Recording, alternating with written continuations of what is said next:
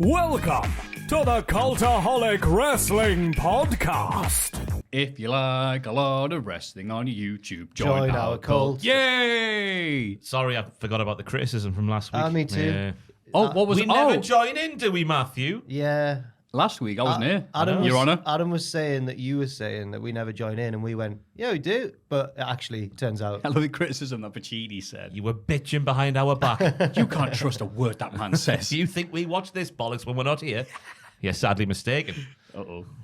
Hello and welcome to the Cultaholic Wrestling Podcast.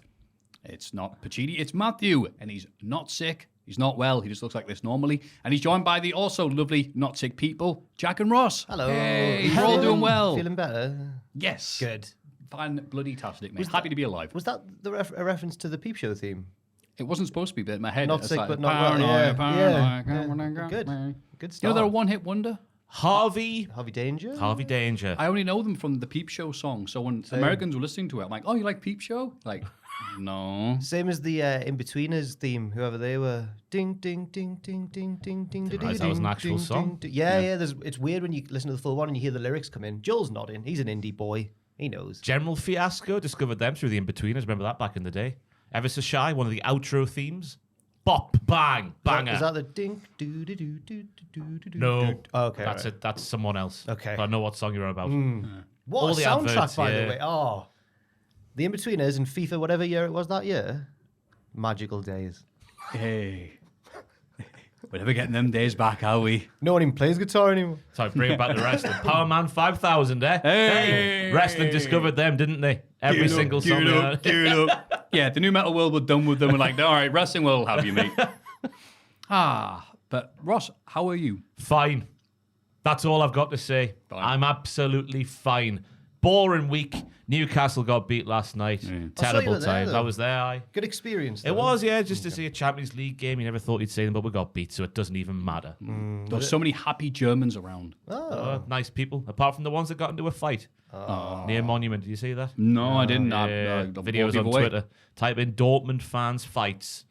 And you'll see all the video footage, because that's the common theme now. It's not just a sort of like, hey, lads, settle down. I was like, wah, get the phone out, record it. Yeah. As Just if you get would some hits, get some endorphins when you get some people going, thank you for recording I'm saying that this. as if I would step in and go, whoa, lads, we can't be running the way. See you later. Yeah. Goodbye. Oh, yeah. Aye. So apart from the happy Germans, because they've got more than one reason to be excited, not just because of Newcastle's victory, because of the Battle of Berlin. We is didn't being even plan announced. that. Didn't even Marvellous. plan that. Aye. And everyone's been messaging me going, you must be going then. And I went, why would I want to go to Germany to see WWE when they come here twice a year? And then Tom just made the observation, yeah, but they could be putting the title on Gunther, in which case I've already ordered my hotels and flights. So Have you actually? No, not really. By the time this comes out, I'll probably have I a got a look. real fright on the news video because Tom was floating that on the news video where we talked about it when it was announced. But he hadn't yet mentioned Gunther by name. And he just started going, I know he was born in Austria, but... And I was like, whoa. But he meant Gunther. It's all right. It's fine. I'll say Coming no, I'll down say the no, aisle. I'll say no more. Just a brief moment of real panic, but it was fine. It passed. Moving on. But it's the end of August, isn't it? So WrestleMania season's out the way. It could be a Gunther crowning moment, but it also could be a Drew McIntyre fakey. I was going to say, right? Yeah. I reckon Gunther will be in some sort of featured match, regardless of whether or not he actually is the champion. You would hope so. Yeah. He's a keeper. What's the point if they're not? Well, exactly. Well, I bet that's one of those places where, like the Puerto Rico one, where the crowd are just really up for it. Yeah. Yeah, I think it'll be really good. Yeah. Good times. Yeah. Who else is German on the roster? Or had a good time in Germany like Gunther did? Well, Kaiser. Kaiser, yeah. Ilya Dragunov They could bring was Wolf Russian, back but for now one. German, as you made it clear on this week's NXT. Moved there when he was a kid. Wolf Herman's got his 1BW bookings cancelled, I guess, so we can... I guess they could bring Wolf back or Tisha. and Alex Wright, Das Wunderkind. Oh. They've got to, haven't they? They've got to. Hey, man, it's Alex Wright, the German. Grayson He's Waller amazing. effect with Alex Wright. Just him humping him in the Oh, face. from Austria, Grayson Waller. Yes. I don't know if it was taking the P155 on the old X.com this week, but I saw that apparently there's a desk in every single Austrian airport, especially for people who thought they were going to Australia. I've heard that rumor as well, and I don't know if that's true or not. But you imagine it's only been put there because people have made that mistake Yeah. a few times. Yeah. That's good. It must come up like AUS on the airport you speak and goes, Australia. It's not us, it's ours. Wow, it's really cheap from Europe. Bloody hell. I think it takes an hour to fly there as well. Get in. I think the British comedian Sarah Pascoe told a story about how she once booked herself a holiday, sat on the plane, and it was taking a while. She was like, I should be in Spain by now, but she was going to Costa Rica. She thought I was in Spain. Costa Brava, what's the other one? Dorado? I can't remember now. Costa del Sol. Costa del Sol and Costa Rica. Yeah. And cost a bloody fortune. The big news this week is TNA is back. Yeah. Adrenaline rush. I hope they bring back the heavy drums. Brrr, across the line. Brrr, you know what I mean? This is TNA. That guy needs to be brought back. Oh, yeah. I think he might have perished away. You know what? As I said that, I realized he might be deed. Unlike TNA, which is back. Back, baby. And it's interesting to do with this after years of saying, no, it's Impact. We move away from that. But at the same time, God, there's a lot of nostalgia of it on YouTube, from OSW Review to Deadlock to, I guess, us doing lists as well. I think it's been received really well. Yeah, people going, I can't wait for TNA to be back. And yay. The minute Claire, though, Scott D'Amore says, no, we're not having six sides come back because they abbreviate it and say that we've asked everyone who's worked six-sided and four-sided, and everyone says, we prefer four-sided. So we're going with that. But the fans don't, though. No. When they made the change, they made it clear. Remember the segment with Hogan where it first started and Bischoff. But also AJ Styles, that clip's been going around, hasn't it? Where he's like, if you're going to bring back TNA, you got to go all the way. Six sides. Randy Newman playing AJ Styles. Everyone's Randy Newman to me. I think he's the only wrestler I've ever heard say that he likes the six sides, AJ.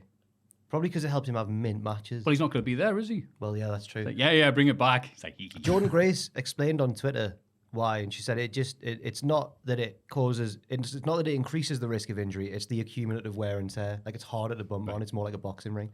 And then someone said, what about like an annual six-sided pay-per-view? And she was like, yeah, fire emoji. So that would be good. So Hell in a Cell, it's like, right, me and you, one-on-one, in the ultimate test of endurance, the six-sided ring of death. I can see that working, yeah. Drew McIntyre still yet to re-sign with WWE. Not resign, re-sign, like I am going to stay here. McIntyre is currently in his second run with WWE, obviously. He's yet to put pen to paper on a new deal. With a report from Dog Meltzer that came out, both sides are still far apart on money. Ooh. They could still put the belt on him, because at first I thought, well, that's a spoiler. He's not going to get the belt in Saudi Arabia, but I think it expires sometime in 2024. So it's not as if...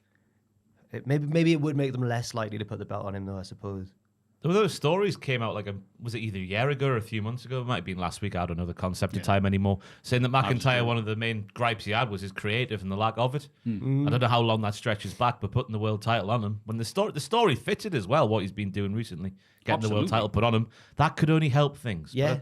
I also saw there was like several talents contracts are up next year, and they haven't even been asked about it. So it's been delayed because of the merger, hasn't it?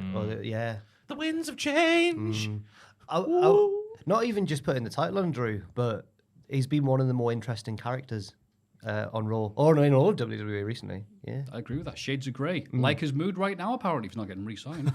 Wild claims suggest Hulk Hogan had a gumball machine full of drugs. I was going to read this. I think the headline's good enough, because then I've seen Marty Jannetty has claimed to WrestlingNews.co.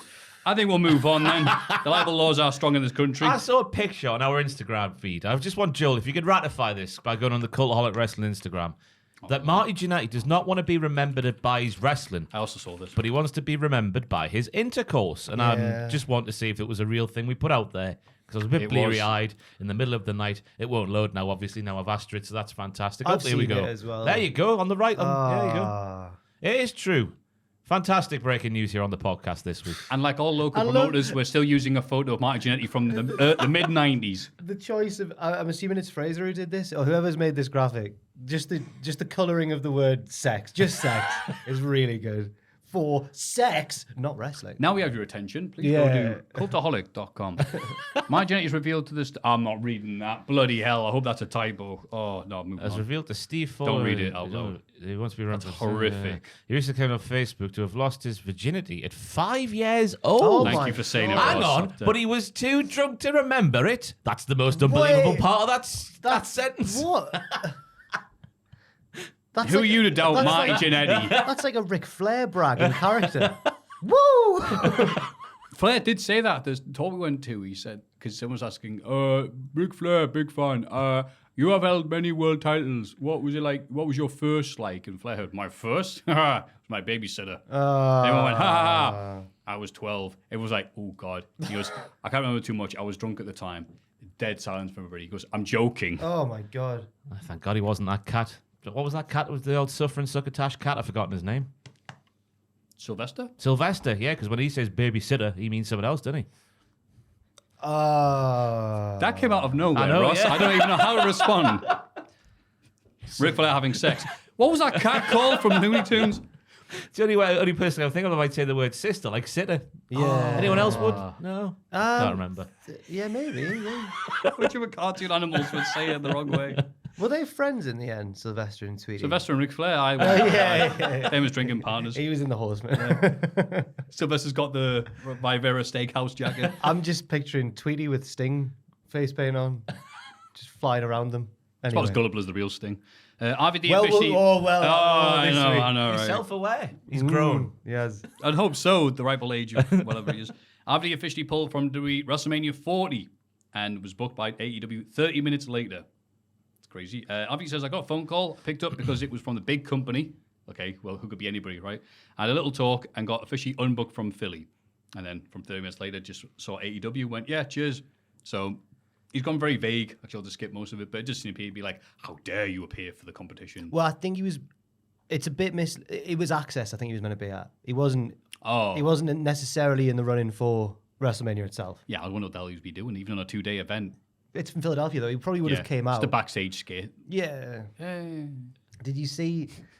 He was an Australian wrestler who wrestled at Istra, Punch Drunk Istra, something like that. He wrestled at North once. It was when El Fantasma was over. Australian wrestler who did what? Wrestled at North once. Yeah, but he did it what? He Punch Drunk? tweeted the other day because Duke Hudson obviously had a good week, and he must know him from like their youth or the Indies or whatever. And he tweeted like, "Congratulations, Duke Hudson. We all love you. Another step closer to an embarrassing dance segment with some legends that'll hate you at WrestleMania or something like that." And I thought, Ooh. oh, it's probably quite true. They're probably quite good mates if you can say that. Yeah. Or he's jealous as bollocks. Maybe he's jealous. I'm trying to figure out which Australian wrestler it is, but we'll come to that later on. He wrestled someone and they had like a banger. I remember everyone was like, that was the best match of the night. Maybe against like Mark Davis or someone, I don't know.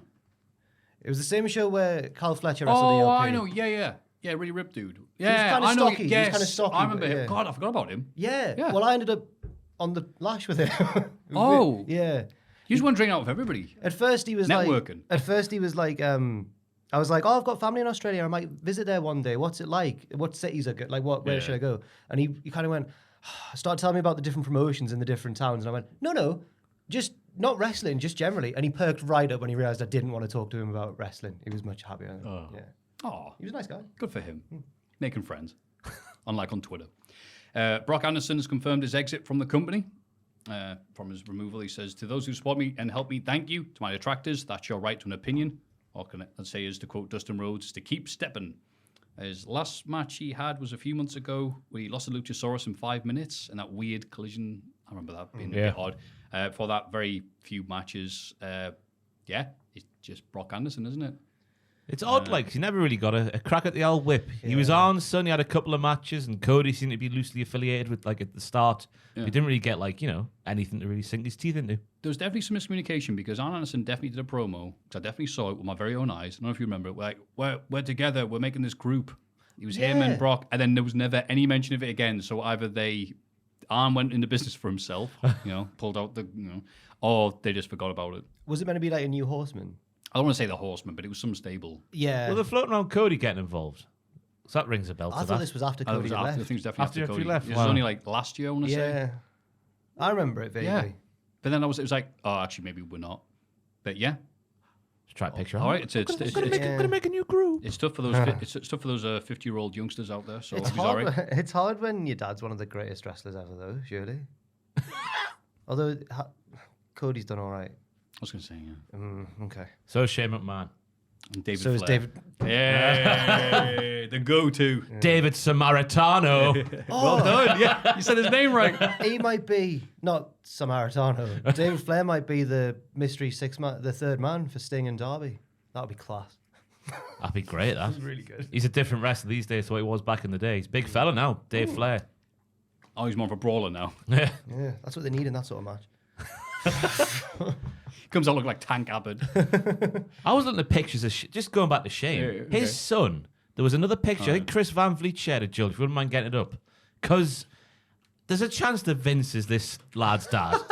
Because I have never seen a more. We all know what Vince looked like when he was young. We've seen that picture when he was in the army. If you go on Chris Van Vliet's media, he put it on Facebook for sure. So it must be on. Look how gorgeous he is. God, He is a gorgeous. It's so annoying. That's Isn't Baron Corbin. Stop it. 40 years old. Is he? Chris. Van Vliet? As MJF calls him.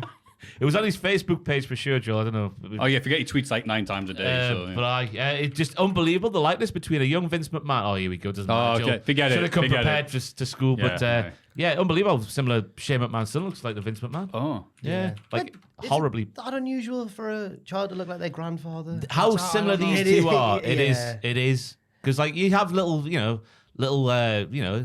might have an ear the same. There you go. That picture he's addressed. That is Vince McMahon. Oh God. my God. Yes. Yeah. You're right. Yeah. Yeah. It is. It's He nothing looks more like Shane. Vince than Shane. He's yeah. got Vince's ears, Vince's eyes, Vince's weird little smirk he's got there. I don't know why I call it weird little smirk. You know what I mean, though? That's not Shane McMahon at all. No genetics. Well, Shane looks a bit like Vince. I hope the kid does all the Vinceisms. He goes, Just starts walking. hi, son. Hello, Dad. Yeah. Nonetheless. None of the McMahons look like Linda. It's all Vince's genes. Did you do well at the football today? Well, quite frankly, I think it was a stunning contest. Brock Lesnar will not be at Crown Jewel for the first time. He's not in the creative mix, says PW Insider Elite. And reason being that he isn't booked. What? They sold all the tickets or something, so they felt the need not to use them. Okay. Or maybe Brock suggested, don't use me, you don't need to sell any more tickets. Oh, I thought there would be, it says why Brock Lesnar, and it seems to be, yeah, he wasn't booked. Yeah. I thought there were going to be more. You could say that about any wrestler not on the show. The reason why Ross is not at Crown Jewel is because he's not booked. Also, Tyson Fury isn't keen on wrestling again. WWE's too hard for me. Boxing is much easier than WWE. It's very physical and taxing on the body. Getting slammed on the floor and all sorts of stuff. I'd rather move around the ring and dodge punches. It is in that heavyweight division when Joshua's dodging in the little bitch. Oh. Hey, come on now. Although they might be setting up Wilder versus Joshua. Yeah, and Joshua will get smacked around there as well. I mean, I was going to say, I wonder if you made your cup of coffee at the start of the fight, how warm it'll still be by the end. I'm a casual boxing fan. What's the reason that everyone hates Joshua? Is it because he's got all the physical gifts in the world you'd need, but he's not that good? And he appears to be a bit of a dick. All boxers of that, boxers of that level, hard not to of be a that dick level of fame. When Yeah. you look like him and as rich as him. Oh, he's gorgeous. Yeah, but it's also the fact that Tyson and Joshua should have happened years ago, but it hasn't because of... It's because the promoter bollocks, isn't Yeah. it? I'm surprised that Wilder's not more sort of hated because he's not very technical. He just wings punches at people. He's just got In he's got one of the hardest punches yeah, in history. yeah, Oh. true. Wetherspoons class every him one of Friday. those- he'd be And the good monument, on apparently. one of those machines in Iron Abbey. He'd be great on them. Brian Danson reveals he suggested Lloyd Boner as his WWE in-ring name. He says, I think it works well. Though when WWE says, I wrestled as Brian Danson for 10 years, that's why I went to WWE and changed my names. He goes, oh, what should you... I suggested things like Buddy Peacock and Lloyd Boner. So it was probably a smart move. Then also was an easier transition to say for fans to understand who I was after that run. Although I can still imagine full arenas chanting, Peacock, Peacock. Boner. Yep. Imagine Lloyd Boner versus Willie Mack. I'm just, Balls Mahoney as guest referee. I'm just imagining. Oh, give him his proper name. We came up with last week. Penis Mack. Penis Mac. It's funny, innit? You funny. missed a great week. Willies.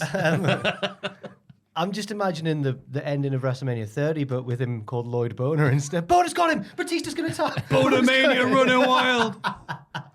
It's an easy nickname, though, isn't it? The stiffest wrestler alive. Lloyd Boner.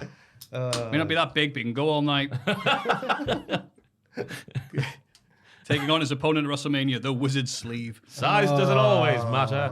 Yeah. It's Lloyd Boner. Why did he do that? It was grim.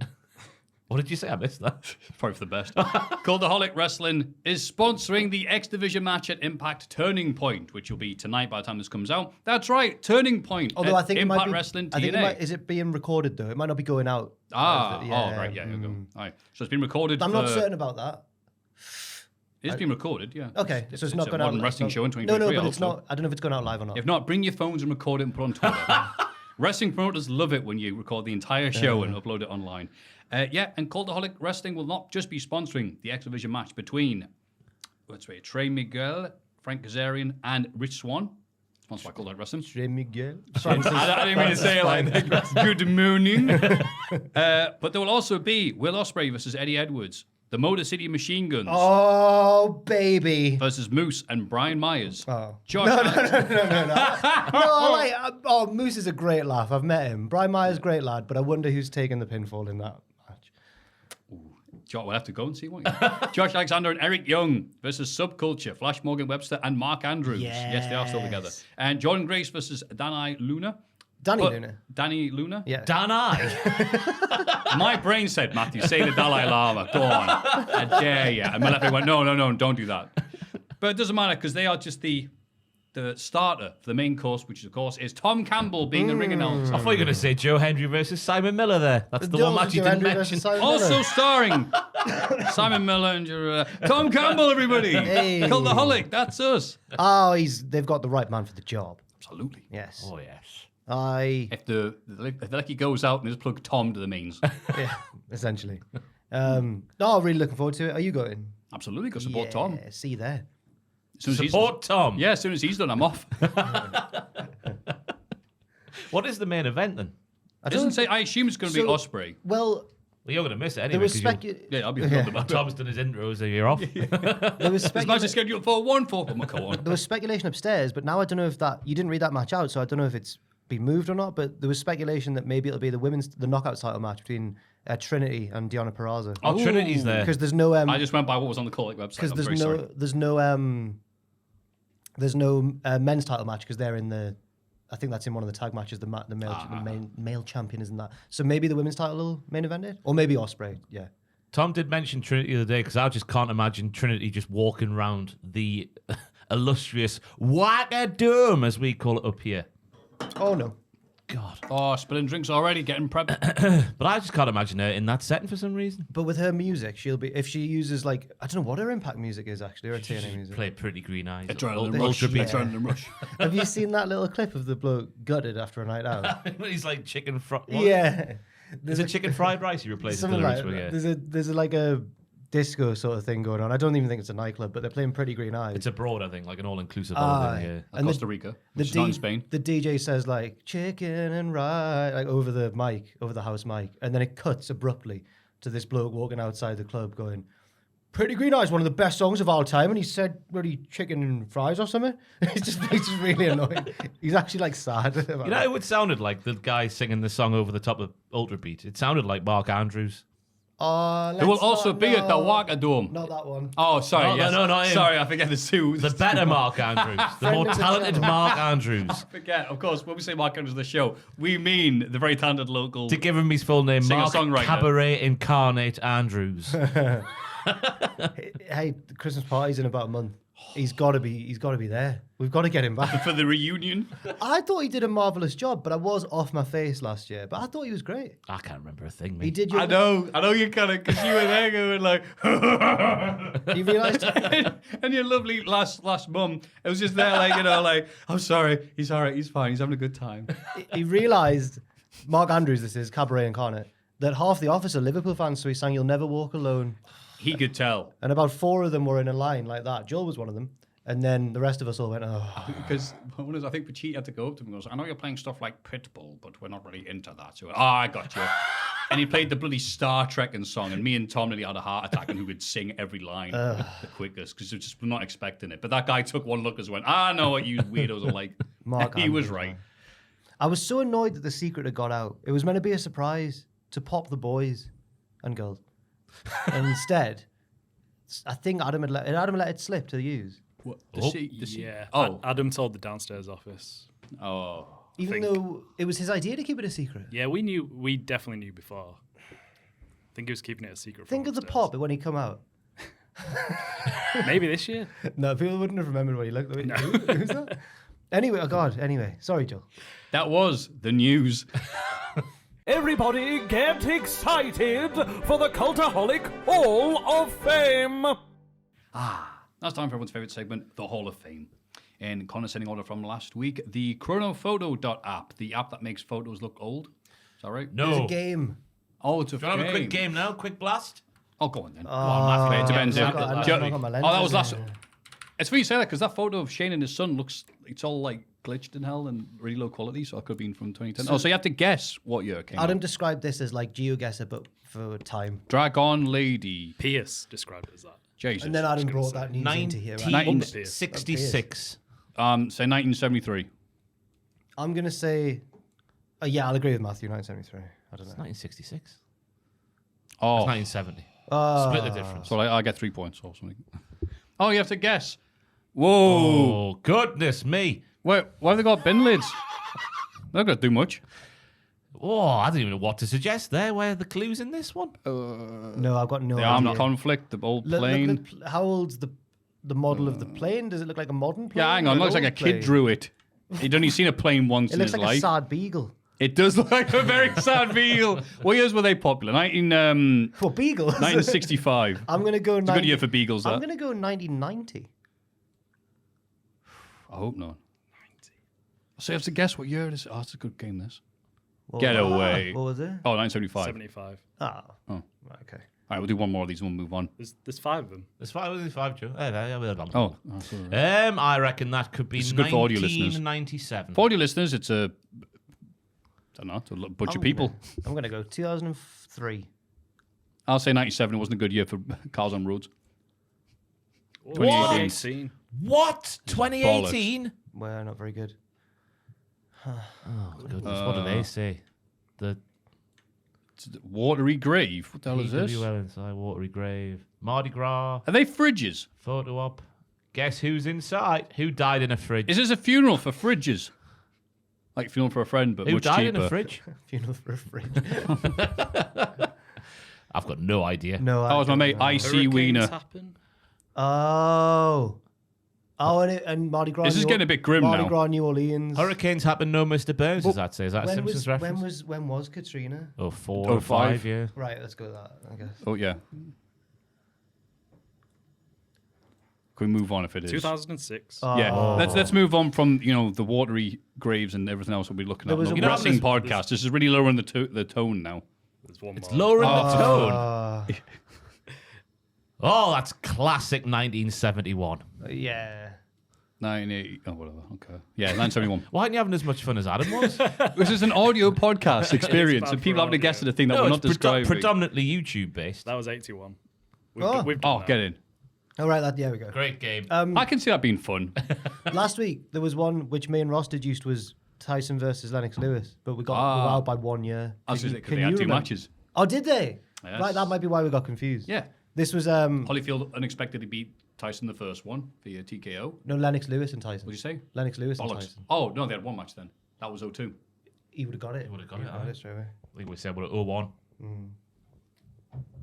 That's right. You're better than us. You've just That's moaned why about this. Tyson Fury doesn't do wrestling. He hates Just his moaned about podcast. this being an audio podcast, and you sat there and shook your head. Maffew shook his head dismissively. Not in a serious way, in a way it's supposed to be comedic. Anyway, that was 3rd place. Dave the dog from Gogglebox. Oh, 28%. He died last week. Oh, I thought he Big was a Rottweiler. shoo-in. Yeah. Wow. Oh, he's a Rottweiler. let's see. And I need this one explained to me. The number 1 pick. Oh, yeah. Matty, solver of mysteries, Well, 46%. You were here for the genesis of this. Ross told a story about how he was in Alvino's and one of the bar staff was a fan of the channel and said hello. And then the bar staff's colleague, who was not a fan of the channel, said to Ross, your mates are C-words because they've been doing something. And I didn't know what they'd But been Ross didn't know doing. what they've been doing. But Matty told Jack. In the following yeah, week, yeah, I then that. met Matty on a night out Oh, right. and he told me. What was the thing? They'd something to do with the electric heaters outside. They were trying to turn them off because people kept turning them on. Oh, so okay, they were yeah. trying to turn them off at the wall. It was You're not either gonna- the last weekend of September or the 1st of October. It was mild. No need for the heaters. You know, they stay on for like a minute, 2 minutes, 3 minutes, 5 People minutes. always whatever it is. putting them back But on. the lamp one. Yeah, we were stood right below them, so they were there. And there were these lasses kept turning them on, and these two lads got a bit fed up and tried to just unplug the plug at the wall. Oh. And this was very much appreciated by the bar staff. Now, the joy of the pick wasn't in the... It was more the solving of the mystery rather than what they actually did, rather than the minutiae of the story. It was the journey, not the destination. Exactly, yeah. Aye. Fantastic. So that was your pick? I think it's one, but yeah, I think it's one because people were satisfied that what looked to be an open end actually reached a conclusion. We finished the story. We did finish the story. Ah, look at that. We like stories. So that was a lovely pick, Jack. Well done. What have you got this week? I've got to, it's not a very inspiring or imaginative one. It's not original, but I've got to go for the new NXT Tag Team Champions, Chase U. Someone had to do it, right? Andre Chase and Duke Hudson. Yep. Just because we laugh at NXT, and I'm pretty sure that our love of Chase U started ironically, but does that even matter? Because I was genuinely happy when they won. I was like, oh, they've done it. And even though that reaction might have been rooted in sarcasm, it still was real at the end of the day, and I'm still pleased that they won. I found a lot of things in wrestling start off as like, oh, I like this ironically. Then you're like, no, I'm really into this now. Yeah, no, and I don't know myself anymore. I don't know whether I like them or not. I don't know in what way I like them. I'm sure. Andre's one of the original 4 pillocks of NXT. He followed you back. Well done. Yeah, he did. He's one of the real ones as well. He's got 2 titles in my eyes in NXT. Well, 3. He's got the tag team title. Yep. He's one of the 4 pillocks. Yep. And he's also one of the real ones, joined with Dante Chen and a third person that I can't remember. The real one. Who's the real one? Is that Well, I the did Three that- Musketeers for New Japan? I did that Like- trick that Adam did because I got verified. Remember when you had to earn your blue tick on Twitter? You couldn't just buy it. God, oh, yeah. So I got one, and I remember now. Adam yes. was like, you should unfollow everybody, then follow them all back and see who follows you back off the back of your blue tick, because they mean a lot back then, obviously. Right. And yeah, there was Dante, Chen, Andre, and someone else. Maybe it was Boa. I can't remember who it was now. I can't remember. Who it was. Yeah. I can't remember. Was it not really enough? Hey? Yeah, obviously not really enough. But yeah, no, that was yeah, I'm willing at them, and yeah, he's very nice on Twitch. You follow me, he's very like, oh, hello. Yes, I know who you are, Maffew. I'm playing 2K today. You should ask get in the university, get yourself a scholarship. You're right. But I don't have to do that. I can just wear the Cult U top, which we got at work, which we should have worn today. Yeah, Bollocks. that went so much better than I expected that of us in that costume. Right. We looked amazing. We did. I'm nervous for Halloween.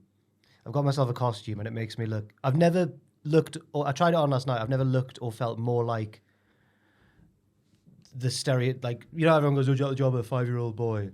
It's bad, like. I look like What a are you little dressed lad. as? Have you seen Stranger Things? Yeah. You know Steve in his ice cream work uniform? Oh. I look like a little lad. Yeah. You perk up there. You're going to look adorable. I know that's the... I don't want to look adorable. I want to look cool. So you're dressed as an ice cream man. No, he's like A kid dressed It's as an like a ice cream man. sailor's... Yeah, it's It's because it's called Scoops Ahoy, so it's Scoops Ahoy, yeah. sailor-themed ice cream. It is one of that lad in a sailor outfit. I'll not show the... I'll post this after Halloween, but I'll show you the picture if you want. What have you in it? It's really embarrassing, though. It sounds like Halloween, but it feels like Christmas. Oh, no. Oh, it's like a dress kind of. my god! Yeah, the shorts look like a skirt. Aye. Knee-high socks as Oh, well. they're just my football socks. Do you want me to put socks this in like the Yeah, podcast? go on. I'll send you the... Okay. Yeah. Joel, I've sent you my Hall of Fame pick on Slack as well. That's your Okey-doke. notification there. I forgot to do it I'm before not on the the Slack podcast. right now after that.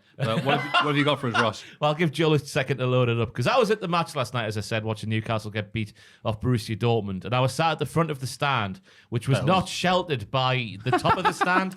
So we were getting pissed down with rain the entire time. And in the opening moments of the second half, my pal looked down and was like, what the hell's happening down there? And to shelter himself from the rain, this Newcastle fan had got a Bud Light box, and put it on his head to shield himself from the rain. Then he turned around at that right moment there, and it was Kieran Trippier's face on front of the box. So to shelter himself from the rain, it's a case of beer, and he turned around. That's really... That's really horrifying. It's actually really scary. And he was just sat there for the whole 90 minutes just getting pissed on with rain, just with this box on his head. Oh, my God. Is it deliberate? He must have known. Yeah, I think you do. I don't think you can buy Bud Light boxes with Kieran Trippier's face on like that. I can't believe that I've not seen any highlights. The cameras didn't pick him up. Oh, because he's on like the hard cam side, so they wouldn't have picked him up. Joel's crying.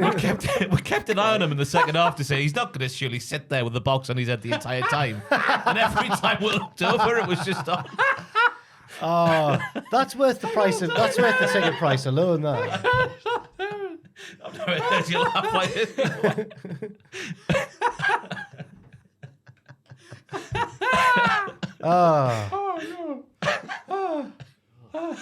Get it off the screen, Maffew. You'll never be able to carry on. Sorry, I have to turn my head. Do you know what it reminds me of? Oh, dear. Minecraft. Do you remember watching? Yeah. Or do you remember? Was it on? It was one of Vic and Bob's shows. Was it? What was the normal one called? With like Lister and Les and all the. It's Vic's Big Night Out. Big Night Out or In. Big Night Out. Out. Yeah. It reminds me of Action Image Exchange, where they put Sean Connery masks on and just do like theatre stuff. Oh, yes. Because it's kind of distorted and weird. Yeah. Yeah. That was a great pick. Wasn't Jack not sending Joel a picture as well? I did have done it. I'll put it in post. Yeah, he's gonna. Oh, please. God's be the thumbnail. Me and the that. Right, okay, both. yeah. Just whatever. Both. What's your favourite TNA memories? It's Sailor Jack or this. Well, because I do the podcast with Tom before doing this, which is what they call a pre-workout. It feels like one. We were talking about, one of the news was about Forcible Entry, the WWE CD that came out in 2002. I'm looking at it going, good God. Do you remember that period when new metal ruled the earth? Yeah. And I talked to Fraser afterwards going, did you have a new metal period in your life? And he was just like, Fraser? No. And he went, no, because he's of a certain generation. So I realized, like, I have to put this in the Hall of Fame just to see if it's still kicking. Like, that period from, like, late 99 to 02 when new metal was the thing that dominated metal, alternative, and rock. It wasn't a proper rock thing or anything like that. It was new metal or variations of that. So I've got the lineup for Here we go. Kerrang CD. I don't know if I'm going to know Volume any of 2, because I own this one. The first one can go to hell. And just see what you think. Foo Fighters Break. That's not a bloody new metal song. That was like 3 years old at that point. Hang on. Papa Roach, Between Angels and Insects. Their singer's name is Jacoby Shaddix. That's right. What the hell? And I tried to verify if he had actually changed his name to legitimately be Papa Roach, because I swear on my mother's eyes that was a thing that happened in Kerrang, or Kerrang reported on it. And no one could back me up on it, which sounds about right. That's a big Papa Roach. That's probably the third biggest song. Yeah, Fourth, from Infest, right? I guess so. Yeah. Slipknot, wait. Come on, Matthew, stop thinking about that box head. Slipknot, Wait and Bleed. I felt the air rise up. Whole Celebrity Skit, they're not new metal. Oh, but that's a great song, though. Yeah. It's the only song I can name with them, really. Isn't it? Yeah. Queens of Stone Age, Feel Good Hit the Summer. Again, not new metal. This is dying to death, this, isn't it? I'll just read the bits that fit my argument. Saliva, Your Disease. I don't know if I know that. I don't know I don't know if I could name a Saliva song. I just know them if I hear them. I bet if you played them, I'd recognise them. I couldn't tell you what the titles of the artists are. Spine Shank, New Disease. Spine Shank. No, it's not the beginning of the end by Spine Shank. That's the only Spine Shank song I know. How do you know that? It was Spine I Shank. can't remember. On a spill become a new disease. Nah, exactly. I don't know who they are. Static X, Black and White. They were very new metal. That's the Undertaker's stock VHS theme when they would dub over Rolling. That's a Static X song. Is it? I don't know if it's that one. I just know it's a Static X song. Well, they overdub it with something that wasn't just you done it now. Yeah, they take the words out the Static X song, just put the instrumental on top of Undertaker's thing. Yeah. That is interesting. I like No that Way you Out mentioned- 2002. I got it for getting a good school report, and it happened on that VHS. Bloody hell. You're in school reporting NWO. No, the NDS school reports you used to get in like June or July. I misunderstood every word you said there. I just thought, like, my report is on, you're going to be on about William Shakespeare's Othello. Instead, here's a rant about Rock versus Undertaker at No Way Out. I was in year 5, got a good one, so my mum took us to Woolworths and I got to pick a VHS. Oh God, No Way Out 02. Well, I didn't know, did I, Matthew? I was 9 years old. I know, right? I can imagine some. If you're being bad, you have to watch it. I can imagine some lad behind the counter going, "No, you want to watch a bit of All Japan instead? Have one of these." It's all VHS tapes, God. Limp Bizkit, Rolling. Yeah, Seth Rollins. Yeah. Linkin Park, Crawling. These wounds they cannot heal. Muse, Plug-in Baby. Could you call that period new metal? No, but it's no. it's a good song. I believe it begins with a C. That's the genre of music that Muse do. Metal. And it rhymes with blunt. You're not a fan? I don't like Muse. They're a bit wanky. I hate them. Oh, you don't like Muse? Any reason? They're just one. It's just the Matt Bellamy. Nah. Like Matt Bellend to me. Yeah, well, this is going horribly because it's actually a mix and showing that there was actually more than one. But my point is, new metal. I can't believe there was no Korn. I was waiting for Korn. Right, it's a rubbish CD. I didn't listen to it very much. But yeah, the fact was new metal at one point ruled the earth. There was nothing but new metal existing as a concept. Bands that are probably putting the shelves up at Tesco's that were probably a headline act a few years ago. Didn't matter. 2002, they were the kings. Still is in my world. My most played artist last year was Limp Bizkit. Is it because their new album? Right. Oh, okay, cool. Dad's Down, all that kind of stuff. Oh, when he's dressing as a dad. Still got it to the biscuit. The biscuit. The biscuit. Fantastic. Well, that was Joel. Do you have a favorite new metal band or song? No, it's not my genre, I'm afraid. No, your genre. That's fair enough. I like the Beatles. It's not really. That's me. What was the last album you bought? Ringo Starr. Oh, fair enough then. Well, yeah, someone has to buy Ringo Starr's album. Some indie-rific question thing we haven't heard of before. So the reason we can't hear him, so we just overdub and just say any answer he gave you to get your argument's great. I think it was Bell and Sebastian, If You're Feeling Sinister. Bell and Sebastian? Yeah. If It's you're not feeling new, sinister. but... I remember they were on cassette. The Soccer AM compilation album that came out in like 2005, Bell and Sebastian. That's more my speed. Not new metal, more indie landfill disco, yeah. Wow. This has gone off the rails. Doesn't matter because that guy, the box head's winning. So yeah, new metal. To make it people think that it's Jack's, the concept of new metal. Oh. It's not a winning strategy pretending it's mine. All right, I've not won for a while. Keep on rolling, baby. So the 3 picks this week are Chase You. The new NXT Tag Team Champions chase you. The new NXT Tag Team Champions chase you. Well, how are you going to word this? Newcastle fan puts beer box on head to stave off rain. To save him from rain. Stave off rain, yeah. To shield from rain, yeah. Shield. And mine is the concept of new metal, which is dead. You might have a chance. Wrestling fans love a bit of new metal That's generally. it. Yeah. But like a lot of them are young, and they're going to go, "What is new metal?" Don't This you isn't mean The Weeknd. more like old metal? Right, whatever. That's a question nobody's asked yet. What weekend song will be the WrestleMania theme for 40? Man. You'll be the 5th in a row, won't it? By the The time. only one that was anywhere near working was that Blinded by the Light. And the rest of them have just not. Save Your Tears was a weird choice. You know, It's a good toe tapping tune, though. Yeah, but it's not for WrestleMania. I don't mind it for something you're going to hear 100 times a weekend. I thought they were okay, to be honest with you, because it wasn't that distracting, wasn't that loud and obnoxious. Oh. Maybe I was alone in my opinion there. I'm very biased because it's the two that me and Ross were fortunate enough to go to. But My House was really good. I loved My House. I hate My House, but I came around to Green Light. Green Light. Yeah. That was a song I didn't really care for, but then after that weekend, loved. Yeah. Because I'm ready to go to Cultaholic.com. Or Patreon.com. to get the news. And Patreon.com/Cultaholic. I was so close to making that a great segue. So close. That says this week in the wrestling. It's this bloody week in the wrestling. This week in wrestling, SmackDown. Ooh. Paul Heyman opens the show and says that Roman Reigns will smash LA Knight at Crown Jewel. Ooh. Knight arrives and Heyman tries to leave, but Knight makes him stay in the ring. Knight says Roman hasn't seen anyone like him. He's going to take the title. He hypes up the contract signing next week with everybody saying L.A. Knight. Yeah. It was interesting because we learned that Jimmy Uso called the play to get involved in the tag team title match on Raw. Oh. Even though Roman was on the SmackDown previous to that. I thought you said he was running Roman's play. Oh, Roman's the manager, the coach, and Jimmy's just carrying out his It's been a orders. good podcast. I'll see you next week. There you go. Roman's the guy with a big sheet of paper with all the different colours and symbols on that you see in the NFL games. Right, yeah. The coach. In so many words, yes, Jack. Bobby Lashley hypes up Montez Ford ahead of his match with Santos Escobar. Fight with pride. That's what he kept saying. Yeah, because in Pride you can kick them on the floor. Ford wins with a roll-up and a handful of tights after interference from Angelo Dawkins on the outside. They beat Escobar down afterwards, but Carlito runs out with a chair to make the save. Dawkins' sell of this like jumping bicycle knee that he took on the outside was amazing. I was like, Dawkins is good, really good now.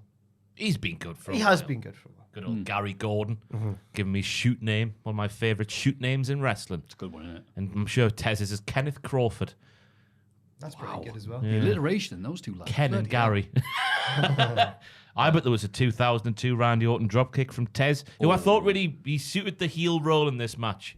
He's obviously very good at being a babyface and being funny, but he's also good at being a dick and that wrong side of funny, which I know all too well. I agree. The 99 hardcore Holly dropkick there. That's my dropkick commander. Screw Randy Orton. Who'd he ever beat? I don't like the commentary saying that Carlito was back in WWE for the first time in a decade. You're like, I'm pretty sure he was there last year. The Rumble, We all wasn't saw it? that, Yeah. right? But Yeah. no, you didn't. Get the men in black pen out. Backstage, Rey Mysterio wants to confront Logan Paul. Why? Zelina Vega offers to back him up. He says, I've seen him box, I'll be all right.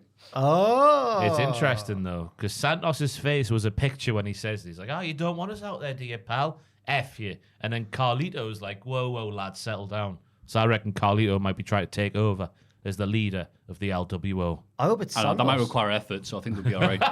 I hope it's Sandos turning heel. Yeah. That would be good. I hope it's Carlito turning heel as well. Yeah. He's not a Everyone turns baby heel, face, but yeah. I'm all right with that. Pretty Deadly are enjoying a spa day. A spa. But the Brawling Brutes show up and beat them down before going out for a bloody pint. Lads. I sympathised more with Pretty Deadly in this. They were just having a nice spa day, and then they got assaulted by some toxic men. And Yeah, you I'm probably fuming. think it's soft to go and get pampered. Yeah. We don't go get pampered, we get lagged. They were having so much fun as well. Lucky Travis, Lucky Tay. I love it so much. It sounded like I thought Yokozuna was coming back at the start of the segment when we see Felix eye nails is where they were. Felix eye nails. Eye nails. What Beano writer wrote this? Oh, because of cats. No, it's like eye nails because they're at a spa, which you'll work on with the... Oh, right. Maybe I'm reading into it way too much. I think you might be. But yeah, it sounded like Yokozuna's theme, like his actual WWE theme at the start of the segment. So I thought you might be coming back like he did at that Royal Rumble most famously in Saudi Arabia. Oh, yes. First time I've seen him in a decade. Huh? What wrestling theme would you have on to relax? To relax. Yeah, if you're in a spa, you have to pick a wrestling theme. Don Callis. Unfortunately, the first one that came to mind was Sexual Chocolate, which I'm going to take back now. No, I don't. I like that. Yeah, good pick, pal. Okay. Thank As you. long as you're getting relaxed in your sailor outfit. What would you choose? Probably put like Don't picture that. too late. Oh, you look so good to me. Yes. As I'm getting my back stroked by a cat. But whoever did the NXT promos when 2.0 was at its peak is definitely now working on SmackDown. Yep. The way this was shot with the camera cuts and whatnot, and it was prime NXT. You can tell it was NXT because they ended with a bloody pint at the man's pub. Joe Coffey wasn't there this week, was he? They took his ideas. They don't need him. Jimmy Uso brags about costing Jay and Cody the tag belts on Raw, but Heyman sees John Cena arrive on a nearby monitor. He arrived via a monitor. No. Did he do that? That's crazy, though. Cena hits the ring and says it's been 2002 days since he last won a TV singles match. It's true. He defeated Triple H at the greatest Royal I was Rumble. about to say, yeah, I had to note down. You know it was, but obviously you're a wrestling journalist, so you've written it down. Yes, I am a wrestling journalist. He also, since then, has lost to The Fiend, Reigns, and Theory in his singles matches. Exactly. I had them all written down as well. well. Look at that. Us Synergy. two are wrestling journalists. Sadly, Cena's saying it's been 2002 days didn't start with him singing Nothing Compares to You. R.I.P. Thank you. He teases retirement, but he's just kidding and throws out an open challenge. Solo Sikoa turns up to attack Cena. He's joined by Jimmy Uso, but a masked man makes the save. It's main event Jey Uso. He beats up Jimmy until security drag him away. Be great if it was Juan Cena, but I guess we'll do with Jimmy. Turnaround is fair play, James. Jimmy, yeah. I don't know what. It's just getting a bit repetitive now, isn't it, with Jimmy and Jay? We're going round in circles. Do you think? I mean, surely will they do a singles match between the Usos? At WrestleMania. Ah, yes, at WrestleMania. Yeah. By the way, me and Tom did a video predicting the WrestleMania 40 card for some reason this week. It's on the channel now. For some reason. Just fancy doing it, so did it. There's not a lot happening in the in-ring, to be honest with you. Someone's will talk about the good times. It'll Yeah. be fun to look back on when the real card comes around. Apart from when people take it way too serious in the comments, which I did see a fair few comments. Why are you doing this now? Just sit back and enjoy it if you clicked on the bloody video. You Don't care about Crown Jewel. We need money. But you need to pay his servants. Why not? Stop calling us that. Colleagues, officially. We get another vignette of The Witches by Roald Dahl, calling out Chelsea Green and Piper Niven. I think Chelsea and Piper should just hand over the titles now, because you can't be called out by these two witches who are meddling with the tag team titles as a curse on them, and it's just going to end up in tears for Chelsea and Piper. I can't wait for that segment.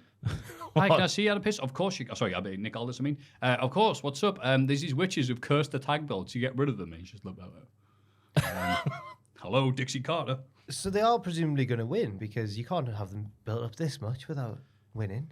They would be crap witches, wouldn't they? If they didn't win. There'd be, what's her face? Horsey Face's character from Hocus Pocus. Horsey Face. Sarah Jessica Parker. Oh, yes. Sorry.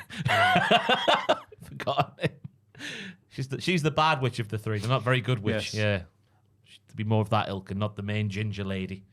It's been a while since I've seen the film. I can't lie to you. Is it any good, Hocus Pocus? Because it's got a massive fandom. I saw it for the first time last Halloween. Right. And it was it wasn't for me, but I can see why people like it, especially if they first saw it when they were kids.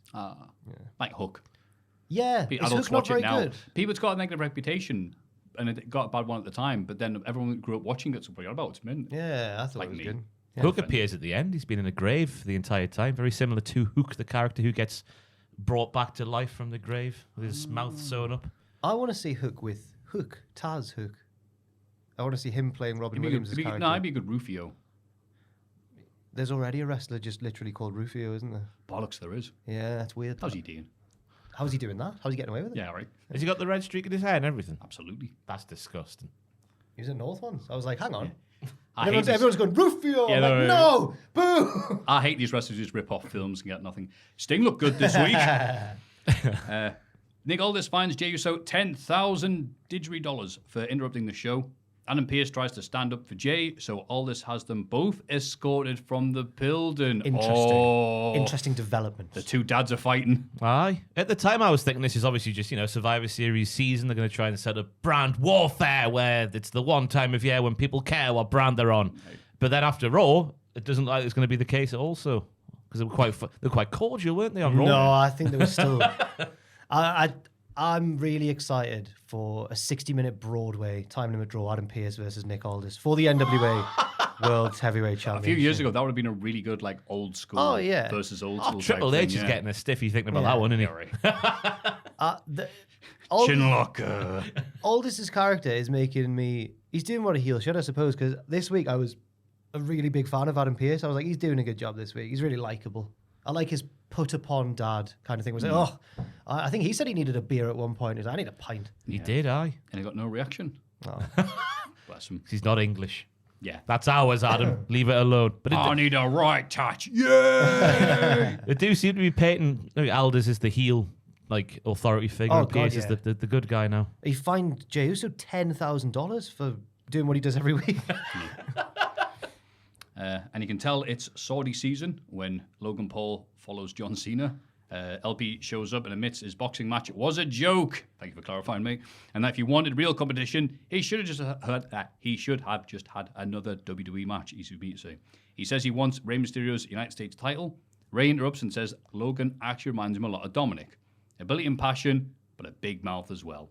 He grants Logan a title match at Crown Jewel. Logan offers him a handshake and Rey cautiously accepts. God, there was some sickening lines in this promo. Like we said, the last time I beat Rey Mysterio, Dom was still his son. Roman Reigns turned to work. And LA Knight didn't even have a job at WrestleMania 38 season. I do dispute that claim, Logan Paul. Yeah. You nonce. It's almost... Keep that in. Keep that in. I'll pay for the lawyers. Logan Paul's not a nonce. Allegedly. But WrestleMania 38 was what he was on about when he won a tag team match. Oh, no. Yeah. I'm still fully on board with Logan Paul becoming the new United States champion. Shut up. That's the reaction you should be having, though. It's wrestling. It makes you feel all the emotions, not just joy. What's Ray done? I don't want to feel this emotion. What's Ray really done with the belt? He forgot it 1 week. Don't remember? I think if they can book Logan for a little run with the belt and then lose it to a face that helps get the face over, it's probably going to be Ricochet, let's be honest. Oh, well, forget it then. My prediction was Chad Gable, but I don't know if that was me heart over me head. Like a WrestleMania win for Chad Gable over Logan Paul. Well, the Ricochet one's my head and my heart because I want him to get revenge on that no-good Logan Paul. But do you care, though? Johnny Gargano beat him because I can't believe you spent all that money on Pokemon cards. I could be my Pokemon cards. Corey Graves saying, Logan Paul loves to prove the naysayers wrong, apart from CoffeeZilla. Whoa. How's that going? I've not watched since the first. Exactly. I try and watch, and then it gets too complicated. I'm like, I don't understand enough about NFTs. But I'm sure he's doing good work. CoffeeZilla. Yeah, good for CoffeeZilla. I can accept the Undertaker's dead, that Samoans' heads are hard on concrete, and even that Curtis Axel is still in the Rumble. I draw the line at them going, wow, Logan Paul had a really fierce boxing match that he won triumphantly. Did you say by the skin of his teeth? I'm like, nah. And I'll put down, that's how normal people look at wrestling. You know how normal people look at wrestling fans? This is how wrestling fans look at Logan Paul fans. Did you see any of clips of the fight? Yes, I did. Why is the other bloke not doing anything? Well, people keen to point that out because you've spent months talking smack about this other guy posting nothing but pictures of his last exes, whatever. And this is how you're going to fight? Oh, no. Yeah. Because he's a jiu-jitsu man. I said, look, if we're ever going to have a fake boxer guy show up every week, at least be Boogie Boo or Wings of Redemption.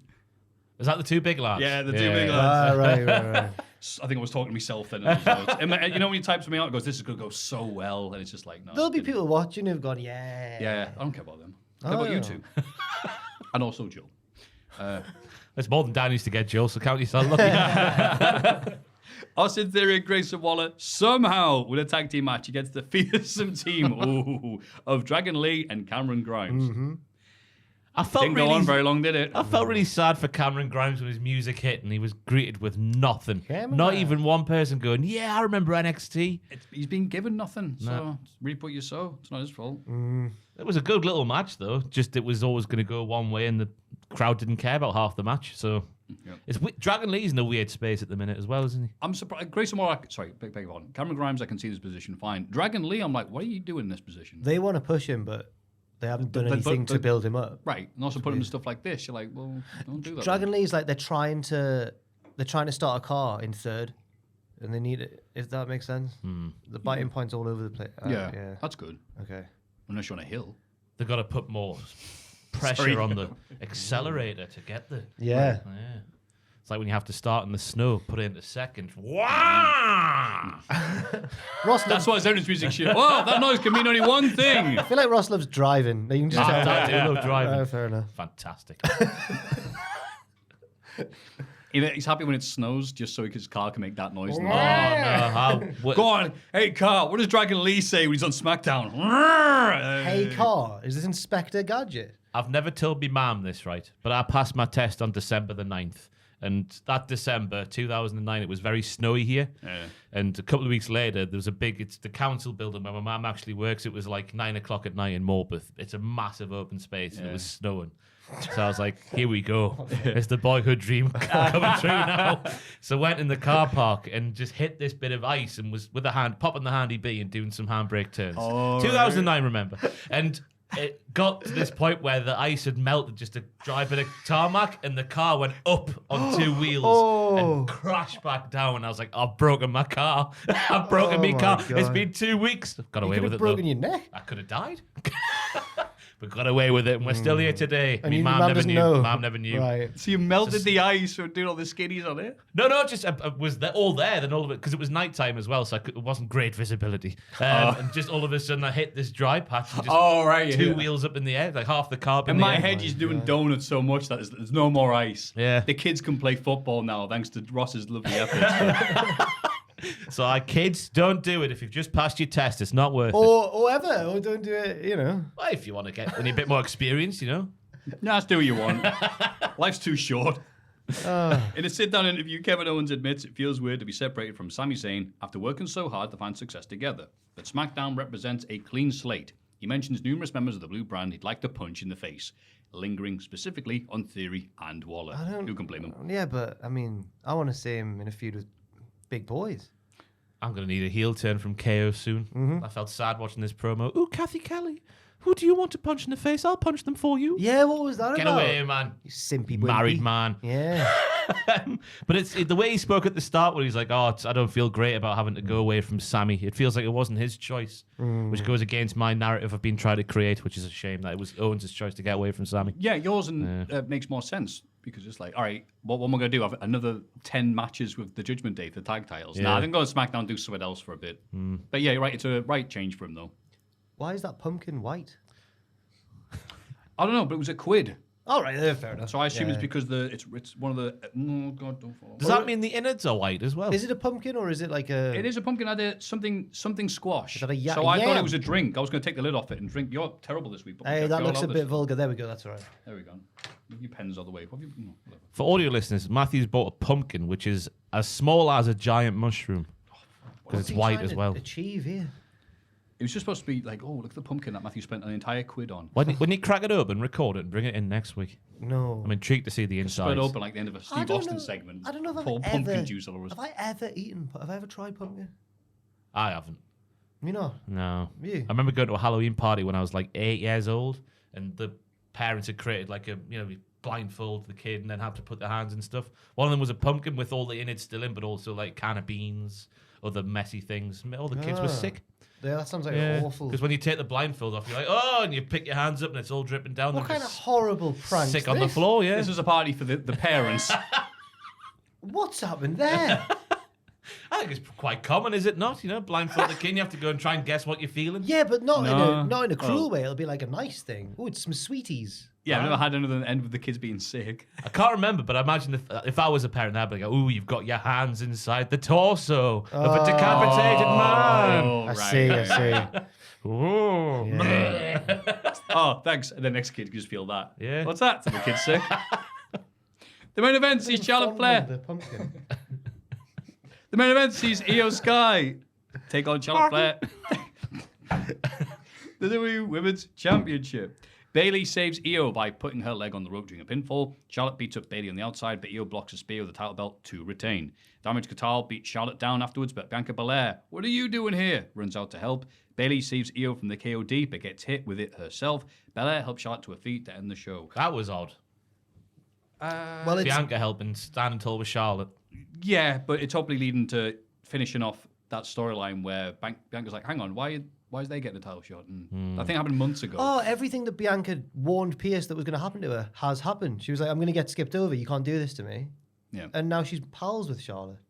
It's disgusting. It's like they had the story and then they dropped the notes and went, oh, bollocks. It was like, Yeah. Matt Hancock. like a Matt Hancock. Did we speak yes. about it on the podcast or before the That was podcast? before the That was before the podcast. podcast. Speak about SAS Who Wins on Channel 4. The answer is no one. You're a weak because leader, Matt. He's like, yes, I know I am. I'm terrible. Oh, dear. That's like Bianca Belair. Yep. She's a weak character now. She's like Matt Hancock. And Charlotte's Boris Johnson.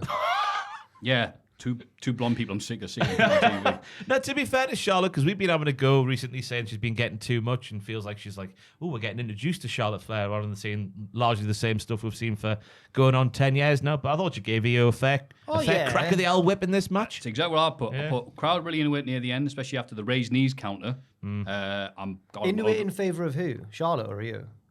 Oh, I can't think. I'm over. Charlotte is just appearing going, it's me, Charlotte. I'm like, all right. I swear there was a storyline happening, and then you came along, and then it stopped. Yeah. Yeah. Like, and it's just been treading water since.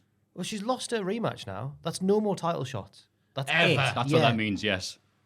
Yep. Right. In fact, this wasn't even a rematch. Aldous just gave her it last Yeah. week. Right. Because he likes She's a good class. Yeah. Class. But I thought after the little standout off with Jade Cargill that Charlotte was going to win here, and that would be the champion heading into WrestleMania against Jade. I've read too much into that, obviously, because she lost here. Jade's got to be winning the Rumble. No, I was just happy to see Bianca Belair back. It was a good match leading up to that. Bianca Belair back. Fine. We can have some proper storytelling now in the Yeah. SmackDown Women's Division, which has been deed. I agree. Aye. Aye. And the finish of the Although- match was good as well. Yeah. Bailey's like the unsung hero because I know she wasn't in the match, but everything she did was hilarious. Oh, she's so good. I loved her once she's realised that Io's won, but she's still in pain because she's just been thrown into the commentary table. She's crawling back over it to celebrate. It's really good. Yeah. What a pro. And Io is Bret Hart now. With that title deflection, Bret Hart-esque spear thingy. Yes. Just wasn't tied to her, which doesn't make her like Bret Hart at all. A little, I can see what you Holding it mean. up there. Just a bit like Brett. Which is good enough for most Is of that us. the best thing Brett ever did in WCW? El Dandy. Oh, yeah. Thank definitely. you. Who are you? Yeah. The doubt El Dandy. AEW Collision, which is not like El Dandy or Bret Hart. Bryan Danielson wins the opening dream match against Andrade. They show each other respect afterwards. It's nice for Andrade to put over Lloyd Boner like that. As Danielson celebrates, however, the lights go down. And when they come back on, Malachi Black is in the ring. And it's Bryan with the black mass. The BCC run out to make the save, but the lights go out again. And Malachi disappears. Let's have a count on how many times the lights go out. Yeah. 4 in it in this event. I think it was 3, but I'll be. There was 3 for Malachi related things, and then it was 1 for something else. Oh, you mean you're counting it going off here in this segment as well, so that's 2. Yeah, it was ridiculous. Yeah, Who's road agenting this show? Well, clearly no one, which has been the issue of AEW for a while. But before we get to the silly bollocks there, it's another Bryan Danielson lovely little match. Speaking of cars, this is one that moved up through the gears as it went on. Wow, Tish, quite slow. There was lots of Lloyd Boner-ish chops because they were hard. But yeah, when he started doing like the Shawn Michaels flying forearm, this is Andrade I'm on about now, it just went up through there and the split-legged moonsault. And wow. Oh, it was a lovely match. Aye, for a vegan, he sure loves those chops. Hey. But again, I know he's interested in getting viewers to his show, especially when it's struggling like Collision is in the ratings. But it would have surely, just the match quality itself would have been served a lot better if he just hadn't hyped it at all, rather than Tony Khan says, rather than going on Twitter and going, "This is a dream match," because everyone went, "Dream match? Oh, it's good, mate. I mean, it's a good match, but." He shouldn't have called it a dream match. I think Meltzer started comparing him to the boy who cried wolf on Wrestling Observer. No, he hasn't. Yeah. Dave Meltzer. Even Dog Meltzer is being negative about AEW sometimes. To be fair, now. Brian is the canary. Is that the right phrase? Because Brian was on last week going like, these Twitter meltdowns are on purpose by Tony Khan because he immediately tweets out a match that's coming up straight after. He didn't say that, did he? He did. All the impressions that's on Tony Khan's Twitter account then see the match that's coming up, and it's a wonderful way to advertise the matches.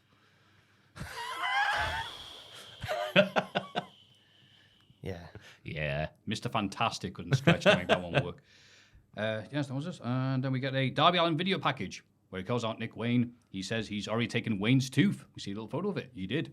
And when he's cleared to wrestle, who? Wayne or When Darby's all right, okay. Right. He'll take a lot more. He hypes Tony Khan's gift for Sting on Dynamite. Now, I didn't quite understand what Darby was saying here, because he was talking about, Nick, you always used to tell me that you always used to complain to me, the fans don't like me, and I said, don't listen to them, because when you're in the ground, when you're dead, it doesn't matter what anyone said. It's all irrelevant anyway, so why care about anyone else's opinion? I was thinking, all right, I follow it. Then he said, but then you listen to the fans instead, and it shows him turning on Darby, and I'm like, I don't know if I'm just missing something, but it felt like the opposite. No, he said that you listen to the fans, so that's why you turned on. But the fans wouldn't. But he's a heel now. The fans wouldn't want him to turn on Darby. That was a heel move. That's the sort of thing that someone would do and then say, I don't care what you people think about me. You know what? I hadn't actually looked at that much because he says so much like, bleak, I'm really deep because I've got tattoos on my face. That when you sit down and looks like, yeah, that's bollocks that. He's actually been good in his promos recently, so it's a rare misstep for Darby. He's definitely improved. I know this one was pre-recorded, but I just think maybe I've missed something. I don't know. What did you think? Maybe it's because the crowd made no noise. Are we supposed to think? Right. I'm going to have to do something here to make them make noise. I'll turn heel on Darby. Right, maybe that was it. He's like, well, the crowd were bored to tears, so you did something entertaining. You shouldn't do that. Maybe it was. Says the man who bumps when he wakes up in the morning, I guess. Emo Sky Blue was a short match against Hollywood Haley. Off the old VW thing. That's right. I thought I remembered her, yeah. I've only seen 3 episodes of it, but she's like the main thread through all the articles, all the episodes. Yeah. Tony Schiavone mentioned it's a historic gift that Tony Khan is going to give Sting, which is wonderfully aged since we now know what the gift is. It's even funnier. But it is a story. But I watched it was a little clip someone shared on X.com again. I feel weird saying that, but that's what it's called. You're doing a good job of saying it. Someone shared it. It was like the at the control room, I think they call it on YouTube, where Tony Schiavone sort of hypes up what's going to come up this week in AEW. And Tony Schiavone's like, it's a historic gift for Sting from Tony Khan. This sort of thing has never happened to a professional wrestler before. Oh. And I'm like, well, it's going to be a Hall of Fame named in his honor or something like that, or maybe a pay-per-view named in his honor. And then it turned out to be Ric Flair. Yeah, that is weird. I've Nigel saying, it's not RoboCop again, is it? But all the match was just a kick and a running powerbomb and a shoot code blue, which didn't quite land, but you got enough of it. Good enough. For the winner's purse. But she's going to join the House of Black soon. Of course she is. Yes. House of Blue. Or is it black gonna- and blue, 'cause that's what you get. Blues and stuff. Yeah. All makes sense, doesn't it? Very nice. Can't be rude and go to the toilet. Oh, yeah, go sweet. for it, yourself there. Unfortunately, the Guns beat the Outrunners in a tag team match. Yeah, because their menu last week I discovered the Outrunners. Apparently they've been on Dark and stuff, but I love Turbo No Floyd. such thing as dark. I love Turbo and Truth.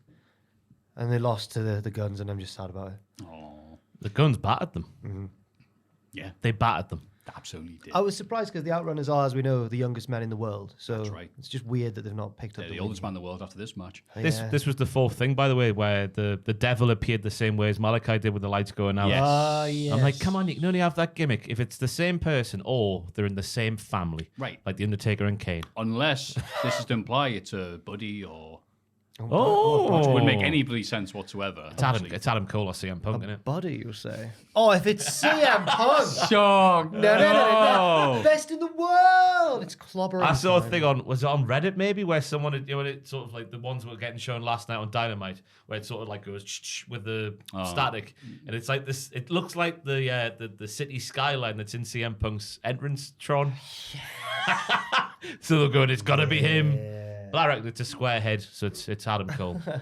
It would be Oh, the guy from the match. It would be weirdly sort of anticlimactic if it was Adam Cole. I think. He's helping out MJF, isn't he? Just make Yeah, just what he would sense. do anyway. Yeah. It would redeem some of these segments we're seeing with him with bloody Roddies, but They've ended now. He's escaped. yeah. He went and got surgery. You did. But he did cancel his Twitch stream I saw before Dynamite. Oh, is that because he was busy? It's guilty as charged, Your Honour. Orange Cassidy is interviewed backstage. Chris Statlander comes along and does some squats to the interviewer to prepare for her match later on with Battle of the Belts coming up, to which everyone goes, Battle of the Belts. I didn't recap it. You're telling me I sat there and watched that for no reason. We can still mention it at the end of Collision if you want. Everyone just retained. It was like 3 matches. don't That worry was a about it. whole hour of my life, that. Yeah. A whole hour. There's been how many Battle of the Belts? 6? Something 7, like that, 8? Yeah, there's been one title change. Really? Yep. Jeff Jarrett wins a Memphis Street fight against Eddie Kingston after interference from Jay Lethal and Satnam Singh. Eddie has no friends. Yeah, what's up with that? Well, he's angry with everyone all the time. Yeah.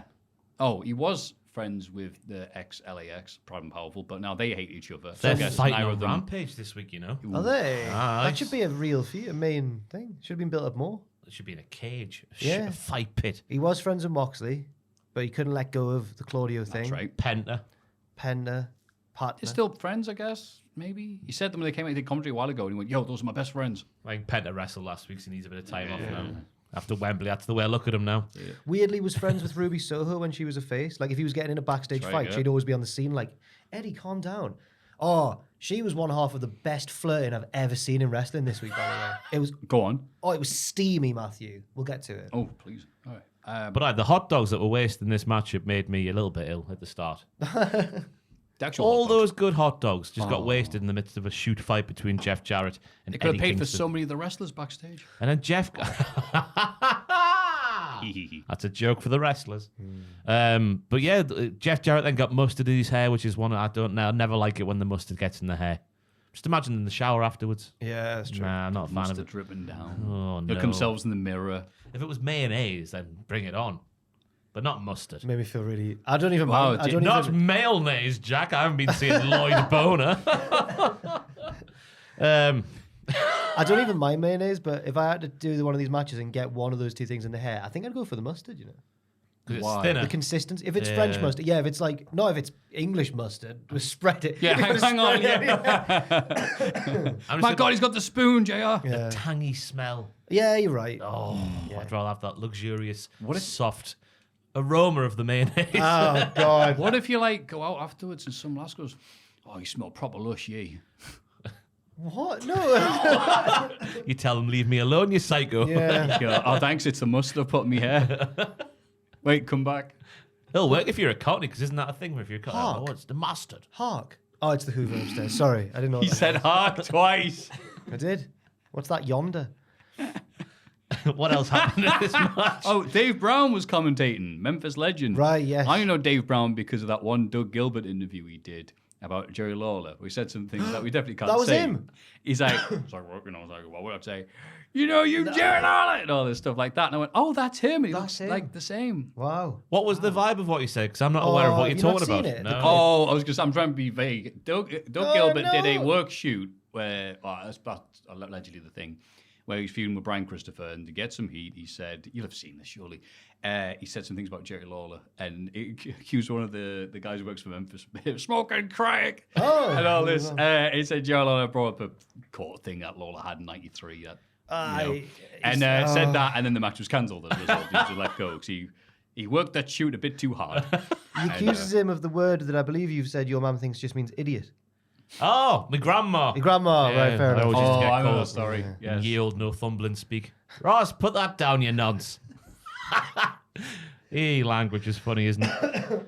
It certainly is. Young Doug Gilbert, who had nothing to do with this match. Jay Lethal hurts himself more than Eddie did when Jay Lethal did the shoot cutter through the table off the stage.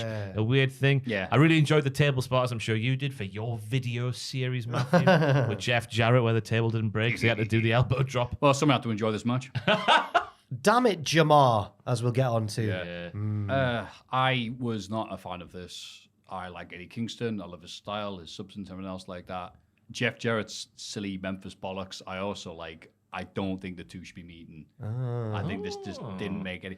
I think it was Wade Keller posted something that was brutal. He said, it was like comparing, I'll just abbreviate what he said, Public Enemy when they're in ECW to then Public Enemy in WCW when they were a joke. Oh. And I went, wow, and that's so good. I thought I'd just steal it for the podcast. Fair enough. Because, I don't want to see Eddie doing this malarkey. Yeah, fair enough. To be fair, the entire goal of the match was just to set up a Ring of Honor title match, wasn't it? With Jamar and Kingston. Damn it, Jamar. That's what he said. Several times. He did, yes. And it was sad to see Eddie being so silly, accepting a match where the friends could get involved, but he had no friends, apparently. You got no friends, mate. In the backstage interview, the Acclaimed hype up their Battle of the Belts title defense against the former JAS. He just said they're going to retain, because why would you watch Battle of the Belts? I've always just referred to them in these notes whenever they crop up as the former JAS, but have they got a name yet? No. Okay, cool. So we know who you mean. Yeah. It's a bit sad that they haven't moved on to anything else, but Caster was like, how about you use that belt on me, if you get what I'm saying, which confused me slightly. yeah, they're working through him. They're going, all right, can you not be a creep? That's the gimmick right now, because that's all he's been doing with MJF. So how about you don't say this? Instead, he's just being even more creepy than usual. So. Yeah. I did enjoy Bowen's calling Daddy Magic a baked potato. I never made that comparison before in my head. Is he scrummy? I don't get it. It's 'cause he's got a big head like a baked potato, I think. Oh. That was funny. Good, yeah. It feels quite cruel when a very handsome, classically handsome man like Bowen says it. It feels like bullying. Yeah. You would, though, if you looked like that, I think. Yeah. I would if I looked like that. Be nasty to everyone. Yeah. Would you put mayo or like grated cheese on your head if you had a baked potato looking head? Does it change if you look like food? I'm just waiting until the song gets brought up as well, because it's been in my head since. Shall we all just sing it again? No. Baked potato saved my life. Baked potato showed me the way. If you don't be evil, don't. If you want to know what's wrong from right, then listen to what potatoes say. Listen to what the baked potatoes say. Oh dear. Right. All this CJ was better Perry. than Battle of the Belts, by the way. And then we get into someone else that was exciting. Wait, was that at the end of that segment where the flirting happened, or was that later yes, on? it was. That was it. Miro beats. No, it wasn't. It was later. Oh, right, okay, cool. Because I wrote down, it was odd. No, it was organic. Like baked potatoes. Thank you, baked potato. And then Miro beats Action Andretti via submission with CJ Perry watching on from ringside. I don't know what this was about. So Miro's feuding with his wife. Yes. Aren't we bloody all lads? He's not, though. He's saving his wife. But is he? Or is he just being a jealous boy? He likes the CJ who is not in the spotlight, who doesn't seek the attention, but she wants the attention. So he's saving her from the things that he believes So he's being a heel. makes her a bit of an arse. So he's a heel. Or a bit of a baby face. We don't know yet. I was going to say, like, right now, that's all very eloquent, but the crowd, like, we like Miro. Yeah. And Action Andretti, you're crap. And This was way too long for a match Yeah. like it was this. long. Especially when we saw him beat up Action Andretti just last week, so it was a bit of a damp script before he even started. You already killed him. Yeah. You brought him back to life just to kill him again. Yeah. But I think CJ's getting a bit confused as well because she's feuding with Miro to, what's her reason again? It's all, I've forgotten what it is now. I thought that she just wanted to be a manager and be herself, but he's like, well, you're not managing me. So she's like, right, well, I'll find someone else and I'll make stars out of them. Yeah. I don't know why they're doing it like this. It's too convoluted It or is a bit abstract. convoluted. It just needs, What do we do? We cheer or boo? Because then we just feel. there's nothing like Bob Action Andretti, as we found out. I was going to say there's CJ Perry's a bit confused as well because she was against Miro for a large portion of the match, but then he does this double hammer thingy where Action Andretti goes flying and she was a bit like, oh! Oh, yeah. Because Miro? Woof. Then there was a little look between them where blew he like was a kiss. around the ringside area, yeah. So they're either working together in the weirdest way possible or they're saving each other in the most disastrous way possible where there'll be lots of casualties. No, yeah. That was poetic, though. This is like if you just listen to Kevin Kelly explain things. Do you know what? Why can't we just have Miro? Just batter people and just be Miro? Why has it got to be so difficult? I don't know. It's such an easy gimmick. You've got her being hot and flexible. You got him being handsome. Yeah. The handsome, hot and flexible. Yeah. I like that's good. That rolls off the tongue. It does, yeah. Like Maybe they need a third member. I think it'll be. He's moved on quickly. Hang on. That took a few seconds, but I think it will work if the idea is she's just trying to get him back to the old Miro by just chatting up lads. Yeah. I want to manage him, so Miro kills them. He's just that's just what Suddenly they he's do. the champion. Like, what happened? Yeah, that's fair enough. So eventually you'll get to the point where CJ's walking through the locker room and everyone's just like, no, to run away from her. No, I've seen what happens. That would be great, but it doesn't quite feel like they're doing that yet. AEW. The former JAS are interviewed backstage and insist they're on the same page and there've been absolutely no dancing. Garcia doesn't look happy, and Anna Jay suggests they have this discussion off camera. Ooh. We had croissants for breakfast. That was my daddy magic there. That was fantastic. No Good. dancing at breakfast. Yeah, him and Garcia aren't getting along because he doesn't like the dancing. There was no dancing at this breakfast where they had the croissants, so it's a fantastic breakfast. And this is where the weird flirting happens. Angelo Parker has a little bit of flirty flirt. Oh, this flirty flirt. I got confused. There's so much flirt in these wrestling shows. With a passing Ruby Soho. He leaves and Ruby says she's down to wrestle whoever because she wants to become a champion. She didn't really explain I don't think what she meant, but it was, she's got a title shot. Yeah. Against Angelo Parker. No, against Hikaru Shida. Sorry. It was the way it started where I think it's Ruby who says it to Andrew. He's like, oh, family problems, huh? I know them. Oh, yeah. It was like, oh, yeah, the outcasts have split up, haven't they? Oh, yes, they have. Oh. She knows all about them. And then when they were doing that, just going, oh, yeah, family problem. They were looking each other up and down like they were, about to whizzle-wazzle each other. Yeah. And then it just sort of petered out into a bit No, of... she went, get out my shot. But it was like, I still read it as she's trying to play hard. She should get out of here. Some of the script and acting these things, they're not quite Emmerdale, are they? Oh, I like this one. Did you? Oh, yeah. Oh, yeah. No, sorry, no. But it wasn't followed up on there, was it? Yeah, If that's it it. wasn't- I'll give them time. This is going to be the hottest I don't want romance to. of the Give them boredom. time. There's 2 bloody shows on one after the other.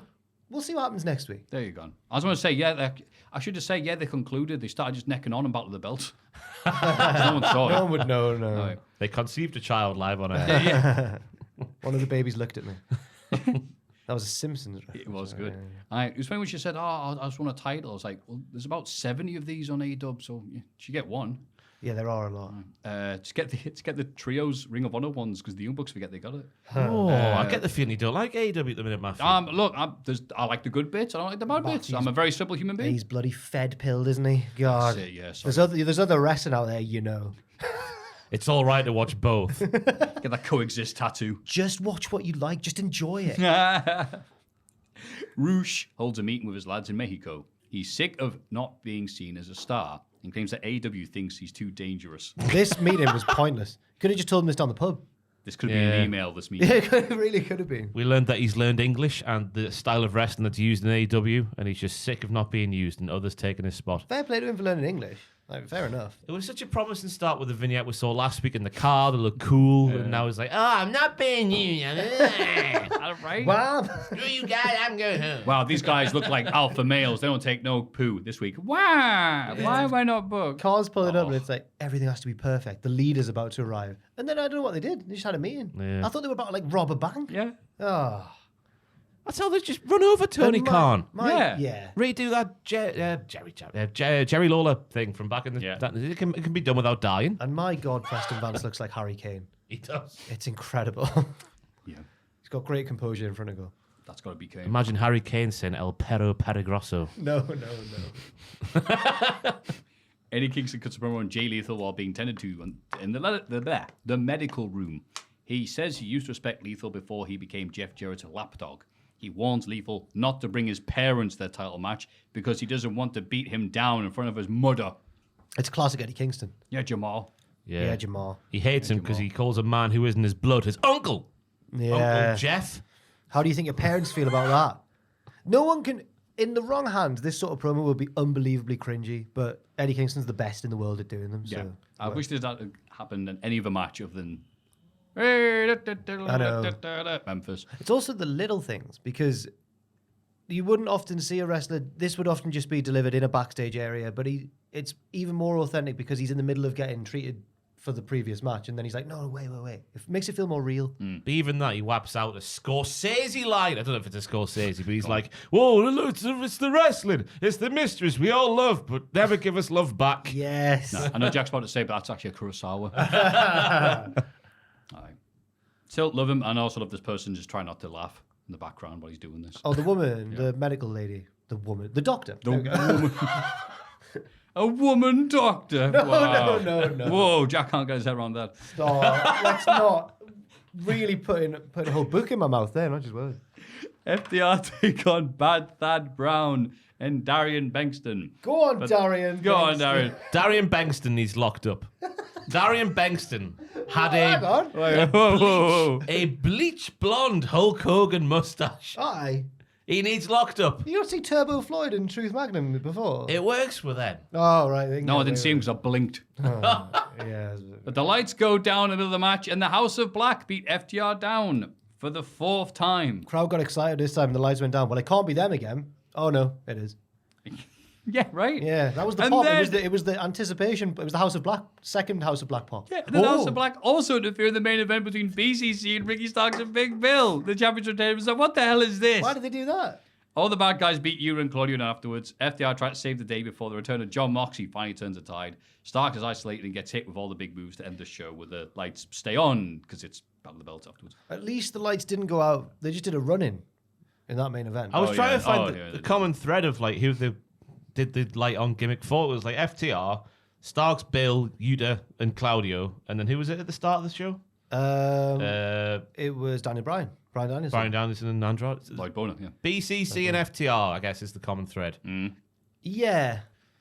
So that maybe they're going after the BCC who hold no titles. I don't know. Yeah. I feel like... Someone's got this thing typed up here. So Big Bill and Ricky Starks are feuding with FTR for the tag titles, but also still have a beef with Danielson and the BCC.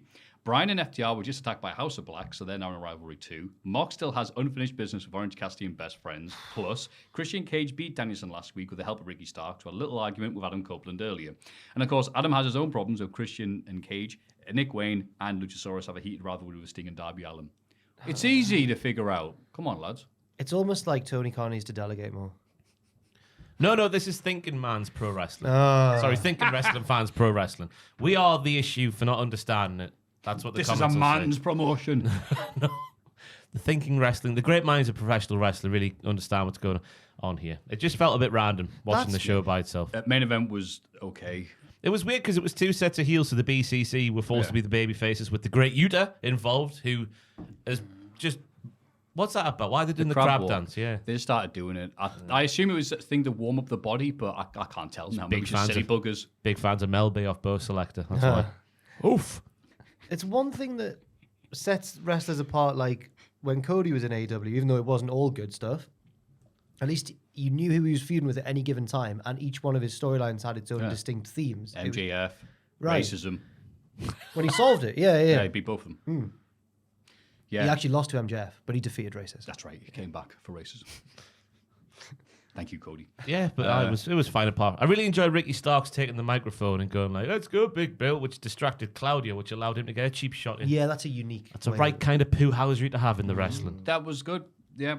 But apart from it, it was skippable. It was Just I'll tell you what wasn't skippable. Go on. Battle of the Belts. Battle of the Belts. What happened to Run Battle of down the what Belts? happened, please. I watched this show in its I did as entirety. well. John Silver took on Orange. He did as well. Yeah. So John Silver versus Orange Cassidy. That's a good match, surely. That Yeah. was a pay-per-view match It was. Was it good? long ago. Was it this a good one? Wasn't as good as previously, and Orange Cassidy bumped into Mox on the way to the ring because ructions. But still, yeah, they got good chemistry. I like Silver. Silver's too likable to be a heel. He's 2 foot tall. He's 10 foot wide. He's doing delayed suplexes off Brett's rope. He's doing a one-armed gorilla press onto the apron. Yet you expect it to boo the guy, even though it's impossible. He's a Ford Focus come to life. But again, the main thing that I was catching up on here was the crowd. I can't wait when these advanced bookings that they've got, which they can't get out of, are over because it's really hampering the show. I agree completely with everyone what you said. It's Ross. because remember when we went to 5-star that time in the How could I forget? utility? There was how full do you reckon it was percentage wise? You could have had it. Remember the 5, utility? They 10? could have had it in the utility closet. 5 or 10% full, if that. Yeah. Which is what they're doing now, I think, with Collision. Maybe it's a little bit more for Collision, We but had It looked like a Von Erich family get together. We had a great time, though. even when you're sloshed, though, you're a bit trepidatious about making noise, aren't you? Because everyone will just look at you. Yeah. So I think that's what's Oh, dude, happening I've at done that. these- Yeah. Everyone turns around like, oh, God, Christ. Yeah. Sorry. But he didn't care. He was from Well, he was 6 pints. in his Rey Mysterio mask that was too small for his adult head. He looked like Edge, you Clash of the Castle. Yeah, that bloody Shoving jumper children on, out the didn't he? way. Right. His nana's finest. Oh, what a You're good like a lad he was. face jacket character, didn't you? And Ray swerved him because he definitely couldn't miss him. He's 6'4". There's all children around, Yeah. and he definitely saw him and went, "Nope, I'll go to one of the kids." But if I I was... can't believe go on. So, I wasn't going to talk about that. So what were you going to say? I was going to say, I can't believe the crowd didn't turn out for the main event of John Morrison versus Jack Swagger. That main event, My favourite wrestler. What's the back main event, exactly? Wamburger. Anyway, so about the belts, what else happened? then. Then we had CJ Perry, who wants Andrade now. There was... She wants... He was very good. He went from being the baddest guy on the planet to like nervous Nelly in that 5 seconds. Nervous Nelly. Yeah. He was like, oh, does she want me? I don't, It was an I odd don't- one, 'cause- I don't need Miro heat right now. I think the line was said, with some guidance, he could become the most handsome wrestler, I think was what she said. With some guy. And we all know that she's married. He's married, I think, still. There was some stuff on Twitter. Oh, wasn't there? yeah, So I don't know what's going on there. I always did think that Andrade looked a bit like a little Miro. And I mean that in relativity. He's still a massive one of us. But She's he's got a a type. A little Miro. Who's your car type? Incredibly handsome men. Yeah. Yeah. All right. Then we Buff had- as hell. Yeah. And can fight backstage. Then we had Tony Nese versus Samoa Joe. Then we Hey. had Samoa Joe just battering Tony Nese with a lariat. Okay. Then a muscle buster, and that was it. Lots of muscles to bust on fairness Yeah. and Tony Nese. Yeah, he was going to try and do a workout at the start, and then he got interrupted. It's classic stuff. That's why he lost, if he'd be able to do the proper workout. Aye. It must be so weird being him, though, because he's got everything but charisma. That's why CJ's not seen him yet. Yeah, there's time, though, there's time. With some guidance, he could become one of the more handsome wrestlers. But then Samoa Joe is still calling out MJF, which again was followed up on Dynamite, so that's going to happen, you would assume. I reckon Samoa Joe could have won this match against Tony Nese wearing the suit and with a whiskey in one hand. He could have wore it wearing the... Oh, down to the top rope, just drinking the whiskey. that clown Move out mask the he way. was wearing, that film thing he did. Twisted Metal. Aye, he could have worn it with that one and his eyes Could have been closed. Sweet Tooth and had a voice over the PA to all his lines. And then we had Willow versus Chris Statlander. Oh, what a banger. Yeah, Willow is infected by the House of Black's mist, but it's not taking as much control as it has of Sky Blue. She's still fighting it, but there's not as much pep in the step during the intro. I'd Yeah. like to see her fight it off and remain a babyface. See, that's a story. That's easier for me to understand. That the House of Black virus is slowly taking her away, so she dances less in her entrance. Than CJ Perry and Miro's like cook fetish. Cook. It's like, how weird is that? Oh, the House of Black. I completely understand the evil cult taking people. Yeah, that's easy. That's who doesn't understand that? Yeah, but what a great man. This made it worthwhile watching the 3 hours of AEW. Right. Straight from the 80s, they were trading standing suplexes. They were posing. They were grunting. There was a shoot DVD from Willow off Brett's rope, which was gnarly. Oh. Willow was even doing Brody King's barks and then the cannonball combo, which was very interesting. Yep. Very interesting. These two get it. Yeah. And then there was a lovely 450 from Chris Statlander for the win. Yeah. Because she Yeah. couldn't hit a normal finisher. 450 was all the stars I gave this match. Then we saw an interview with Orange Cassidy where he says he doesn't care about the great Yuta. Then all of a sudden he just goes, how about you meet me and Okada on Wednesday on Dynamite? That's how they announced the Cardos appear on Dynamite. Battle of the Well, Belts. they're stablemates because Orange Cassidy's in Chaos? Vicariously, yes. Because he's in the best friends. Rocky's there. Yeah, Rocky Romero got the best friends in, so Yeah. So Cassidy's in as well. by the slightest of margins, he's in. The same way that I'm part. Orange Cassidy's in Chaos, the same way I'm in Cultaholic. You're way more in Cultaholic than Orange Cassidy's in Chaos. Yeah, I think so. But yeah, so that tag match. He doesn't get invited to the parties. Oh, Are you coming to the Christmas party? it's a Christmas party. Yeah. Yeah. Oh, right, okay. And then the main event of Battle of the Belts, we had Daniel Garcia, Daddy Magic, and Cool Hand Ange versus the Acclaimed, which was a proper house show match. It might have been even described as a Butland's affair. Yeah. It was just all the lads getting their gimmicks in and whatnot. There wasn't much to say about it. I thought the build, I've written down here, the build at Garcia's dancing was like the build to Kofi Mania. When he eventually got there, everyone went wild. And I thought there was a nice assisted flippy thing. I've called it from the Acclaimed for their finish. I don't know what to call it. Assisted flippy That's what they call it on commentary. This is a flippy thing. Assisted flippy thing Jones over here. Yeah. Right in the arm bag. And that was Battle of the Belts. Thank you. Ended with a house Certainly show, was, wasn't it? Yeah. Don't know why it exists. Sorry I didn't watch it, lads. Don't worry about it. Okay. Fair enough. I might watch that start under Willow match. Yeah, well, if you have to watch one thing, watch that and just skip the rest. So. And the CJ promo. Okay. With a bit of guidance. Just because he was like, am I handsome? Okay. I don't Do get you it. remember when Andrade lost his mask in Mexico and everyone went, right, you'll be fine. Dude, every time that someone unmasks now, like Dr. Wagner Jr. all unmasked, handsome. everyone was just like, Yeah. he's a Silver King. And he went, no, that's Silver Wrestler. Monday Night Raw. Finn Balor and Damian Priest opened the show, interrupted by Cody Rhodes. He wants a singles match against Priest, who suggests Crown Jewel. Cody accepts. The rest of JD come out to surround Cody, but Jey Uso runs out to brawl with them on the ramp. Cody beats up Priest at ringside, but JD, mucked on Google Me, sneaks up to turn the tide. Priest Pillmanizes Cody's ankle. No! How will he finish the story now? His ankle's shattered. Well, Ross, we can't use the actual audio of Cody screaming. We'll get the money taken I off. got a little fright there. Afterwards, we see Jay and Adam Pearce help Cody limp along backstage. Oh, it was a pronounced limp. He couldn't even do the angry thing, could he? No. He did that later. He did that later on though. Big style. Ow, ow, Yeah. It was proper latter day AEW Cody, this Raw. Oh yeah. It was fantastic. Oh, to see when him he come sold back. in the entrance tunnel for the whole match, the ladder match. Yeah. But he wasn't on the stage for the entire show. He was backstage. But we knew he was there, and he came out at the end of the show with his leg in bits, but he still walked because America. Adam Cole did it. Shoot. I suppose. Yeah, he did. But he's a bit. Did he? Is the mistake, I think he did. Anyway, yeah, it's the another. There's a lot of stuff that happened in the show that I wondered, could this have happened like 4 months ago and we wouldn't have noticed? There's been no change. Yep, the JD did the promo. Yep, Cody. Yep. I'm still gutted that they lost the tag titles on Raw last week because I'm like, oh no, I was happy for this change. Now we're just going to do JD bloody stuff until Mania, I guess. So it eased a bit when Reigns was gone, but now he's back. The Judgment Day and the Bloodline, all that happening and infighting, but still dominating and helping each other win their matches. It's just too much. It just feels like too much, and I get confused over who's feuding with who now and stuff. Maybe I'm just getting old. Does anybody know who's feuding with who? But we learned the Judgment Day have got a clubhouse. The crew in the clubhouse doing their business, said Damian Priest, which was really cool. Cody mentioned the meme. Oh, how does it feel to be interrupted? That's all they do at the start of Raw every single week, apart from this one. And I did enjoy Jey Uso thwacking Dom upside the head, but then going, "How you doing, pet?" to Rhea in one fell swoop. Rhea was... Oh, no, she was in the opening segment. Didn't she come out to help with distract Dom. Cody? Yeah. I was about to say, they said that Rhea wasn't there, but she was. She was all over the...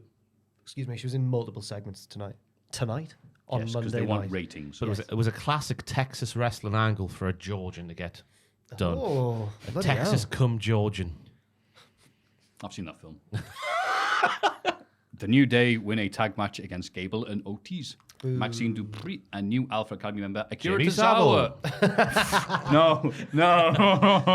You weren't there last week, Maffew. Yeah, it was Did you see Raw last week? Yes. When you weren't here? I didn't see that guy, but go on. When Akira's doing his warm-ups, dressed in a certain way and doing certain mannerisms, who did you think of? I did not think of that guy. I thought a former Open the Triangle Gate champion Akira Tozawa. I don't know if you held that one or not. I love you always bring up his Dragon Gate accomplishments. Apparently he was like a legend. Everyone loved him there. Yeah. Right? Oh. Then they love him here as well. Oh, yeah. He's also in multiple storylines. It's really in vogue these days to be in multiple feuds. Yeah, he's feuding with the Metaphor as well. Yeah. He's nicked Akira? the trophy, didn't he? On this week's NXT. Oh, he did, didn't he? Yeah. Oh, wow. He's a hard-working lad. That. Everyone's got... It's not cool anymore to just be feuding with one person. Yeah. Weirdo. Where we are. Yeah, that was what happened to start us off. It did, yeah. There was the highlight of the match was that spinning power slam thingy from Xavier Woods, which I don't think he's ever done before, and it was very impressive. Such torque, like a Ford Fiesta doing handy B turns and an icy car park. Well, we wouldn't know about that, would we, Ross? And then New Day getting put over strong by pinning Otis clean. Yeah. And Maxine was beside herself on the outside of the ring. This result worried me a little bit. That Chad's getting lost. It's the end of the Alpha Academy push. Yeah. They're going to be comedy relief now. Yeah, back to the comedy mine. You think? Nothing to... Akira's involved now. Yeah. He spent the last several years, it feels like, just walking into a shot and going, nope, and walking off again. I think he could be the guy to team up with OTs when Chad does more single stuff. Hopefully. Like, he could be the fridge, Ridge the Fridge. That's his name, right? Ridge the Fridge. I almost forgot his name. The Giovanni Vinci. There we go. Of the Academy. I That was just a well said sentence. and the fact that Otis got pinned clean as well, which doesn't tend to happen. That's which Damn worrying. it. You are right. I just don't want to admit it. Circles must no longer be big in Paris. Well, later on, when Bronson's a big boy, and when he beat Cesaro, I couldn't work out if Maxine was horrified or intrigued. She was like, Oh, God. Well, as if CJ had said, "You're really handsome, you." yeah, it was like that. Yeah. Also, Wade Barrett says Gable's actions remind him of Richard Simmons, to which Michael Cole says, "How old are ye?" Exactly, the fact that Richard He's Simmons a famous He's comedian. pop in the Richard office, Simmons. Who am I thinking of? No, I don't know who you think of. I thought Richard Simmons was. He was the old, like 80s, maybe even 70s, like that you do see going, yeah, come on, work out in America. I thought he was a comedian as well. Am I thinking of Russell Simmons? Yeah, I'm thinking of an African-American comedian. Yeah, same, yeah. maybe that's Russell Simmons. Is it? I already know No, that it's much. Richard Someone. There's a bit, Not Richard Simmons. There's a bit Big in Ralph. D12's My Band where it's like, I know how to rap. It's simple, but all I did was read a Simmons book. But I don't know who he said. Yeah. Joel's Richard good. Simmons looks like this, yeah. The fitness Oh, coach. yeah. That's not who I'm Who's thinking Russell of. Simmons? I don't know if I am thinking of. Could you type in comedian Richard Pryor? Oh, right, Richard Pryor. Richard Pryor. Who's Russell? Who's Russell Richard Simmons? Pryor. Richard Simmons, very similar. Oh, no idea who I'm thinking of there. No way. The guy of Family Feud. Nah, no clue. Nah. That's not him or Family Feud. That's Steve Harvey. Steve Harvey. Oh, Russell Simmons' Family Feud. It's I beg your pardon. Oh, he had a it's real- a spin-off yeah. show. That's the Battle of the Belts to Family Feud. The extra Wow, bit. his spouse was called Kimura. Who's this guy? Anyway, This is absolutely killing the podcast. But don't worry, bring it back. But it's Michael wrestling, Cole though. shows that he is not an old man. Because he says to Wade Barrett, "Can you survive 5 nights at Freddy's?" I kill me hearing Michael Cole saying that. Because there's the film out I don't know of what 5 Nights I at don't know what Freddy's. it is, and I've never played it. It's a scary, It's abandoned just a thing. jump scare game, Yeah, isn't it? Like yeah. I remember. Bit massive. Remember Joe Hendry back in the day? I think. Could you play it with a thing on your head? A Kieran Kieran Trippier box with a VR headset on your head. I believe so at this point, yes. I remember him playing it back at the old place when he would come in. It's one of those things where it's like, oh, watch people react to a spooky game. That was like the Citizen Kane of that. Okay. So, here we are. It's Jackie and Becky, everybody. Hello. Becky Lynch is interviewed backstage ahead of her title defense against Indy Hartwell. She mentions her other defense on NXT against Lyra Valkyria, but says she can't look past Indy tonight. You make her sound like a disease. Lyra Valkyria. Hey, I've got a bit of the Lyra Valkyria. That's why I missed the podcast last week. You know what that might be? That might be Lyra Valkyria. Malaria Valkyria. Good segment. Triple H's subtle. No, are you joking? Triple H's subtle booking was coming to the fore once again. Did you see Xia Li? If you blinked, you would have seen her because you'd have to blink I about didn't. 50 times to have missed her. Where was she? And this bit, just walking through the back of the shot. She appears later on, though. She batters Candice LeRae later on. Yeah. She's targeting Becky as well. They had a little standoff. Yeah. I've had people message me going, feuds, so many things. these happened. Somebody messaged me saying, did you see that big backstage? I don't think it was supposed to air. He goes, what do you mean? It was Drew McIntyre talking with Rhea Ripley. And I said, I don't think that was supposed to be on TV. I'm like, no, Triple H loves this Where's Wally Easter egg stuff. And they even showed it on Raw like last week. And I had a message from the guy saying, yeah, I don't think it was supposed to happen. So, no, they showed it on this week's Raw. I love you, mate. I wish I had that love of wrestling like you do now. And very patronising. We get Mike. What's that? Sorry. Oh, that was very patronising. Oh, you still think it's real? I kind of like that in a way. Like, yeah, the magic's still there. You know? Look at you. We have to do that. It was just, I think I kicked this little wire here. Oh, right, sorry. We still have to do that for this, though, don't we? Pretend it's real. I thought you were going to pretend to like it. I thought you were going to say as well. No, just for storyline plot holes and stuff. Oh, like definitely, yeah. Yes, we have to explain the difference. Yes, because we love wrestling. We get a Viking Raiders vignette. No, we bloody well don't, Maffew. That's right. It says Viking Raiders. That's not. That's a plural. Just S means Ivar. two of them. Oh, sorry. Yes, Ivar, just Ivar. Just Ivar. Ivar gets a singles video package with his other racist mates. Oh, my He's word. not racist, is he? He just hangs out with them. Oh, my God. What's happened? No, don't. Have you not noticed that Matthew's It's been just- throwing shade on Valhalla for about 3 years Valhalla's now? just. I know she's that she posting stuff. I didn't realize it stretched to Ivar as well. I'm just saying. He's not married to her, though. What do they That's talk Eric. about? Hey, you see that Richard Simmons workout DVD? Feel these glutes. R-wording and pillaging, I imagine, Oh, because they're Vikings. goodness me. He's a Viking. Yes. Oh, he's not taking Brian Pillman's name. He's Viking. Oh, sorry. Oh. Sorry. You know what? I'd love that. No. I'm Viking. Comes up flame. Viking. I think one of the hairy bikers is called Psy King. Psy King, yeah. Yeah. And Dave. I think the Geordie one is Psy King. Psy King is the Geordie one. Yeah. Simon. No, it's not. It's not Psychic. And Dave. That's the bit. Forget what Dave's surname is. Dave had cancer, I think. Yeah, Dave's there was all right, definitely yeah. some sad news about it. Hopefully he's doing fine.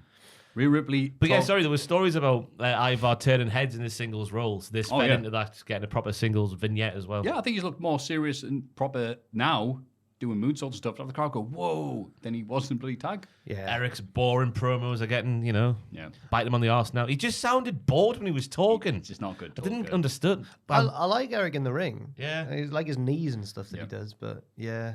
At least Ivar's taking advantage of this momentary time to shine, like Kyle Fletcher over in AEW. Good comparison. Rhea Ripley talks with Seth Rollins backstage. She offers Seth the JD's help in case Drew McIntyre proves to be too strong. Seth says if Rhea is trying to cut a deal with a champ, he must have lost his faith in Priest successfully cashing in his briefcase. What? She was full of bollocks, this Rhea Ripley, saying that Rollins' feud with the JD was built on the JD's respect for Seth Rollins. No, they just You want are his belt. full of lies and deceit, young lady. You're all right. Ripley points out that Seth might be a champ right now, but he isn't the champ. My theory still lives on. Come on. Maybe he could have a title reign to rival Roman's if he accepts her offer. Rollins tells her he doesn't want to be anything like Roman. Rhea points out he hasn't explicitly Why, by the way? said no. yeah, well, good I'd point. love to be Roman Reigns, me. Even if knows- I was Seth Rollins. Who knows Roman better than Seth, you know? Mrs. Reigns. Right, yeah, Mrs. Big Dog, yeah. Mrs. Chief. Mrs. the Chief. Mrs. the Chief. So she offered Rollins the insurance, which I assume she offered to Drew as well, because she's trying to whizzle-wazzle many people at the same Do you time. remember when Paul Heyman implied that he slept with Brandy Rhodes and then Cody lost? Yeah, he lost it. What the hell? And he lost it on the night, didn't he, thinking it was a possibility? Do you remember how irate Cody was? Oh, yeah. If that was me, if I was Cody, I'd be like, no, you didn't. Stain of you. Cena. There's not a hope in hell, is there, Paul? Paul says, then Paul goes, there is a chance. He goes, yeah, why? Pulls down his thing to reveal big dirty American tattoo. And Cody goes, no! He pulled down his trousers. They call me Lloyd Boner on the scene, you know. They call me Fred Flintstone because I make their bed rock. All right, Lil Wayne and whoever else he did that song with back in Young the day. Money. Do you remember that? Who, Paul Heyman? Honestly, that song had pre-fame Drake and pre-fame Nicki Minaj in it. It's mad. Anyway, not a very good song, though. What song are you talking about? Bedrock. It just made a chorus out of that old joke. Oh, baby! Wait, there's a real song with that? Oh, that's My room is the G-spot. Call me Mr. Flintstone. I can make it better. I just got Yeah. that from a Joel Gertner promo. Oh, it's an old... Yeah. Anyway, yeah, so this is the Judgment Day being like Kurt Hennig and Ric Flair, 92, with Macho Man and Warrior. Trying to get both men to be, come on. I think that the setting is ripe for a cash-in Saudi Arabia. Because both are going to be looking over their shoulder thinking, which one of us is the Judgment Day going to be with? And neither will be the answer. You said answer really poshly then, said didn't answer. you? Not answer. That's how it's spelled. English. Natalia approaches Indy Hartwell, that's all she needs, and Candice LeRae in the locker room and wishes Indy good luck in her title match. Stop doing this, Natalia. She reveals that Tegan Knox is hurt, but will be back soon, before telling Indy she'll be around all night if she wants any advice. It's a weird thing to say because Indy's match is next. Yeah, I was like, hang on, what? Hang on, have you got to spend a minute, like now? Yeah. What would Natalia know about beating Becky Lynch anyway? Ooh. Aye. Bitch. But I hope that this is like a storyline thing and not a real life thing, because it would be terribly sad for Tegan to be hurt again if it is real. Natalia's like, have you seen the UK office's Christmas special where Brent comes back? He's not working there anymore, but he keeps coming back, and they're all like, "Oh, David's here again." I know Natalia. That's a perfect comparison. I know she does still work there, but it's the way she's hanging around all these younger talent, going like, "Good luck if you need any advice." And she's like, "Yeah, it's me," and they're like, Yeah. I don't know. I mean, good for her and everything, and she's had the most SmackDown matches of anyone in history, apparently. Oh, I wouldn't doubt it. yeah. Yeah. Her and her sister are weird on social media. It cropped up on my Discover page on Instagram. Oh, is that how it works? Honestly, I don't know how it goes on my PC. I tell you, Maffew, it's bizarre. It's really bizarre. These and these several bookmarks I've got here. Honestly. Honestly. The Halloween costumes this year are inappropriate. What are they dressed as? I don't even want to describe it. It sounds so disgusting that I'm going to need the link so I can avoid it. Hang on. Yeah. Just so I know what to look out for. It's so tight. It doesn't matter. The costume, right? The costume. Oh my Well, leave that god! ambiguous. We have Lyra Don't Valkyria. smell the pumpkin at One this cheer stage. from the crowd. Becky Lynch somehow beats Indy Hartwell to retain the NXT Women's Championship title. Backstage, we see Candice LeRae being ambushed by Xia Li, going, "Not even Natalia can save you now." Ha ha ha. Also, it was a message for Indy, apparently, the shoot attack from Xia Li. But what was the point in doing this match with the amount of promos they were doing for Lyra Valkyria? Yeah. Just felt like it was pointless. But Becky did give Indy a fair bit in this match, even though she was never going to win. She did a deadlift powerbomb to Indy, so good for her. Good luck. I was about to suggest that maybe it was to tie up that loose end of Indy never getting a rematch because she never lost the belt, but they wouldn't. They could have just ignored that, and no one would have been surprised. Yeah. Well, but current reports, Becky is doing her best to improve the Raw Women's division, which we'll see later on is missing people at the level of Maybe Becky. So the Indy match was like the last bit of toothpaste. Like, we know she's dropping the belt tomorrow night. We'll get one more former NXT star a bit of a rub from being in the ring with her. Yeah, all right. Fair enough. What do you mean there's no people on Becky's level? we'll get in the level that bit later on. But the promos were great. Oh, sorry, don't whimper. I agree. Yeah. Backstage, Nick Aldis apologizes to Adam Pearce for throwing him out of SmackDown, admitting it was an attempt to stamp his authority early.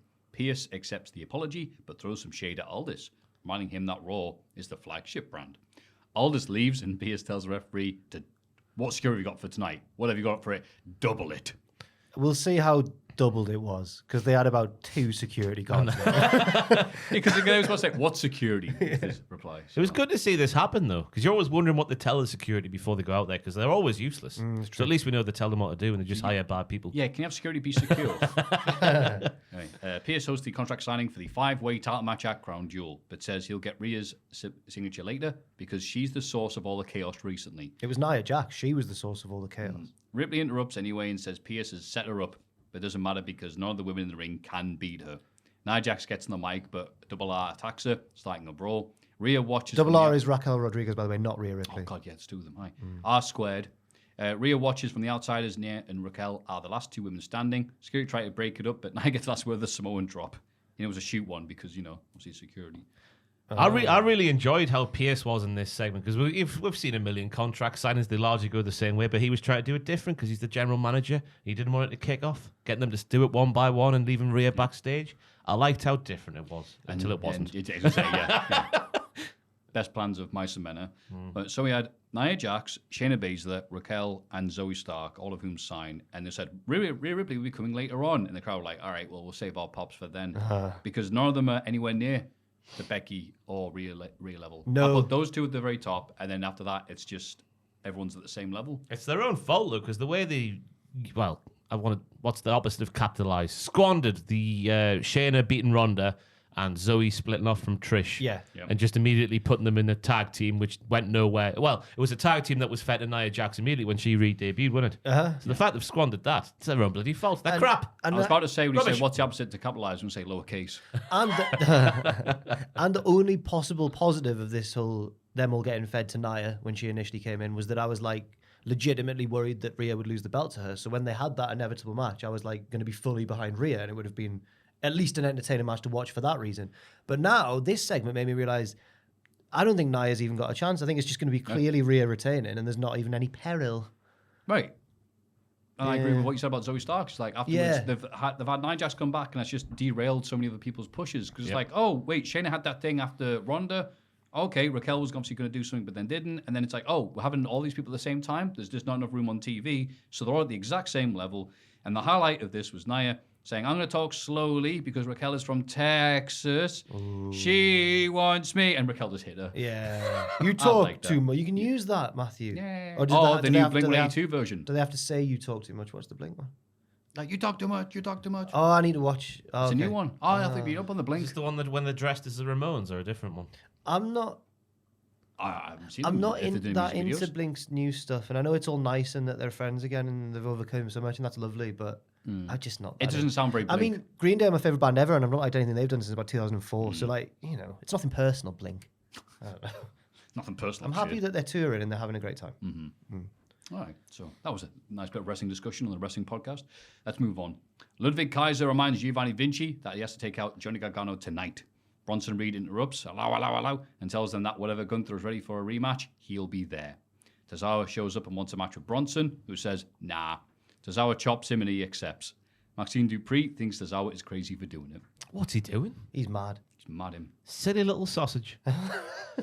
Hey, Silly little Billy. I know. What's he playing at? I like it, though. I like it as a gimme.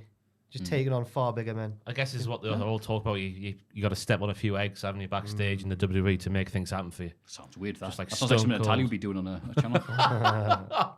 Tommaso Ciampa returns to stop Ludwig Kaiser interfering on Gargano's match with Vinci. Gargano wins and DIY celebrate together. And now we got this happy ending because as soon as Johnny Gargano came out, they went, let's look at Five Nights at Freddy's. Yeah. It felt strangely low-key, but I guess it's because Ciampa and Gargano had both already made their returns, and it just kept getting derailed by injuries. So maybe they just want to get it back on track. Right. Really enjoy Ciampa's new gimmick of bringing back the Misfits in action. He's dressed exactly like Corporal Cajun. Oh. All he's missing is the curly blonde hair. And obviously taking off his beard as well, yeah.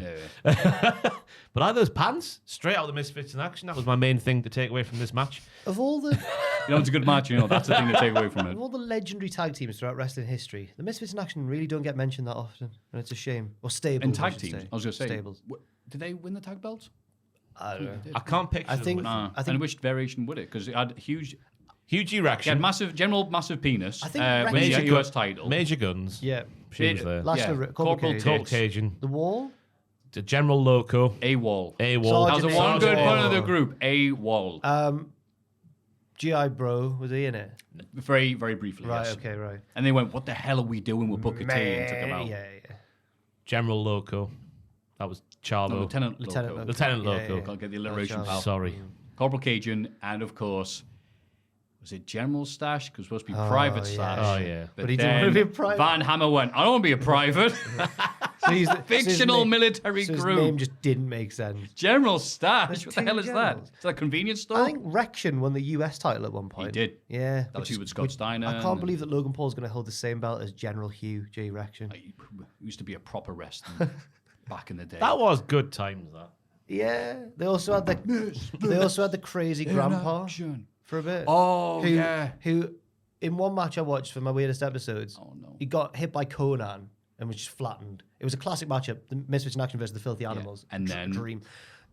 Then they're like, after the match, they're like, Major Guns, Grandpa's like unconscious, revive him, give him mouth to mouth. Yeah. And she goes down all like, ew, no, obviously. And then she goes to give him mouth to mouth, and he grabs her in like what I described on the video as an alligator death grip. Like he's like that, and she's like, no. And they all drag them apart, and the Misfits are all like, Grandpa, you're so wacky. I'm like, that was a terrifying situation for Major Gunn. General Carry On Grandpa. Yeah, I remember was him. scary. Good character. He's probably dead now. Oh, almost certainly. Oh, he will be, yeah. Yeah, 20 years ago. Just imagine if he's alive. Fair play to him. Oh, wow. What the hell are we talking about? Nakamura now. Hey, Nakamura says Ricochet was a worthy opponent. Ha, he's so funny, that lad. But now he wants to face someone who'll set him free. What does it mean? Is it a newish gimmick? I don't know. I think it means someone who'll set his violent spirit free.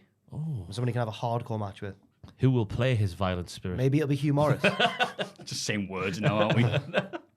No, it was just a bit of an ambiguous promo, wasn't it? Like, what's What's that the song? Set me free. The 90s, yeah. It's a good one, though. Oh, yeah. They always play it on Metro Radio, don't they? Yeah. Yeah.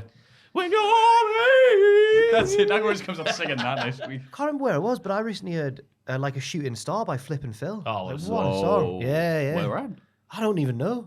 Maybe it was just on shuffle. I don't know. Logan Paul is here and talks about how he's going to beat Ray at Crown Jewel. Dom arrives and says he can't wait to see Logan beat up his dad. He could barely be heard over the booze. Which was reportedly piped in. They were No. this week. Sean Ross Sapp was going on a tirade on X, which I don't like to see, so I don't like to go on X that much now. Just even mentions, don't look at the main page. He was saying, like, no, they were piped in. I don't think they were, but they definitely lowered the mic again, which I'm all right with. But now, I thought it was more obvious than normal this week that they were piped in and the mic was Really? lowered, yeah. No. God, what a thrilling discussion, eh? This is what wrestling's about. Did they pipe in fake noises or not? Yeah.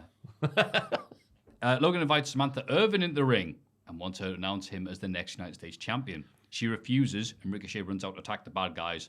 Logan pulls Dom to safety. It was a segment that happened in Raw this week. That's all I've got to say about it. I like the fact he tried to get Samantha to say he was the new US champion. That's a good bit of poo-housery there from Logan Paul. Yeah. Is that supposed to be some sort of ironic joke? Because he had that boxing match, the guy who wouldn't stop talking about his missus. Oh, no, it's 'cause and now he's doing it to her to No, show because that it he's started evil. before that He thing beat, he had. he beat Ricochet at SummerSlam, didn't he? Yeah, She had to announce his and that name was then. Samantha was a factor in that feud. Right. And that, I think, was before all this stuff with the boxer. Yeah. With the boxer. Dylan Dunn is the non-boxer. Yeah. Aye. But yeah, when he was cutting his promo about the boxing stuff, I know there is an audience for that, but I was just like, why is he airing all this laundry in our wrestling He ring? went on for ages, didn't he? Talking like that. And you I know, don't then give I a did. toss. No, and I this don't guy care. did this, and this guy's like, well, I don't care. Unless it's Butterbean. I Aye. don't care. Yeah. That's more like it. Oh, come on. Look, sorry, don't ask for much. He's getting fit again. Butterbean, I saw the other day. He's Really? training with somebody. Is it Anthony Ogogo? It was. Oh. Friend of the channel. Aye.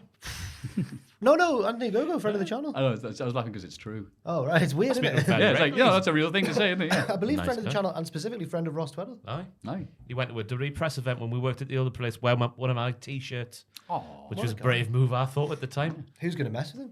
that's it. Cody Rhodes. Oh, that's right, of course. But he's training Butterbean and, well, having a hand in getting Butterbean He's back seen the fit. state of boxing now. He's like, oh, yeah, I can make a comeback. Yeah. So I have an exhibition, it's fine. Absolutely. Chelsea Green and Piper Niven face Natalia and her mystery partner, Nikki Cross, who's on the Eckies. She spends the whole match staring at the hard it's cam from the Kettleman. apron. Kettleman, isn't it? Yeah. Not enough. Ketterman can't keep you up all the time. Nikki eventually leaves, allowing the champions to pick up the win. Worst tag partner ever. Yeah. There was a line on commentary where I think it might have been Wade said Captain Lou Albano did the same as Nikki here in 1998, but it was a bit different. What did that mean? That could mean anything. I know.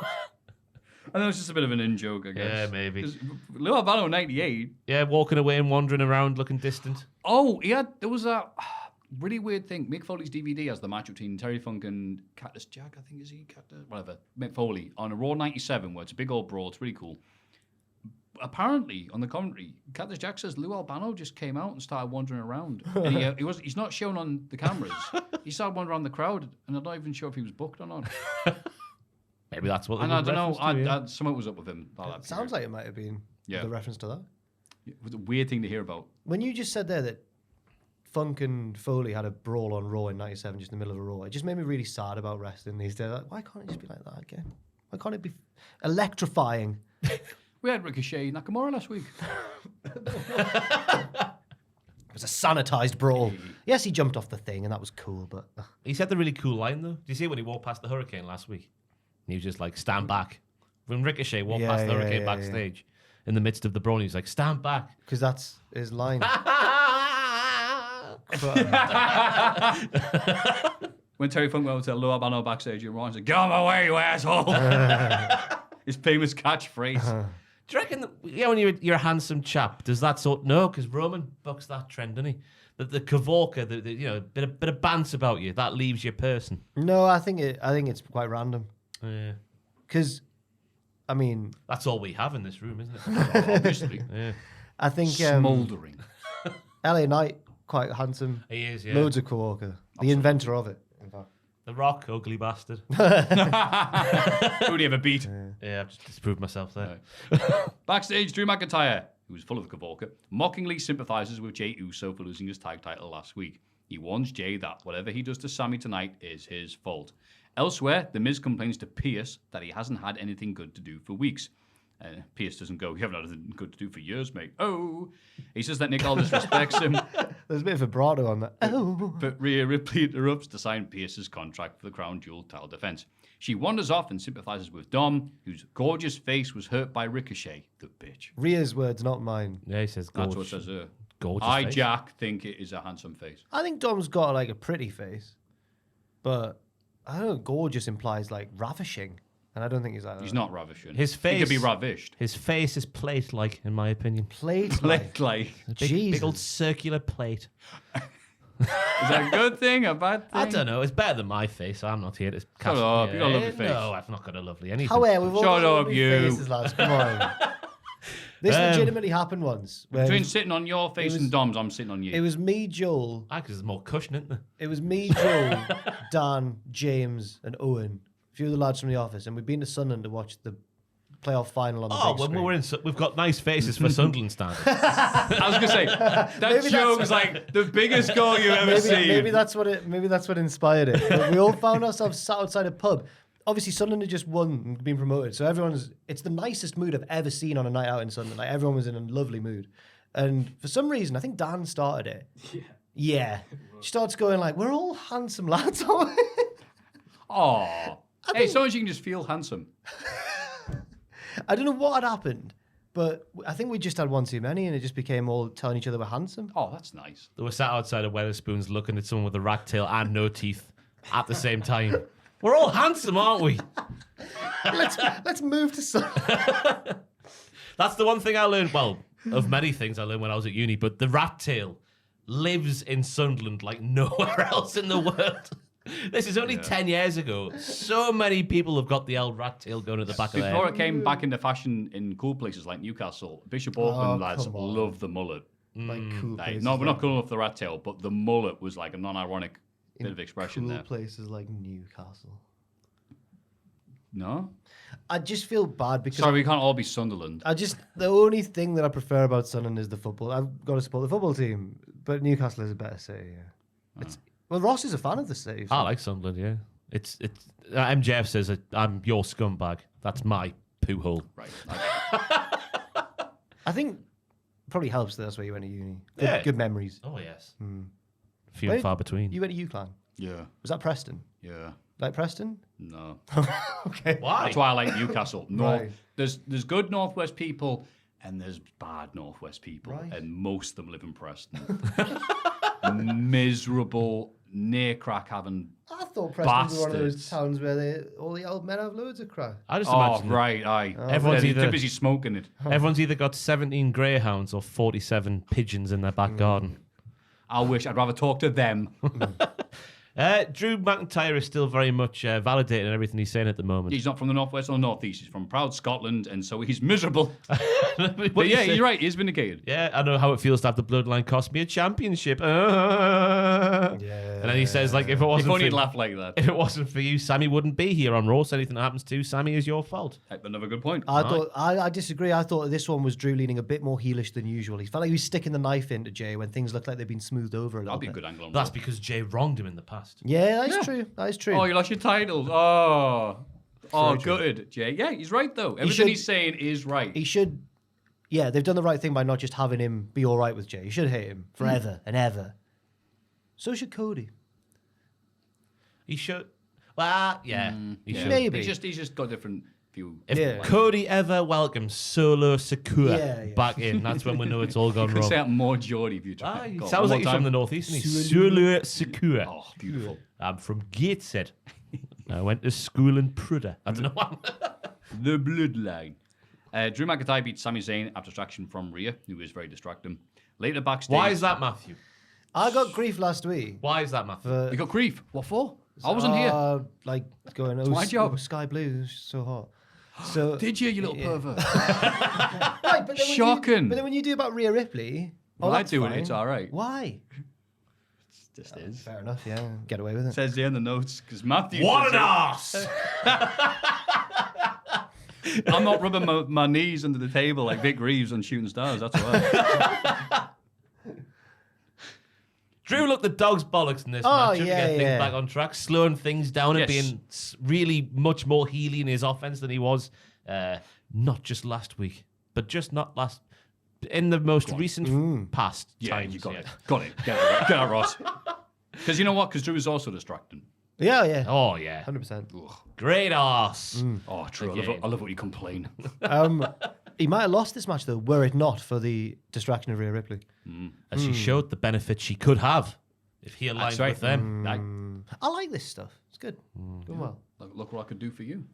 The Sunset Bomb out of the white noise attempt on the middle rope by Sammy to Drew is my move of the week, Joel. Oh, It has not been topped, I don't think. Yeah. I don't know I'm doing that because it's already been a bit. I watched it back for the first time recently, and it goes on for an uncomfortably long time. Well, that sting, yeah. The thing you do every week. How long is it? Must be over 10 seconds. Ooh. It's a full on tune. Like, I want to know. Kind of look like that. I want to Sorry. know when you filmed it and how much preparation. no, it was took. made by someone watching. Yeah. I was gonna say, that's all it is. Yeah. How did they get you doing all the? Oh my! Don't ask that question, Josh. Watch the podcast, innit? Yeah, fair enough. The Kavorka, the sexual Kavorka in this room. LA Knight and NXT could have given enough footage for. You've got. But on that segment, you can see you like saying the words. Yeah, you recorded yourself doing it. Yeah. Did I? Oh, did Richard make it? I think so. It was that long ago. I've got no idea. I thought someone sent it in. I'm pretty sure you must have did done it it. yourself. I can't remember. It's like Joel's rude correction of the He's like week. flashing up on the screen, isn't he, and fading Yeah, out. yeah. Oh my, yeah. Oh, maybe it was then. I honestly thought it was someone sent it in. That's what all the segment starters are. Right, I yeah, was going to they're say, all- I didn't realize we got a new one. Yeah. Oh. Oh. Oh, well, thank you, Ross. And, Thanks and Ross. to me for some awkward Yeah, well, crap. Well, then Ross made the thing so he could complain about it. I think people like the little peek behind the curtain. I appreciate that. I hope so. I can't remember when it became a thing. It's been a couple of years. You look very different now. Did I have a beard? No. Well, it's pre-autumn 2021 then. Wow. That's when I started growing. That was a change. There you go. Oh, so when they make you in the 2K games, no, they put the year next to you. You Beard, next to the Ross. 17 different John Cenas.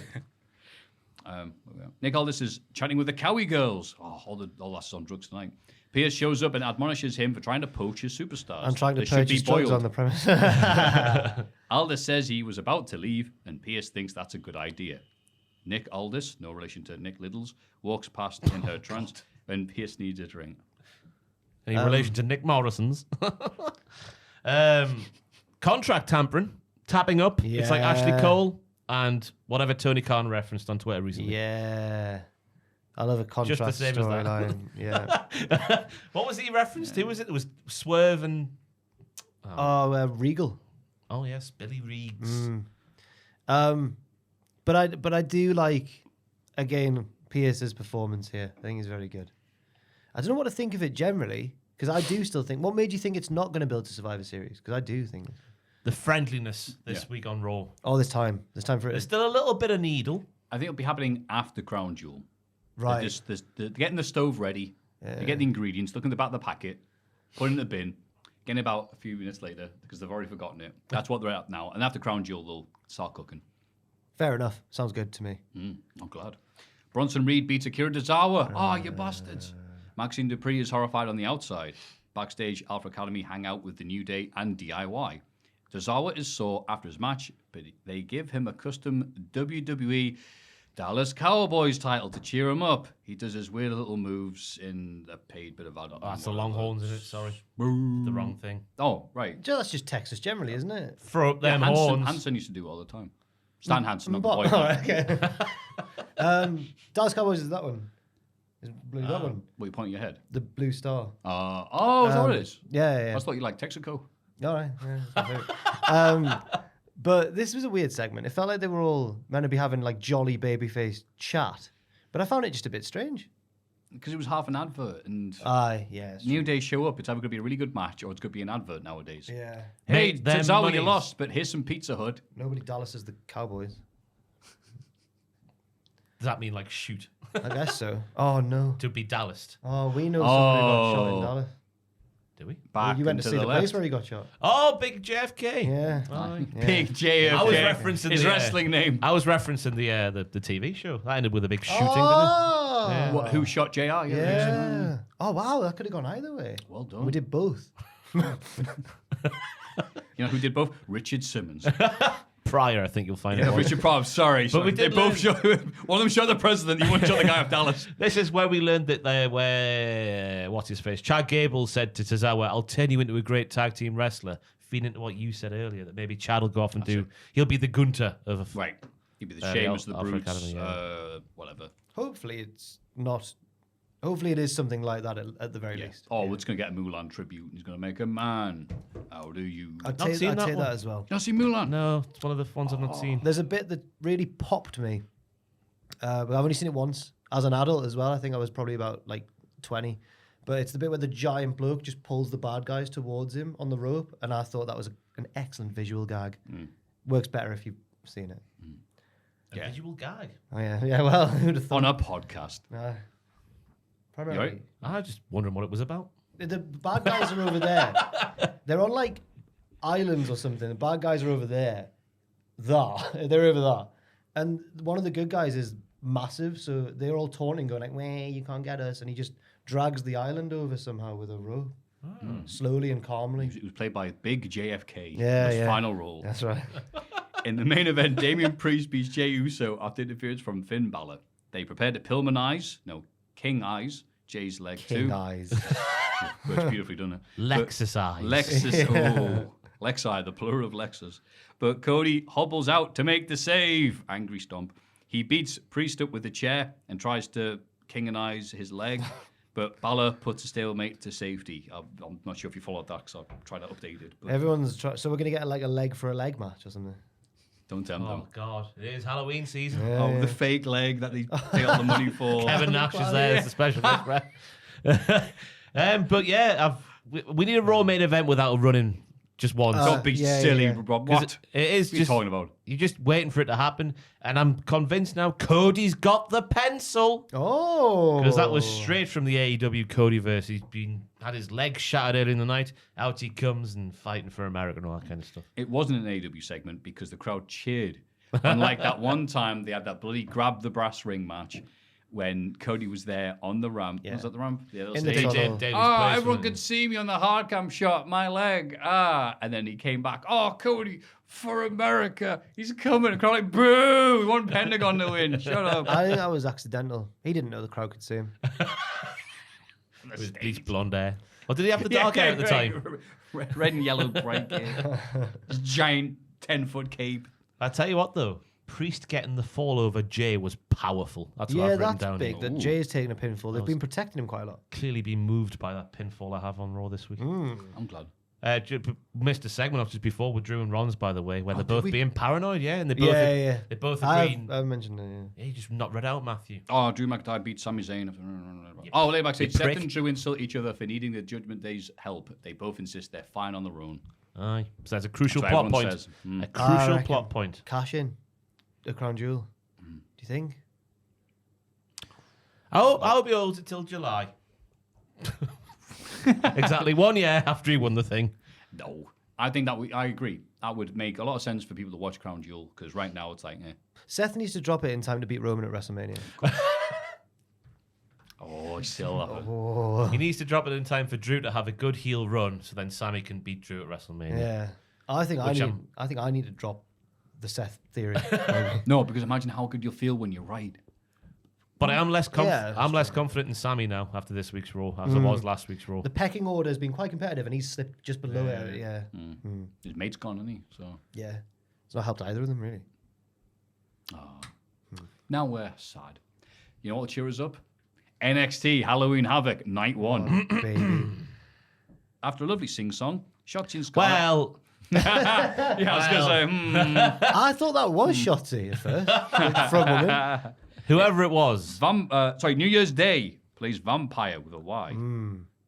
bring Oh, back Yampire. No. Vampire. Like an old... Yampire Jones.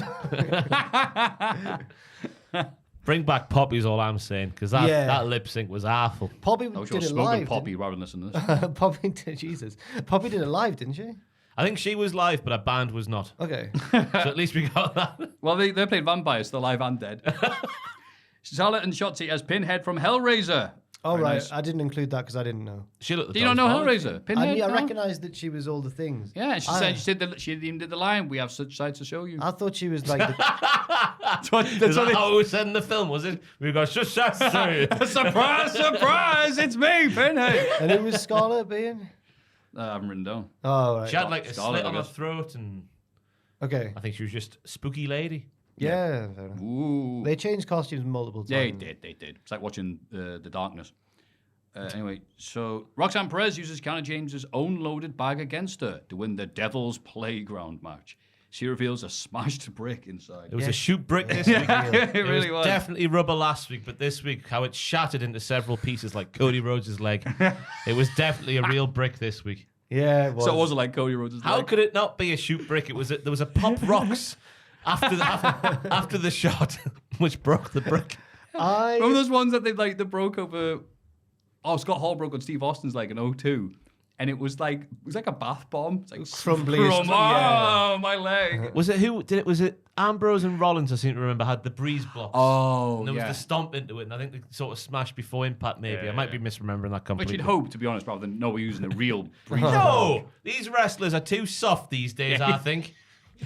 Captain Lou Albano would have done that in 97. And that's why he was wandering around not knowing where he was. Oh, weird that Roxanne was Freddy Krueger and Kiana James was Kiana James. She didn't dress up. As far as I She could forgot tell. it was Halloween. Yeah. Yeah, it's a good point. I don't know why they went with Devil's Playground match. Because the wheel said so. Yeah. Yeah, but They had no choice, oh, yeah, Maffew. good point. Like, the Devil's Playground. Like, is this because we had a bunch of stuff from the Fiend storyline from years ago, or just it's here? Okay. I guess so. Yeah. I don't know, but the action was scintillating in this one. Hey, did you think Booker was like, at least in the opening few stages, he was kind of cheering for Kiana over his own daughter? Oh, I never heard that. He was just trying to say something and keep coherent because Booker just spent the most of the night going, well, this is really good. Yeah, a lot of that this week in particular. I don't think he had any idea what was happening. I think he forgot it was Halloween, showed up and someone dressed up and goes, oh no. I knew I shouldn't have had that cookie. But either was the shoot laptop shot to the back of Roxanne by Kiana, which you knew it was real because she then had to snap the laptop with her hands after doing the shots to the back. Roxanne was using the monkey bar to swing a nail shoot drop kick, which I thought was inspired usage of the apparatus at play. I don't know what I'm doing now. The Russian leg sweep onto the toddler's slide, which was covered in blood, Of course, yeah. which means a toddler with a bloody arse went down that thing. Jesus. It's Halloween, everybody. Those bloody ass toddlers. And then we had Up to no good as usual. we had the power of Kiana James being able to rip off the seesaw from the seesaw frame. And that's all I've got. How did Kiana get that massive welt on her head? Didn't she have one towards the end? I don't know. Like a mark She on her did have that. It forehead. was brutal, isn't it? Oh, the way she got it from. It wasn't the brick. It was pre-brick shot. But Pre-brick. the brick was real, as we all know. That Could be shoot laptop. the shoot drop kick, yeah. No, the laptop was at the back. Oh, yeah, you're right. And that was on Roxanne as well. Yes. Kiana had to pick it up and snap it with her hands to show it was real. Secrets arrested and revealed. I don't know why I had to write that down about the toddlers with their asses. Oh, that was a pre-planned. That was in your notes. There it is there. Oh my god. That's worse. There it is there. Toddler with a bloody arse used that That's even thing. worse. There's one bugger just tapped down and goes, yeah, wait, where's... No, whatever. Hello, Deliveroo. Yeah, it was a crazy match to begin with. Lots of Jackie Chan stunts. Yeah, Just like the main man would have done them back in the day. He'd have definitely done this. If you've got in a fight with him in a playground when he's playing a police detective and there's a crazy drug deal taking place at the Devil's Playground, he would have done exactly the same spot. I hope there's no improvisationable weapons around. Oh, get him away from that swing ball. Right. He'd batter them. Yeah, you'd fight him in the desert at this point, wouldn't you? In a sit-down interview, Kamala Hayes denies attacking Trick Williams. Liar! Yeah, the entire night was that, wasn't it? He says he would have won the match even if Trick was in it, and dedicates his victory to him before cutting the interview short. He's like, nah, I don't need to be talking about this. He is the Triple H to Trick's Shawn Michaels from the SummerSlam 2002 build. It's exactly what they're doing. It's been a while since Shawn Michaels shoehorned himself into a storyline. This is what he's going to do. Like a week. But yeah, because he ends the promo by saying, when push comes to shove, I got to do what I got to do. And he did what he did, I think, personally. I thought that as well until later, and I thought, are they laying it on too thick? Are they making it too obvious that it was Mello? I don't, because they threw a red herring out there at the end of the segment as well, because he does a shout out a Trick, doesn't he? Yeah, yeah. Which, the idiots watching it would throw them off the scent. Would Not it like those throw smart anyone lads. off the scent? Also, oh no, it was in the Ilya one later on, sorry. He said, I didn't do that. I was too busy putting a devil mask on an AEW and attacking people, so it couldn't have possibly been me. Scarlett reads tarot cards to an unimpressed metaphor. Unimpressed? They were very... Dar was very scared. Dar was unimpressed. No, he was the skeptic. He says, we pay money, good, what was it? We pay the money to hear the good news, not the bad news. Yeah. Good line, that. Yeah. Dar even tries real. to calm the others down, telling them not to believe any of it. And as they argue, Akira Tozawa sneaks in and steals the cup. You're right. I was too busy being distracted at the cards. That's it. He's a master thief. He was. He told Dar a few weeks ago. Oh no, sorry. He told two other members of the metaphor, let Dar know that I'm looking for him, and they like waved him away. But he's here now. So he is. He's not a liar. The second person to steal the Heritage Cup. It's not as fresh a storyline as they want it to be. It's very stealable. Yeah, but is that the first time these cards have been right in the history of humankind? Other than being like, tell us a few things about yourself before we sit down. Oh, I can picture a dad you just told me about 2 minutes ago. No? Yeah. Mary loves Jonathan Edwards, what I get. Jonathan Edwards. That was the guy, right? He used to do the... That's the Olympic long jump. No, I know. That's how I remember the guy's name, because it's also the name of the Olympic long I went jumper. to school with Jonathan Edwards' son. Oh. Yeah. El Hio. Jonathan Edwards, yeah. Had to take his place in a rugby match once because he didn't bring his gum shield. I think on purpose. Ooh. Damages running legs. Well, that's absolutely true. Is running legs? Jumping legs. I think he came second in the triple jump in the year. And I think that was... God, that must have been painful for Jonathan. Yeah. David Samaran team. My son. Kids. Second A in the year. letdown. I think the tallest lad in the year won, and he was tall. But anyway. He just walked. He just took a 3 step. strides. There we go. Done. Yeah. What we talking about? Oh, here we go. That don't get silly. Lexus King wins his debut match against Dante Chen, the real one. One of the real ones of NXT, yes. Good lad. Fraser was unimpressed with Lexus King's So was I. presentation. I Oh, felt, really? it was weird because I actually really liked that You like the promo. vignettes, The yeah. vignettes were really Not that good, was like, yeah. oh, he's watching Saturday night, whatever, a dark. All right. And then he did that one promo goes, I'm sick of being compared to me dad. And he got his own challenge, become my own guy. I was like, wow, it's actually a good promo by this idiot. This is great. And he comes out and was, This idiot. he's dumb. And he had this just weak thing and gave him some weird spots to do. I don't think... No, he Maffew. Go on. As we all know in the wrestling, the best finishers are the ones that take upwards of 4 steps to put on. So you've got to get them up and then walk them over to the ropes and then hang them on the ropes while still hooking the head and then swing one way and swing the other way. We'll never see it coming. And it'll be a great finish to a match. It was just like one of those old biddies you see like cleaning stuff in one of the little tubs. It was like, okay, here's your move, and this is what you have to do, rather than him going, oh, can I do that move? I can do really well. No, you're doing this move. Oh, okay. Orton's really good. That's what made me realize. Like, oh, Randy is good. He also had that like clubbing, running blow to the back of the head. Tribute to Ospreay or whatever. It was kind of like that, but I think it just was meant to be like a mean back of the head. I'm merciless. Yeah, Booker went, oh, hit him with the modified something. I hope he calls it the Flashing Blade so it can be a tribute to Alan Robson. The Flashing Blade. This Halloween. I thought that was the finish. And then Dressed up as Alan Robson for Halloween, says Brian Pillman Jr. But then his finisher was that convoluted neck breaker, yeah. Yeah, it just didn't make him look good at all. The bit where it stopped being good from the vignette starting to the entrance was when he got off the throne. I thought that entrance of the throne coming in from the side looked good, but then he just walked. Yeah. And he looked at the camera and said, Brian Pillman is dead. Long live Lexus King. Yeah. And then got Oh, on the ring. that's why he's got the king that. Oh. No, it's because he grew up with someone or something who His raised him. stepdad's Yeah. surname was King, but he's using that with the My real throne dad was motif. Stephen King, famous horror author. He drove a Lexus. So Yeah. My name is Shining King. But yeah, it's such a shame. As soon as he stood up from that throne, I was just like, oh God, it's all gone. Well, As that's, soon as he started, what's that for thing Bruce Springsteen? And then the bell rang. Yeah, really.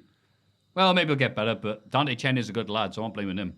he is a good Because lad. he's a real one. He is a real one. Because he follows you back. That's right. He's got nothing else to be doing.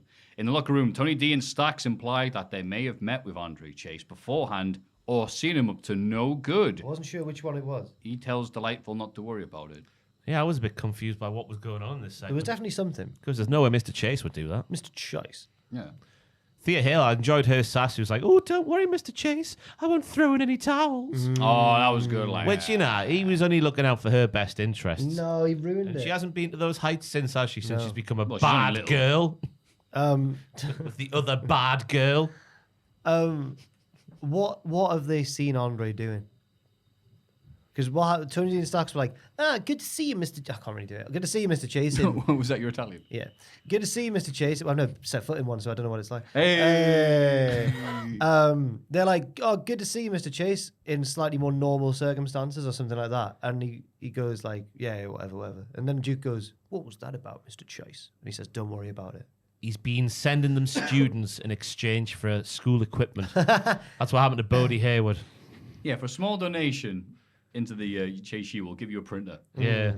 Bodie Hayward was used for a new climbing frame for the playground. Chase U. The other one had blood all over it after a toddler. Hey, don't bring that up.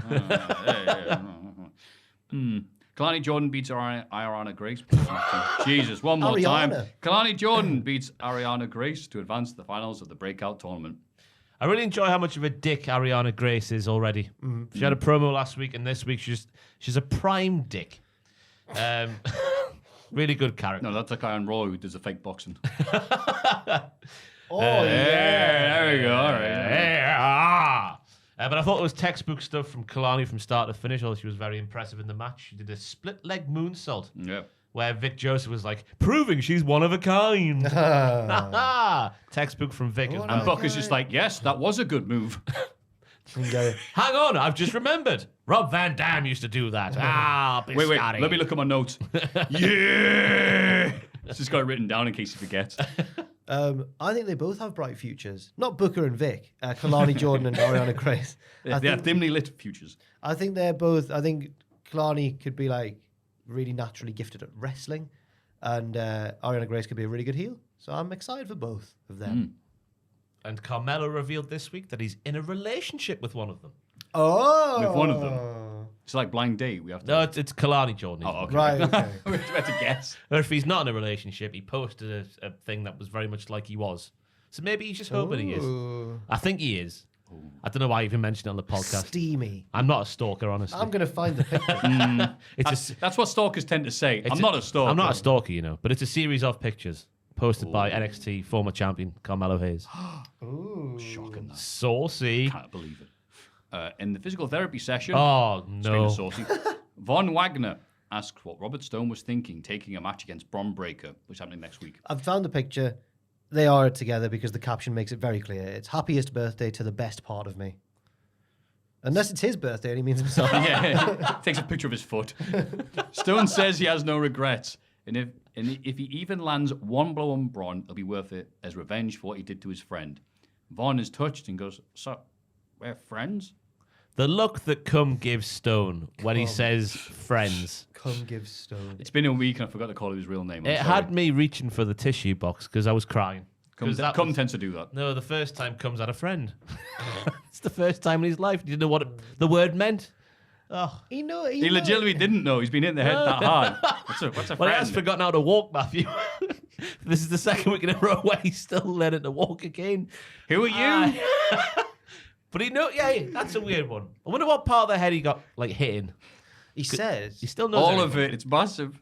He says that he's. Stop That's it now. really nasty. That's a nasty. Yeah, that's nasty. Is it? That's Oh. too far. Real life issues he had on there. Yeah.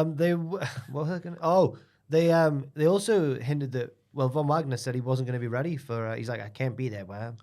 He can't be there at Halloween Havoc. But I thought he was going to run in during the match. When his music He should hits. walk in on those little crawlies.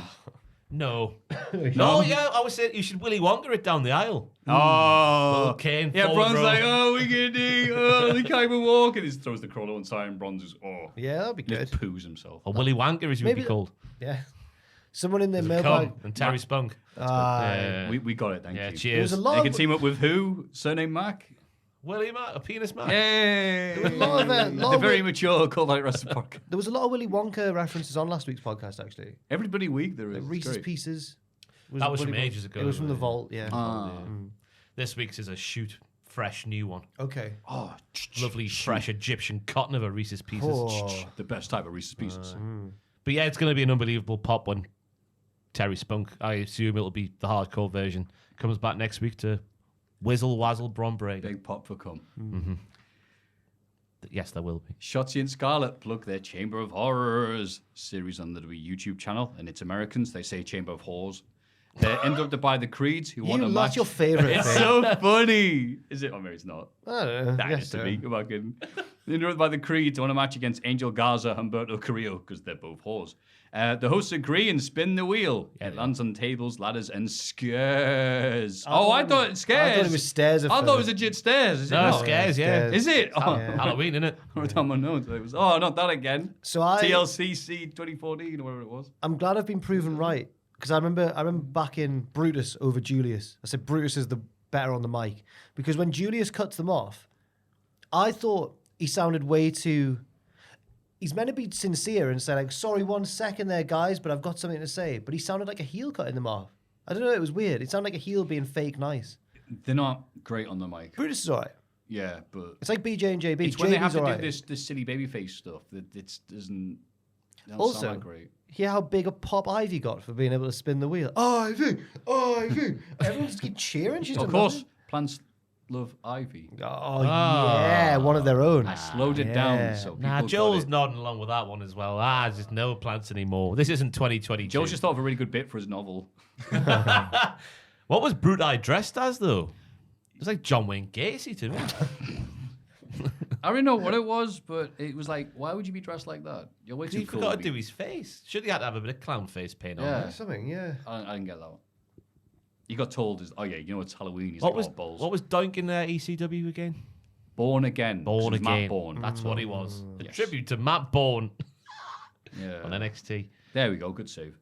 JC Jane tries to pass Andre Chase a crowbar during Chase used title shot against Tony D and Stacks, but he refuses to use it. He declines the dark side. Obviously. The crowbar, obviously, yeah. He's a man of great moral. Yeah. JC gets accidentally knocked off the apron. In the commotion, Andre grabs a roll up for the bloody win and the bloody titles. I really enjoyed the finish. Not just because Chase U won, but also because the naughty girl tried to make the nice teacher do naughty things. That's me. But then... No. But then... Carry on. No. Power through it, Ross. She was Power through it. The naughty girl was then in the wrong place at the wrong time, which allowed the nice teacher inadvertently to get the win. Yeah. Thus proving her her value to the university. A bad wrestler getting caught up in their own thing. Hoist by their own leotard. Duke Hudson, when he's celebrating. Like, Who? Delightful Hudson, Thank you. when he's Thank the you, MVP. Johnny. When he's celebrating, the camera like cuts to a close up of him. And it's the most genuine smile I've ever seen in wrestling. He's genuine, like, I've literally done it. Yeah. And it's a lovely moment. I also like the moment at the end when the ref's going to raise their arms, but JC shoves him out the way just to get in the lineup. It's the little thing. Yeah. Yeah. And they're like, yeah, we'll let her. Dull, even though he's 6'5", as we all know, he does this sell on the apron off a DDT, which a man of a 6'5" height should not be able to do, but he does. And then he does the Gabba. There was the spot when it was the Power and the Glory spot, but I've called it the Gabba and the Ghoul because I don't know what the name was. The Gabba and the Good. That's actually really good. And I thought Yeah. it was over. So when it wasn't, I was, fantastic. I guess you could call it something else because it's a top rope headbutt rather than a splash. So you could make the argument it's not the powerplex. Does he always do, when he's about to do his Dusty Rhodes, like, punches and then he goes, oh, you, and then the elbow. Does he always do the fishing rod? Have I just never... That was the first That was time I can new. rememto seeing That's it. what helped them win. It blew my mind, Nothing to do like. with the crowbar. Yeah. It's just like that fella off Mulan. Yes, Yes. it was. Yes. Look at you. Able to reference it, not even seen it. What a lad. It just threw me, gave me So a bit of a good. crisis of confidence because I was like, "Oh, that's a new thing Duke's doing, or is it?" But I'm glad to hear that it is. Yeah, I can't remember him doing it. He saves it for the big title matches. He does, yeah. He It's would like, have it's done like it. Kobashi's Burning Hammer. I still don't get JC Jane's motivations though. What's she there for? Because remember when she initially turned Thea Hale into a naughty lady, and they did that hug in the ring, and Mr. Chase and Delightful Hudson were looking on, and she was like, "Meh, I've got her now." Maybe we haven't seen her full plan come to fruition yet. Or maybe good just triumphed over evil. Ever think about that? Bless you, Maffew. Yeah. Maybe just These guys are way too pure. If they needed to do someone to do an exorcism right now when they hadn't got a priest available, they could get bloody Andre Chase. unless he's been dealing with the mob, Yeah, that's a bit weird. giving them dead university students No, in they're exchange for goods. legitimate businessmen. Stop this. Yeah, they're in This waste is management. Italian American discrimination, all right? It's time for some hard hitting. Ah! Speed round It's edition, but it was the same length as any hot hill. It's like cleaning up the party that you just had, which is the title win, wasn't it? I've got a hard hitting home too for Nathan. Stop on. tying your hair back so tight. It's literally pulling it out, isn't he not? Yeah. It's amazing how quick it's going. Man looks like the vicar from Always Sunny in Philadelphia. Every time I see him, I just get sadder. That's so nasty. It's really not. Another McPoyles. Yeah, he should be. He should look at the prime of his life, and every week I'm like, are you all right? Cricket, Jiminy yes. Cricket, thank you. yeah, sorry. Do you need some money for the bus? That's so nasty. Nathan doesn't think Dom is Not much wrong with use without the Judgment Day backing him up. He's confident of taking the North American title next week. He just said a bunch of stuff that everyone's already said about Dom, who's feuding with like 9 people already. He's about as useful as a chocolate teapot. He's got one of the most snappable faces I've ever seen. Why is this Nathan Fraser said that. He's as popular as a wasp at a picnic. Why have they forgotten to put jokes in? That was the joke. What was the joke? The wasp at the picnic thing? No, it was Mummy bailed him out there like an unruly toddler at a party. Because he blurred all over the slide. It's like Dickens. It's like Dickens. It's like Charlie That's Dickens. insulting to yes, big, Dickens, to like big Chazza. Tom Dickens, just a lad around the corner. No, imagine being alive when Charlie Dickens was around and reading those words and thinking, ooh, how can he put them down on paper and I can't? Because I can't get my hands on paper. I haven't even got heating. Are we saying I have gin rather than water. It's are much you- cheaper. Are you criticising Charles Dickens as a writer? Is that what's happening? No, I'm criticising. Or Nathan Fraser? Nathan Fraser. Got you. Nathan Oh, no, if Fraser, anything- Charles Dickens are often thought of in the I'm same picking up sense. Nathan Fraser as having the same impact on the world as Charles Dickens did back in his day, yeah. With the words as he is useful as a chocolate teapot. Yeah. Yeah, there you go. He's Flayable dartboard, they're all there. The least likable man in the world. The least likable man in Yeah. the world. And the way he signed off, he was like, that was hard hitting. Yeah, no. You don't do arm movements like that like you think it's badass that you've got your own show there, Nathan. It's not even a very good one. Yeah. Yeah. I hope you get hit hard while you're in your home True. by R-Truth. Or just a train. When you're crossing the What? You, knock, knock, someone at the door. We're all getting a bit Flying hardcore. Scotsman, what are We're you all getting a doing bit here? hardcore Holly here when he's like, "I'll take him to the woods. And I'll tie him up." Who was that about? Was that Mr. Anderson? Yes. That went on for ages Maybe and like ages. maybe and like ages. Mr. Anderson more. It was really cringy. Yeah, and then eventually they made up. All right. Of course they did. It's all fake wrestling. Apart from NXT, which is real. And I can't believe they brought back this gimmick, though. Like, it was dead. I'm still talking about this. It was dead for weeks, and he mentioned it once in that promo with Dom where he turned around to Action and was like, watch this, it's going to be a massacre. And then they brought it back. And Axiom turned around and goes, is he talking to me? Oh, hi. Oh, Dom slaps him. Yeah. Slaps him about. Dom has never been this popular in his life. It'll be a lucky escape for Dom, unfortunately. He'll survive by the skin of his teeth. Oh, I'm looking forward to the match because he's a fantastic wrestler. Oh, he's brilliant. But he should never talk again. Put a mask on him. Put a ball gag in his mouth. Oh my! Oh, God. We went on a Gimp's website last week. What? Yeah. What? It turned out not to be what we thought it was. It was about art and that. Yeah. Oh, that's nice. Not that sort of art. I've seen a clip, is it Iceland during Eurovision, where the guy's got 3 gimp masks on and he has to take 3 of them off slowly. And they're like, can you hurry up, please? He's We're one of the live." performers. No, it's like, now we go to the voting to see who they voted for. Do. And it just goes, I think it's Iceland. And he's just like, he's got a big Bane looking thing. And like, all right, takes one off. There's another one underneath. And That's like, quite right. good. That. Zip, takes off. There's another one underneath. Like, all right, hurry up. And he just goes, Australia, and puts it back on. That's good though. Some fans on social media give their predictions for Becky versus Lyra. Where was our call? Right. Yeah, we're the biggest fans. We're the literal only podcast in the world that reviews NXT. Yeah. Do you think these were real NXT fans, or do you think some of them were paid actors? No, they're all paid actors. Oh, Especially in the Tap pub in the United Kingdom, as they kept calling the it. tap. The Tap pub. The tap. Where's that? During the main event, we'll talk about the Tap pub. Oh, the in- TP. I must have missed that. In the backstage interview, Baron Corbin complains about not winning the triple threat match last week. He denies attacking Trick Willie. Oh, he also threw out some names. Sorry, he said like maybe it's Axiom. Yeah, maybe it's Wesley. Yeah, why would we think of that? Yeah, It's because Mackenzie's a bit of a poo stirrer. She heard Corbin say that he did everything in his power to win the match, and she's like, "Oh, does that mean you took out Trick and not just wrestled a great match like the stand-up guy that he is?" Whoop that trick. Sorry, that's what they say. I'm glad to hear a wrestler just say, "I hate triple threat matches." Yeah. You're like, I would have won that. I haven't even got to lose the match. It's bollocks. It is poo-housery from Corbin to say that though, because I suspect he's the sort of wrestler who would fully take advantage of the triple threat loophole. God, the dramatic irony on show. Yes. The older one. It's like Dickens. Yes, him again. Chaucer. We're going way back in time now. Or Homer. Plato. He's just naming people now. There we go. Aristotle. All of these names are going to be making their debut in NXT soon when the new signings get sorted. That's well-known basketball player cum writer called Shakespeare. Shakespeare. I know, I'm doing Move on. Tom Campbell's been rubbing off on you, So to speak. He's got a strong grip, he has. Blair Davenport wins the lights out match against Gigi Dolan because they went, that's right, that was time to turn the lights out. And they went off a little bit, but you could still see nothing. It ruined one of the high spots of the match is the big old meaty meteora, which you couldn't really see because the lights were turned off. Yeah. But it was on a stack of chairs, and I reckon it really hurt both lasses involved. Yeah. Yeah. I'd be fuming if I was both of them. Yeah. You could kind of see Gigi's hair. Yeah, it's just big hair. It's the one letdown of NXT, the fact that they take it too literally, the lights out. One letdown. The of one NXT, letdown. Right. Them and Nathan Fraser. The gimmick is Nathan Fraser's going to be at ringside doing his show. You have to have the match about just ignoring him. Oh, that'd be horrible, wouldn't I it? don't know. Imagine a lights out match involving Nathan Fraser on commentary. Nathan Fraser starts talking about things that are on his mind.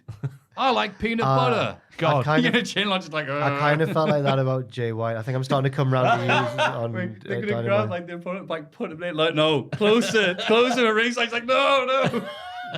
We'll talk about it on Dynamite, but I had thoughts about the Jay White. Oh. I'm starting to come around to the dark side, unfortunately. He's a bit of a real boring side. talker, isn't he, old Jay White? Listen to my exotic accent. Yeah, we've heard it on Home and Away. So yeah, this happened. He's a from Kiwi. New Zealand, isn't he? Kiwi, mate. Oh, whatever. Welcome final. It sounds offensive when you do it, but that's how he sounds. Davenport knees in the face for the pin. 12 minutes 33. Blair Davenport beats Gigi Dolan. Gigi's just rubbish now. In storyline, in kayfabe.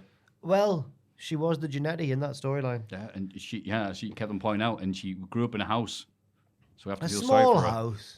But when all's said and done, though, at least Booker got to have a little, hopefully not literal, Thomas Tug. Because when Gigi was whipping Blair with the, whatever, was it a belt or whatever it was? I can't remember what it was now. She was whipping her with something.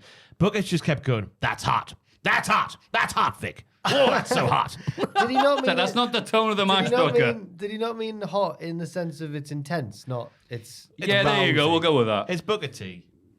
Okay. It was a biscotti short of confirming I what we all... think Booker's loyal to Queen Charmel, though. He often He's name drops not. her. Hey, he is. Everyone in that breakout tournament he fancied. Everyone. Who was it who debuted a few weeks ago?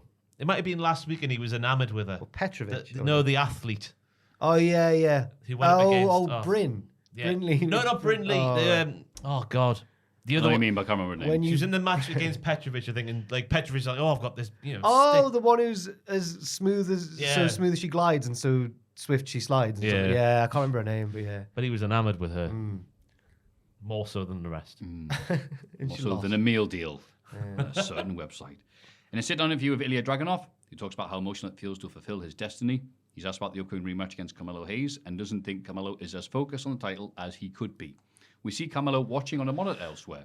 He's interrupted by Shotzi and Scarlett, who says all signs point to Hayes. That was Shotzi and Scarlett, was it? They were Yeah, dressed so as the they twins kept from The changing. Shining. Yeah, they were doing the shinning. You've got that shin. Because Shining King was on the show.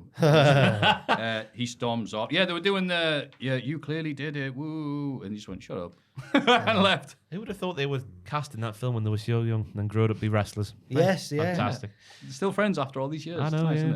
isn't it? Did you just think there were two random women? No, I was just doing a bit. Oh, right. God. God. You're so good. It's like Chaucer sat here with this. Joe Pasquale. I like this line where he's like, I can endure every pain as long as it has a reason. I was like, oh, yeah, you can. Dijak's room. Yeah, I forgot about that. Yeah. I found, I didn't mean to laugh because it was a very sentimental moment, but it's when he goes, I went home to see my son and he held this title and it cuts to Vic going, wow. He's nearly in tears. It's like, right, okay. I also like the bit. It's like, wow, they've been really brave with Ilya Dragunov putting this proud Russian on TV, and it's just like, oh, so Ilya, how you doing? Well, I went home. Obviously, my family are from Russia. I'm from Germany. I'm from Germany. I thought it was always made clear that he's German. You know what? It's just effectively. because I always speaks with picture. the I German think accent. of VXV and the giant Soviet iconography they'd use, and the theme from Red Alert 3, which is very Russian. So now it's just like, I'm German. Shut up. Yeah, and he's got a German accent, I think. His finisher move's a bit Russian, though, isn't Torpedo Moscow. Yeah.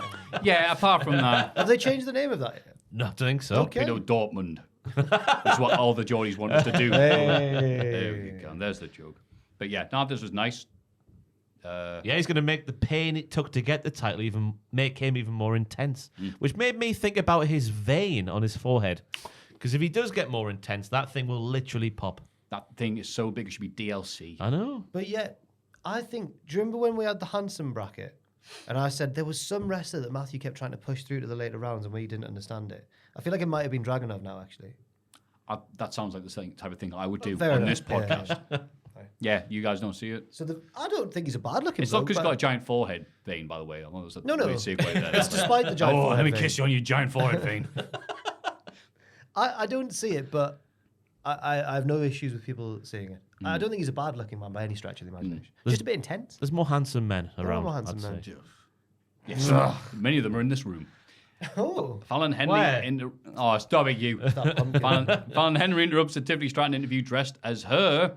She mocks Tiffany as they brawl. I think it was Fallon Henry. I watched it twice just to make sure, and it was. I did see a lot of Was people it? online go, like, wait, like, that was that not just the mock-up thing with the thing? Because it was very well done. Why did she become 20 times more charismatic when she's pretending to be... It was insane. It was really good. Oh, that's it. She's now Ms. Dow forever. I also thought she was shorter than that. Or maybe Tiffany's deceptively short. Well, they filmed it from, like, up to No, now, but so Fallon's taller than Tiffany in this bit. And I always would have thought that Fallon was quite small. those big shoes. Aye. Oh, pair of heels, aren't And they? then Booker did go, which one was which? At the end. He Which I thought was his best legitimately moment of the night. I don't know if it was him playing it on. I was like, wait, what happened there, Vic?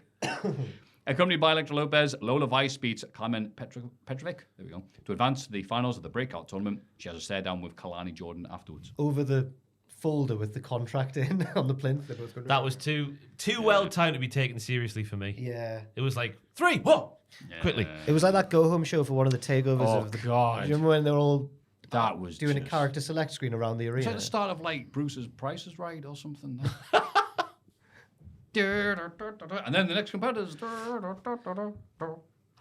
was Sorry. after that was in the weird dark age between peak NXT and 2.0. Yeah, that's why they had to kill it because it was rubbish like that.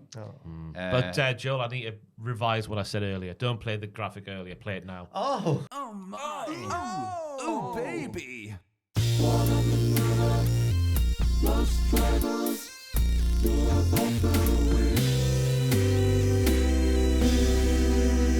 Because Petrovic in this matchup goes for a Natalia discus lariat. Yep. So she spins round, but she then uses the wrong arm to do the clothesline. She just create the central fugal farce with the spin, but then just use the wrong arm, making the spin pointless, and it was fantastic. Oh, it was good, was it?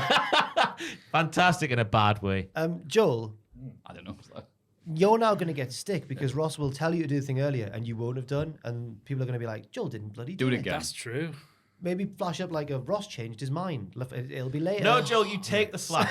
You experience what it's like to live in our shoes. Think I'm bad at my job. Dear Cultaholic Wrestling Podcast, I watched a podcast this week and you forgot to put the bloody thing on. You know what That's happens going to be every the time. worst 2 hours of his life. His Twitter feed's going to be. I full of stopped abuse. watching the podcast after this. Loyal listeners will Yeah. You're No, right. everyone just goes like that. Hits the I skip stopped forward plowing button. me wife to write this email, as I usually do when. There has been a baby potentially conceived to the Cultaholic Wrestling Podcast. Yeah. There has been. Yeah. Devil Morocco. Yes. It's going to be so good we're doing this podcast like in 10 years' time and the kid comes in for a guest appearance. Hi, thanks for existing. All If right. you guys weren't doing this, I All right, wouldn't be here. Swerve Strickland, mate. Oh. That's one for later. hey. Yeah. It's a great black mass for the win, though, from Vice. Well, Oh, well yeah. done, boys. Chase U celebrate their win backstage, but interrupted by Chelsea Green and Piper Niven. Best costumes of the night. Thea Hale and Jessie Jane challenged them to a title match. There was some Triple H-esque subtlety in the background here because Boa appears for the first time ever and takes away Dante Chen, who was sat down in the background. Oh, where's the women's community Jew? Exactly. Oh, Exactly. Hey, Scotty. Yeah.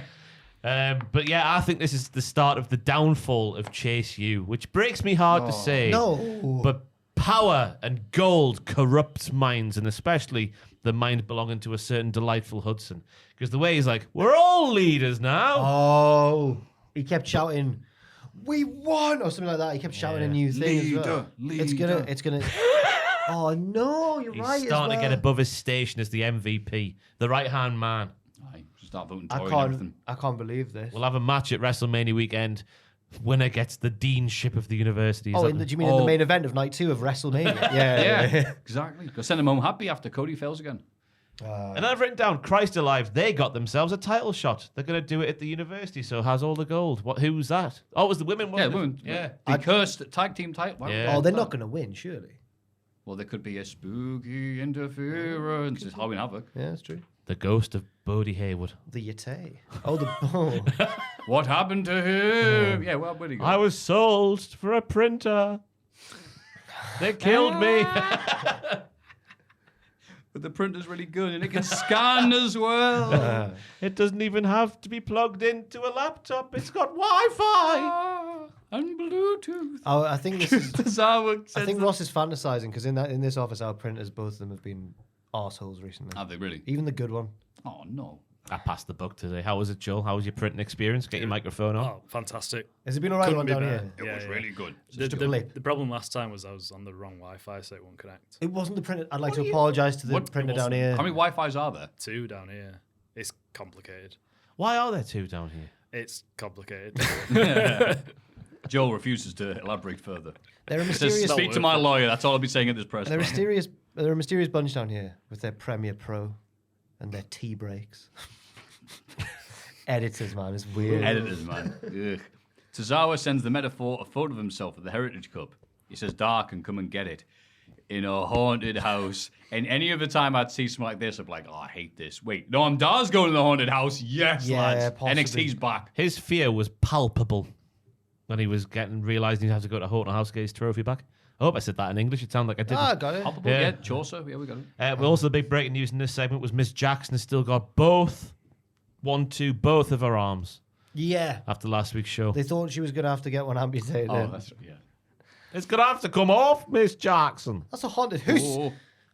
Carmelo Hayes is watching something on his phone backstage. What was that now? What do we think that was before we get any further? Because that's quite crucial. It was... What was his expression? Because I can't remember what He was on TikTok, clearly. I think he's watching Roll your sandwich. footage of people finding Trick's mangled body. And He was thinking, watching security cam Did I footage, leave which any will- clues behind?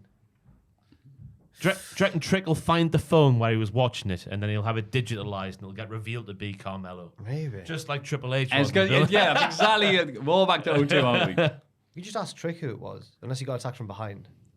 It's revealed to be Trickle H. behind Trickle it. H. But we'll know, yeah. If you got hit on the arse, you'll know it's Mello, because that's as far as he can reach. He's a little small man. That's a harsh thing to say. I don't mean it. He's Yes, you do. a very attractive man. To be fair to him, Carmelo, what can you say? He's only 5'8". He's so small. Oh, I wear so much taller. I know, I'm than Carmelo. 5'10". I'm 5'10" as well. Bunch of bastards. Jade Cargill arrives to watch the main event. Becky versus Lyra. I hope she was watching Becky and not Malaria Valkyria. Oh, yeah. Oh, Oh, yeah, it could have been either, actually. Yeah, that's a good point. Don't put her in NXT. oh, Lyra. Like, No, Jade. oh, right. I got confused. Miss Oh, yeah. Cargill. No, I agree. She's just there to be seen. Big moment when she arrived. Yeah. Like Shang Tsung. No, who's the leader? Who's the evil baddie in Mortal Kombat? Shang Tsung, you all right? I thought he... Yes. No, it's... Mortal Kombat 1 is Shang Tsung, then Shao Kahn's the Shao other bigger Kahn's who baddie. I was thinking of. Not Robert They could- Mugabe. both of them could have... Yeah, and the third one is Robert Mugabe, which is interesting take. Robert Mugabe! People are like, it's a bit weird, that, to be honest with you. But, you know. I caught Maffew with a computer game. With a computer game joke. What's the date? It's the 26th Aye. of October, I've done it. 2023. I don't need to be on this podcast anymore. At It's taken 16:31 hours. However many episodes. Mugabe combat! You can't pick Idi Amin. He's too big. That's not fair. He's like Cheat Goro. code for Idi Amin. Lyra versus Manhandle Slam or become the new NXT. This is my sort It was a really good match. This is my sort of banter, this. Mortal Kombat with African dictators. Fantastic. Right, Another anyway. podcast has been missing. What happened to the match? I can't breathe. It was a big old dick swinging contest, so it was. Lyra was keeping up with all the sort of, posturing and kip-ups and all that sort of stuff. And then we get to the Taps Bar, and to give it its full title, the Taps Bar in the United Kingdom. Bar or pub? The Taps Bar, Taps Bar. in the United Kingdom, which was still open in the early hours of Wednesday morning at 2:30 going on 3 a.m., which I think is suspect. They There are- had a lock-in. There's a couple in Newcastle that are open that late, Yeah. but not many. You wouldn't This walk, wasn't Newcastle. This was the United Kingdom. Yes. you wouldn't walk in with a camera, then walk out with the same camera. Shouldn't they And have those kind chosen a pub in Ireland, for example? That might have made more sense. Since they're both Do you Irish. think they don't realise it's not the same? I was going to say, but I bottled it. Ah. But Ireland is in the. Talk about Mugabe instead. Don't bring that up. I'm only joking. But yeah, what kind of a pub was open that late where they were all watching the show live? The best pub in the United Kingdom, clearly. The Taps Bar in the United Kingdom. Taps Bar. I really enjoyed Becky's, I compared it to a sliced bread stunner. She did like a sliced bread over the top of Lyra and then did a stunner at the end of it. The Diamond Dust. Masato Tanaka. Oh, God, aye. That was He's good. been booked for Deadlock Pro. Ah. Lucky bastards. And the Grizzly Young Veterans are there as well. Masato Tanaka versus the Grizzlies. And you can just tell that You're from the FMW, you can just tell that they're so relieved to be themselves again. Yeah. Yeah, really happy. I would be if I was there. Yeah. Imagine Masato being- Tanaka speaks perfectly. He's like, I'm a big fan of your work, lads. Trapped in the schism. Oh yeah. Imagine that life. The finish was cool. I like the finish. Yeah, all the lasses used all their offense and then had Oh, to... sorry, I thought you went towards the finish. Oh, right. Aye. What were you on about? Yeah, the manhandle slam reversed into the Yeah. roll. Yeah. Yeah. That was it. Nice, sweet. Synergy. Good Yeah. match. Yeah. Yeah. We had the synergy of these two competitors. This is what Becky's been trying to do publicly and on characterically. There we go, good English. By saying, yeah, I want to put over more people, get more people up to the level. Because right now, it's on its arse. Yeah. So here is Becky presenting a case for putting over people. And it's Lyra Valkyria. Yeah, Becky's First Irish doing- versus Irish match in WWE history, they said. No way. That's what they said in the thing. Wow. Those people at the wacky tap in the United Kingdom. Wacky Tap. Whatever the bloody called, they can't be wrong. We went to I went on holiday with my mates once to Barcelona, and we went to a pub that my mate insisted that we go to because it was on a list that he'd found online of like the best pubs in the world. But it was just a really normal pub, and we made him so angry by just always being like, "This is the best pub in the world." It's just a normal pub. Not the best pub in the world now. Not after the league. The best pub in the tab is now the Taps Bar in the United Kingdom. I can't want to go there, the Taps Bar in United Kingdom. Because it's not far from where we live, is it? United Kingdom. In the England. Yeah. Wow. I saw some people saying this is one of the best shows of the year in any wrestling. It's NXT. What? I saw a lot of people are getting on board with the idea of NXT not being a complete joke, as we have been saying for years. Well, I say we, more Ross. I want it to be a joke. I want the joke crap NXT. People- No, I like the hybrid nature now. I agree, yeah. Oh, Because really? then when you say I'm a fan of NXT, people then don't immediately go, huh, their matches aren't as good as the matches I watch because the gimmicks are secondary to the action really going through me, that impression. inside the squared circle. I hate this voice you're doing. You would never see. But Dave, don't you realize That was horrible. That was really You awful. really enjoy Wendy Chu, but I really enjoy a certain Kenneth Omega. Have you heard of him before? Oh my god. I like how it's becoming more hybrid now. Yeah. All right.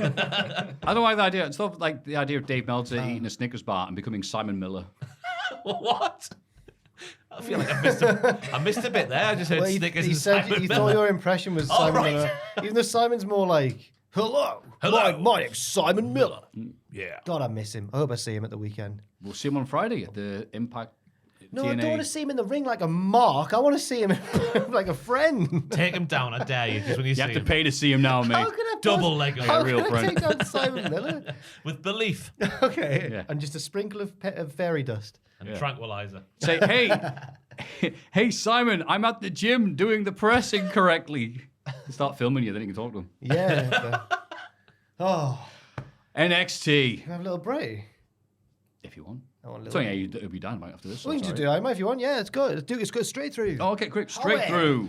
This is No, I wanna Oh, here we go. wrestling, you see. Put on your smart person hat. Here we go. I MJF, need to clarify, because you can't joke about that sort of stuff anymore. You What I can. just did there was highly satirical and not serious at all. Sort of. 100%. I found that, though, as the years have gone on doing this job, you can joke less and less and less, because everyone takes every word you say no. as serious as serious. It's really annoying. no, that's It is just the annoying. Americans. The people in the United Kingdom at the Taps Bar all get it. I've found that discourse has recently become people deliberately misinterpret what you've said, even though they know that it's not what you Yeah. mean. People just try want to and have a feel- fight. yeah. We're talking about this the other day. Like, there's a toilet near us that's been absolutely wrecked and you can't use it anymore. Okay. And people are like, some people just go to public toilets and just annihilate the place, don't they? They take a steel chair at the bars, they poo on the floor. And you always go, why does someone do this in a public place? Some people are just like that. Yeah. In the wrestling comments and in life, they're just there. One of the things that when you've made like a very innocuous tweet about wrestling, about No such AEW or WWE, and then there's just two lads having an argument and you mentioned, Yeah. I'm like, hey, I don't know either. What's going on? Yeah. mute. You can mute just that. I love the fact that, like, good old mute. AEW Dynamite. MJF opens the show. Wait, you're right. I was just getting no, sorry. me throat cleared. Oh, good. Because we need you. MJF opens the show waiting for a call from Adam Cole. But the Kingdom and Roddy Strong interrupt. Strong offers to help MJF against Juice Robinson tonight for the sake of Cole. MJF brushes them off and cuts a promo on Juice ahead of their match. We cut to the person with the mask elsewhere. So yeah, this is where we learned CM Punk behind the mask, because the skyline in the little bit is the same as the skyline in Punk's music Tron video. Or is it just the Chicago skyline and we're going to learn who it is in Chicago? Might be that. Or it could just be an accident. It probably is an accident. It's like the voice modulator goes, I'm not CM Punk. If it's CM Punk, then all is forgiven, and I'm the biggest AEW fan in the world again, like I was. It can't. It's not. It's Adam Cole. Yeah, I think I don't think it's someone we've guessed yet. I think it could be like a totally Jungle Boy. Oh no, That would be a good way of saving that him is if gonna, he is that- coming It back. is going to be Jungle Boy. I don't mind that. You never saw me coming. I'm Jungle Boy. I like the real wrestling, not that fake stuff on NXT. Oh no, he's back and he's smarky than ever. Crimea. Crimea River. My favorite river is in Crimea. Despite interference from the Guns, a fired-up MJF beats Juice Robinson to keep the diamond. Bloody hell, Maffew. The diamond. Because in my head was to say Diamond Dallas Page. It's like, no, the Dynamite Diamond Ring. There you go. Bullet Club Gold beat him down afterwards as the Kingdom try and fail to make the save. The Acclaimed and Daddy Ass run out, so the heels back away. Jay White tells MJF he'll never get his hands on the belt again, while the Guns challenge him to Ring of Honor tag title match at Full Gear. MJF agrees and also accepts the earlier challenge of an 8-man tag team match under the condition that if his team wins, he'll get the belt back. Roddy the Kingdom assume that MJF will pick him to be the partners, but he screams at them to go away. Max Caster's assured that he'll pick their claim, but MJF says that he's always hated them. Caster remains in denial and asks MJF to scissor him, but the champ refuses and walks away. I've split it in. At the top of the round, he's going for MJF it. is confronted by Kenny Omega, who says he has a right to defend his record title reign, and they agree to a title match on Saturday. It's like the end of the thing where you get like, hey, here's some Tic Tacs. Taking too many Tic Tacs, Yeah. diarrhea, headaches. So much stuff.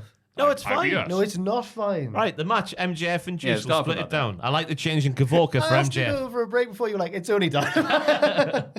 But yes, sorry, yeah. I like the change in Kavorka from MJF because of the story that's been told. He battered Juice in the early parts, and then Juice fought back, and then MJF battered him again. Blood? It was good. Blood was seen. Then we got there was a lot of stuff, wasn't there? Oh my God. The finish with the ring I liked as well because it fit the story that's been told and the fact that MJF is still a wazzock. Yeah. But a nice wazzock. I feel a bit bad for Roddy after MJF called him a bland bitch. We learned last week that Roddy is going to be friends now with MJF because he wants to be friends with Cole as well. He's like friends in name only. He's still being a dick. He wants you to feel bad for him, though. You're falling for his lies. Yeah. So who's MJF going to pick then? Is his 2 tag team partners? The Acclaimed. Do you reckon? He's got 3, I think. It's Oh, an yeah, 8 3 man, tag team partners. I think it will be the Acclaimed. Although Samoa Joe, later, we'll get to that later on. It's sowing seeds. I'll give it that. It was just a lot for Lot one of seeds. segment, and again, like when you watch Raw, you're like, all right, get this, something's happened, and you're either going to see some stuff on SmackDown to cover it all, or if it's that important, you see it on Raw. You're like, all right, and this week's like, you'll be seeing this match tonight, and then later on there'll be this, and on Collision there'll be this, and on Rampage there'll be this, and on Full Gear there'll be this, and then you're like, just getting your calendar out going. Yeah. Noughts and crosses going, all right, my head's blagged, and I don't care about all of these things at once. People It's a used lot to take in. People used to criticize AEW for this in the earlier days of the promotion when I really didn't mind it because it wasn't that much to me. I thought, oh, this is actually quite easy to follow. But even I've got to admit now, like there's way too much going on. Because MJF's doing everything. I think that's the point though, because I like that everyone's gunning for MJF. Yeah, that's all right. But at the point, you're like, bloody hell, this guy's stretched, isn't he? He's doing everything apart from main eventing any more pay-per-views for some reason. That's weird. Right. Yeah. Hey, if they shoved a broom up his ass, he can clean up the arena afterwards. As well. God. So the match of Juice I liked because it was like, all right, let's just end the storyline. I beat you up, which is made you bleed, and I was like, okay, that's just out the way. Okay, fine, happy with that. It's a TV match and gets out the way that storyline that no one's gonna ever mention again. Didn't work the way I wanted to. Let's just move on from that. Good. Then Jay White's like, I've got your title, when I'm going to talk, and I'm not very interested. I'm like, all right, great. He's just a series of catchphrases at the minute, Jay White. And then when he tries to say anything of substance, he just doesn't say it very captivatingly. There was a bit on commentary where there was a near fall where MJF nearly pinned Juice. And it was the first time, this was the turning point, unfortunately, for me, for Jay White, where he does this fake worried, and he's going, no. And I was like, I don't even believe you. It wasn't convincing to me. It felt very acted. If that, I know everything in wrestling's hammy, but it felt even a bit too Shouldn't hammy feel for like me. it, yeah. Omega's bad at that, though, and I still like him as a wrestler. I still like Jay in the ring. Oh, yeah. Jay White and Kenny on the mic. Oof. Well, Kenny and MJF, I was like, this is a weird energy in this promo. Yeah. Because Kenny's all like, yeah. Why was he shirtless? It's Kenny Omega. But no, that bit made sense to me as well because Kenny Omega has the longest reign at 346 days. MJF's at 341 days. So Kenny needs to beat MJF to keep his record. 3 days, bitch. Yeah. Unless- Which at least is responding to MJF calling him a bitch earlier. Yeah, so If that's MJF signs for Bayern Munich, that's the only way that will be saved. Football. How's Good, that? though. That was good. How's MJF going to beat him? You can't beat Kenny clean in kayfabe. Kenny's too strong. I think like Roddy will come out and help him, and just like, I don't want your help. That's a good, you've Roddy will got run it, over his yeah. foot or something. It'd be good. Adam. In a Wardlow vignette, he talks about wanting to take everything away from MJF. Get in the line, mate. It's like Argos. It's like, get That's your the point, ticket though, and Maffew. I think that's what they're going for. Yeah. It's good. Everyone's gunning for the champion. Yeah, I like that. Yeah. It's like it's a good Batman storyline where it was like, was it Nightfall? I think so. It's been a while since I've seen What's it. going Where on? like the prison got like the I Arkham Asylum dunno. got a big hole blown up by Bane, and so Batman spent like a week catching everybody with no sleep. And at the very end, there's Bane going, "I'm tired, Batman," and Batman's like, "Oh, come on, mate." Oh, yeah. And Bane just breaks him in half. That's good. And I think this is a good result in that. MJF just could be completely shattered, which is what they're going for a bit with OC, but then kind of dropped it near the end. It's like, wow, Orange Cassidy's had 100 title defenses and he's knackered. Still wins every time though. Well, it was a roll-up every time, wasn't it? It was a get-out clause. Yeah, but I think we'll do that, but with less like roll-ups and stuff. Yeah. Hook teams with his dad's mate to beat the Dark Order. Just his dad's pal. Pick to hand. Aye. They caught him marking out after the bell. One of, I think it was Shivani or someone was like, Taz, is that a smile on Hook's face there? Is he doing a bit of a smile? I think he's just a big RVD fan. I reckon it'd be great to say, I have no idea who he is. If For my time, mate, sorry. If Hook doesn't know who that is, apart from times he's come round his dad's house to hang out, that's I reckon fantastic. he went, Dad, who's this? And Taz looks at RVD and goes, he's a bitch. The one incident where they- like I Taz thought is they- being like Tazish, and then you heard the story, right? He goes, pick a hand. how many goes pick a hand? Oh, the pick a hand. Yeah. Was that to Taz? Yeah. Oh, I always thought they got on. Maybe I think it was just that thing. one moment. I Right, think okay. Anthony's and other people have said Taz has sometimes got right. And to this day, because Well- Shivani brings up on commentary, when Taz is right next to him, goes, yeah, Taz sometimes takes himself too seriously. I'm always surprised. Punch the face, he's all right. I'm always surprised that Taz is always so up for a laugh and so self-effacing on commentary because of his past and because of the way he was. Hey, when you're a hard lad, you can do that. When Kurt you're- Angle. Yeah. All right, put that sheriff's hat on. No, he's the hardest man in the world. Yeah, he can now, Taz, yeah. But would he be able to still go now? I don't want to. Nah. I don't wanna- Well, I don't He's know. lost a lot of weight recently, Taz. Oh, I reckon good he for can him. Still batter folk. Oh, fair enough. I love him. Batterman Jones over there. Bannerman Joe. But yeah, this was just a match. Wait, just a match. It was Rob Van Dam again. He comes out with his entrance. He's looking a bit stiff during the entrance pop. Then when he's wrestling all the moves, he does it like it's 2002 again. No, wait, I'm doing the beautiful people. I was trying to do walk. I can. Oh, yeah. There we go. He's one of a kind, you know. Yes. Thank you, Vic. We see Tony Storm's latest silent film, Hold That Butler. Oh my God. Also I starring could not- RJ City and Dr. Luther. Yeah! Sure, why not? That's the original death dealer who deals death. Yeah. And now he's a butler. He's back. It's also implied that she'll have a title shot at Full Gear. What title's Dr. Luther got? No, against Hikaru. Thank you, yes. Yeah. Is that what's Swing and a happening miss. on November the 18th in Hollywood? Is it Full Gear? I think so. Is it in Hollywood? Let's have a look. I assume it I must don't know. be. Yeah, it's in America. I'd hope so. It's in the It's in the Taps pub in the United Kingdom. She ate a clementine in a very interesting way in this segment. Oh, dearie. There's some analysis for you. She just took a bite out of it like it's like it was Like an an apple. apple. Yeah, but it wasn't. It was a clementine. Shocking that. Yeah. Full Gear is in Inglewood, California. Yeah. So not New York.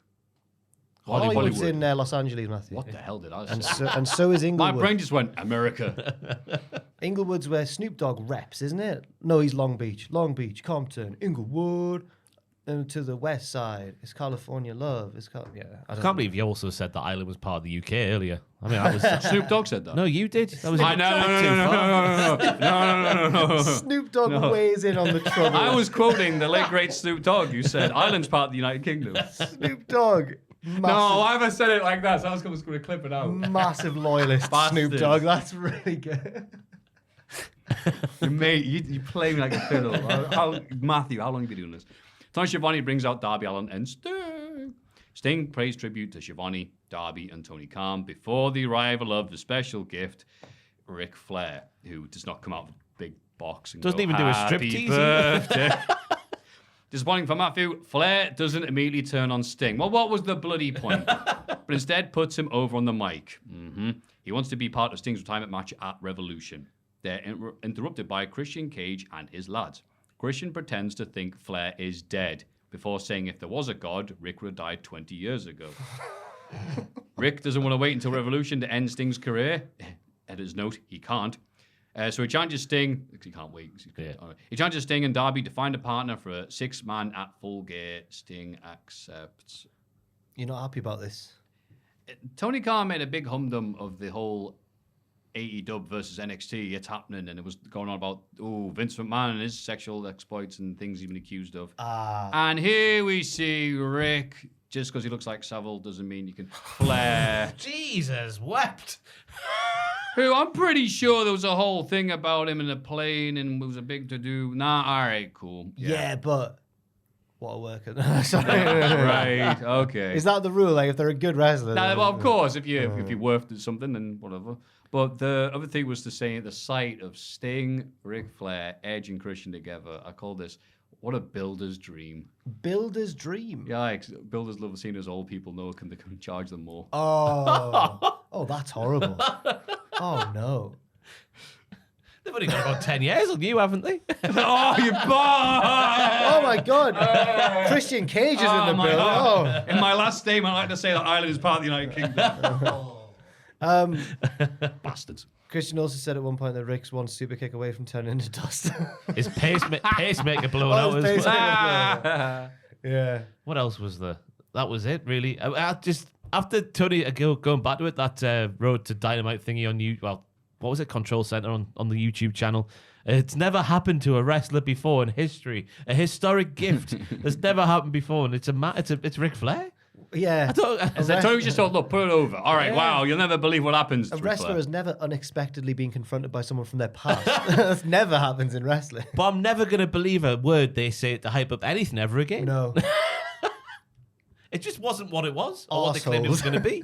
I'll say this, that I did like Steve Coogan's performance as Ric Flair in the BBC drama. Oh my God. I've not watched it yet. It's really good. Yeah, you were saying it was. Coogan nails the role really well. Woo! No. Jericho has a subdued sit-down interview with Renee. I need to sit down after watching all that. He talks about the loss to Powerhouse Hobbs, indicating it might be time to take a step back, or time to get revenge. He says that Don Callis may have a whole family, but Jericho has a lot of friends too, and some of them are even bigger than Hobbs. Right, who Bet, does he bet mean? you're really happy. I bet you're really happy, Maffew. Oh, I thought like Jericho's really happy having a friend bigger than Hobbs. No. Oh, right. Because who was the friend? Who can it be? He's bigger than Hobbs. Big Show. He's in AEW, yeah. Jerry's Show getting back together. Oh, The I theme. know about that. They can do the theme. Where's the big Paul White? Well, it's the Paul. I don't know. I thought you said he's got friends bigger than. I was in my mind for some reason couldn't get, even though he's got no history with them. I was like, it's the AOP. He's going to bring in the AOP. I don't know why. I found the first half of this interview far more captivating than the second half. When he was being insecure and he was all like, yeah, you know, sometimes you just slow 2 down. seconds. And then he goes, oh, maybe it's time to get more intense. I was like, oh, Chris. I'm like, oh, come balls. on, Chris. I wish Powerhouse Hobbs just was in that last segment beating up Sting, then Cage, then like, oh, great. Powerhouse Hobbs is the new 911 from ECW. Right. I also keep forgetting that Hobbs is in the Don Callis family. My brain hasn't yet caught up to that fact. Yeah. He didn't hang out with them as much. No. He doesn't like them, the weirdos. Yeah. Oh, but it's not going to be a classic Jericho feud where he's been thwacked by Hobbs already, but then gets the consolation goal, but it's the last thing that happens, therefore he wins the feud. Is it, what time of year cynical. do they do Blood and Guts? Like March, April, May sort of time. Okay, fair enough. It's War Games, yeah, time now. It certainly is. In the other company. In the other place, yes. Horrible place. Stinks. Hangman Page and the Young Bucks retain the Ring of Honor 6-man titles. Hey, they do have them. Against the Hardys and Isaiah Cassidy. After the match, Swerve Strickland and Prince Nana are shown breaking the Hangman's house my on the God. Tron. Whose house? Hangman's house. Sound really happy. Yay! Oh, God. Page rushes out the arena. Against Nana's objections, Swerve heads the bedroom and stands over Page's son. Jesus. He says that Hangman Jr., El Hail del Hangman, will pay the price for Page's actions, but not today. He leaves a t-shirt as a reminder. I mean, every cloud. What kind of You're growing to it. What kind of like traumatic Disney intro is this? Like an evil man came once and left this T-shirt. You'll find out one day what it means. Yeah, I thought he was done with Hangman Page. What? I thought... Well, Hangman cost him a number one contenders match for the TNT Championship. Yeah. And in response for costing him a number one contenders match for a mid-tier belt, he's broken into his house and intimidated his baby. But he also, Who can blame him? who won the Hangman and Swerve match again? Was that Swerve. That was Swerve who won. Swear. Because he starts the pro by saying, "This you took something from my family in terms of like a payday and whatnot. So I've got to take something from yours." And I was, why was going to steal the baby? Oh yeah, I thought he was going to steal the baby. But no, he rips the baby's patent, which I thought was too far. I'm glad that they didn't. I'm glad that Hangman's clearly gone, can we not have my actual baby in shot? Like, you don't want the baby to be actually scared. Yeah. Yeah. I'm glad they didn't actually have the baby in. Especially if the Gargano has proved they'll be fine. Especially if Gargano's history's wacky gone. and lovable. Swerve's scary. No, but they had Grayson Waller fighting on their very dead grass. Oh, they did, yeah. The real baby. A needless shot of their front lawn there. Johnny, stop. Johnny. Oh, so He's a miracle grow on that. Where's Oh, Mark? have you seen those little dog Probably things? only I've about been 5 months old. It's meant to be small. Mark Quinn? Where is he? Apparently, I saw this asked on Reddit not too long ago, and I clicked on it because I thought, I've been thinking this.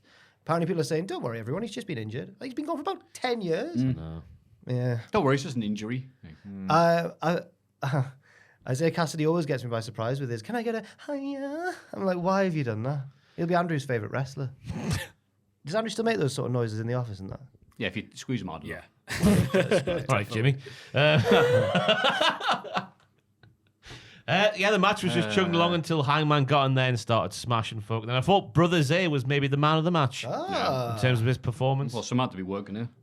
Yeah, even got to do the silly string with Jeffrey, Nero Hardy, Good lad. and a massive toe pay to the floor. We... Yeah, that's right. You're like his hype man. Yeah. I like the finish with the shoot buckshot out of nowhere, which then bled into the... Yes, he shot him. It might be next week after what happened in his I was house. going to say, yeah, this match is whatever. It reminded me of the thing that went around this week that showed the people who have had the most matches on AEW TV this week. One of the people on that list was Matt Hardy. The other person was Jeff Jarrett. And people went, where's the elite on this list? Here they are. Those days have gone. It's not a revolution anymore, AEW. The revolution is over. Yeah. I don't know who won. It always used to start with, who was it who used to rock up? And I was like, it wasn't Jeff Jarrett when that rocked up. I was like, remember Cody? Like, oh, we're going to do a revolution in wrestling. See, they're going to take new heights, never seen before, that sort of stuff. And then Jeff's there. They've like... But I like Jeff. If it was a revolution... And then Jeff's there. If it was like a revolution, then they've annexed a small part of the country and they're still ruling over that. Yeah. Fiefdom. Ooh, good. Often you hear the word fiefdom brought up in But conversation. WWE is still Especially in a very wrestling podcast. But WWE is still very much the sovereign, the monarchs. Right. They're happy with the bridge. Yeah. They've got a duchy. Oh. Mantel's there. Pass it on. Hey. But, oh, man. That's what you said then. Free him, in my opinion. Backstage, Darby and Sting trying to convince Adam Copeland to team with them at Full Gear. But he refuses because his friendship with Christian is more important to him than anything in this business. Sting says Ric Flair taught him how to see through manipulative people like Christian, and Adam should listen before it's too late. Yeah, you learn because Ric Flair was that guy turning on you every week. I think that's what he meant. Yeah, that's what he did mean. That's why he said it. Yeah. With his own mouth. I don't think he meant that Rick literally signed Yeah, but he's just down. be friends with him. Oh, okay. Yeah. But Rick's an old man now. Sting, He's not going to do he it shouldn't now, is trust he? people. Why? Because they do the stuff like this. Punches him. It was good when he said, I know what it's like to have the blinders on. It's like, at least you're self-aware now, 30 years after the fact. Yeah, well done, Sting. Hikaru Shida beats Ruby Soho to retain the AEW Women's title. Toni Storm and Luther interrupt their celebration all gracefully. Yeah, they were just sort of twirling around. Yeah. It was captivating. It was more interesting than the match. I was just about to say that, yeah. It's such a shit, 'cause it's not the women's fault, because it's the way they've been booked. Like, why would you care about Ruby Soho getting, like, a title match here when she cut one promo where she said, I'm going to win a title.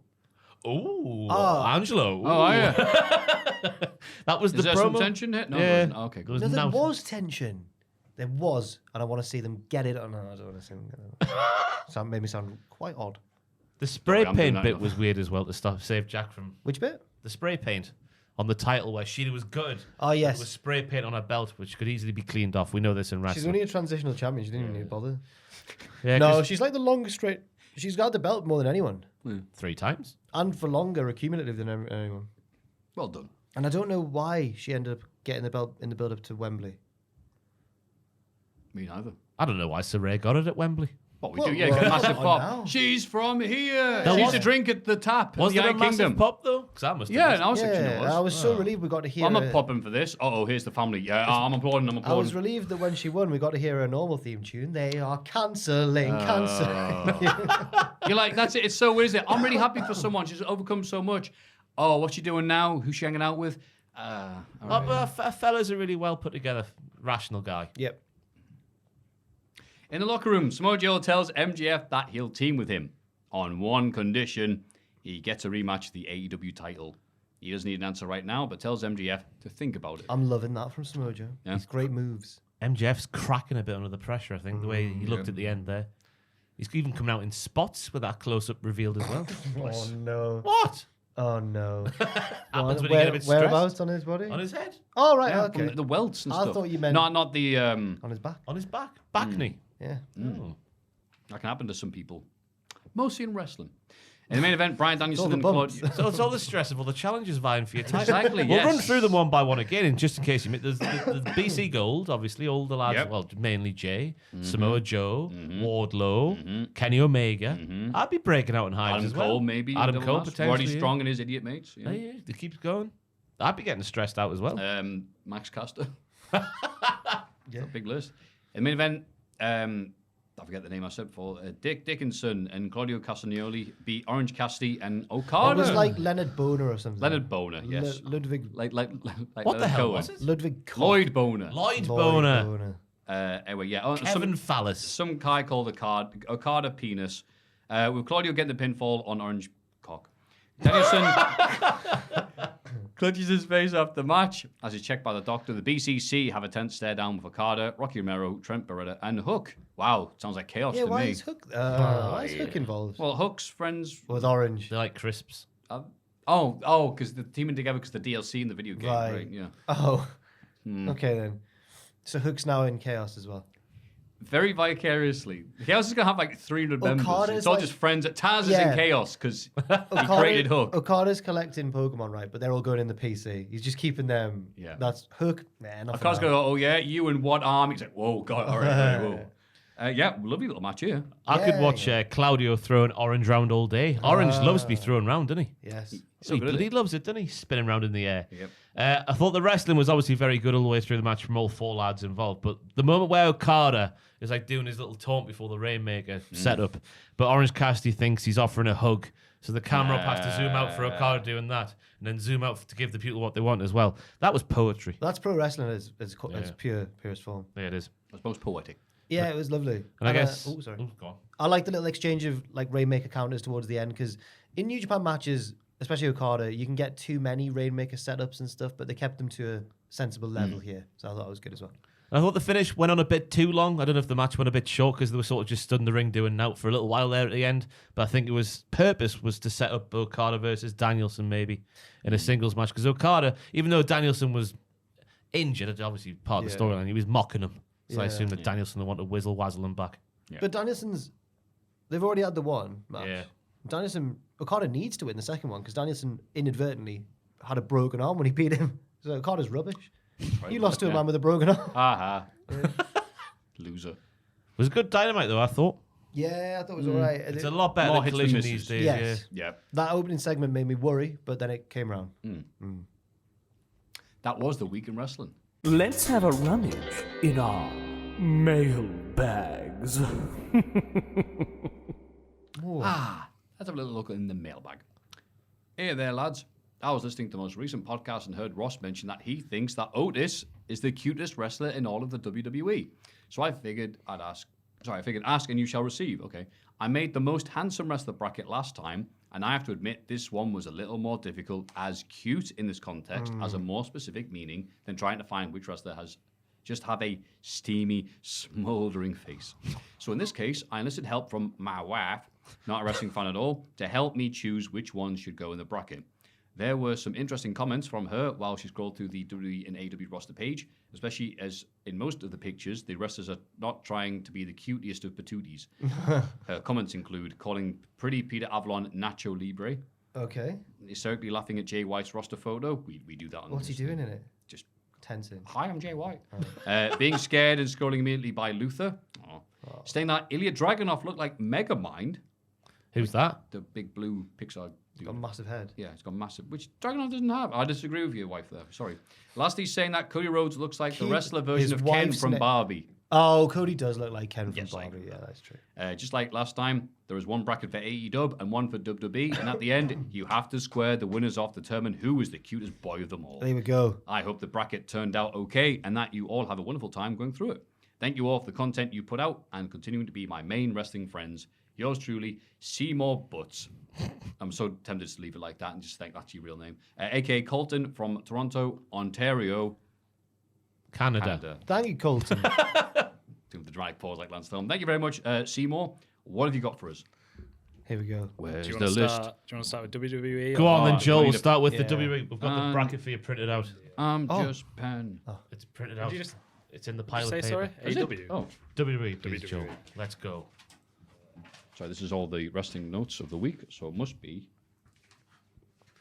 So we're giving you a black pen. We're giving you a black pen, Maffew, and it's also a black paper as well. But this is blacker than black. See? Ooh. Blacker than black. Okay, so start off with WWE. So we're here first. It's a bit of a wrist piss. OT's gets the the bye the first. Okay, so Joaquin Wilde and Brutus Creed. Well, I'd go Joaquin straight away. It's cutest. I'm going to go Brutus. Oh, I'm picking Joaquin. Damn it. He's too You think he's manly. cute? Yeah. You don't think Brutus is? He's No. like a teddy bear. Nah. Noam Dar or Oro Mensah. No, I'm Dar all day. No, I think he's got a dark side, whereas I think Oro Mensah is just Dark side. whereas I think Mensah's just a lovable idiot. So I'm going to go Oro Mensah. Yeah, Noam Dar a few years ago, yeah, but now he's a proper big lad. I'll pick Oro. Dar used to come out like a local scally, like in tracksuits and that. Aye. Yeah, you He's can't... cute in it. I'll steal your bike kind of way. Tyler Bate. Brooks Jensen. Brooks Jensen. BJ all day. Yeah, Come on, yeah, man. yeah. He's a virgin. Well, you know, is he? He's a virgin, yeah. Is he still here? Don't know. That's a cute thing. Nah, that sounds so bad. No. Kofi Kingston and Xavier Woods. Oh, come on, man. Kofi for me, you know. Ooh, cuter. Oh man, yeah, Kofi because I think Xavier is just a little bit too smug. He's That's it, also, innit? I think Xavier's dashing, whereas Cody goes more towards the cuteness. That's a good shout. Yeah, that's a good argument at KK. Tyler Bate and R-Truth. Tyler Bate didn't get through. He's in twice. Oh no! Why you put Tyler Bate twice? That cute. He's so He's cute. so cute. Tyler Bate or R-Truth. R-Truth. He's not R-Truth, getting in. yeah. He's trying to cheat his way in. Get out. Montez Ford or Tyler Bate. No, sorry, it's Chad Gable. Gable. I'm going to go Ford because of the presents he buys Bianca Belair. He bought her a boat. Oh, Jesus. Really? Aye. I still remember seeing that once upon a time, I'm sure, Oh. when I was stalking them. Like I do all the wrestlers, apparently. I know you meant online, but I'm picturing you the other side of the harbour. I was in the boat. Where to, Stephen? I'm picking Chad. Okay. Sorry. So, Joaquin Wilde versus Otis. Otis. Otis.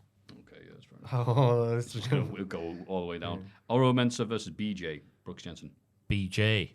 All day. Oro Mensah. Oro. Oh.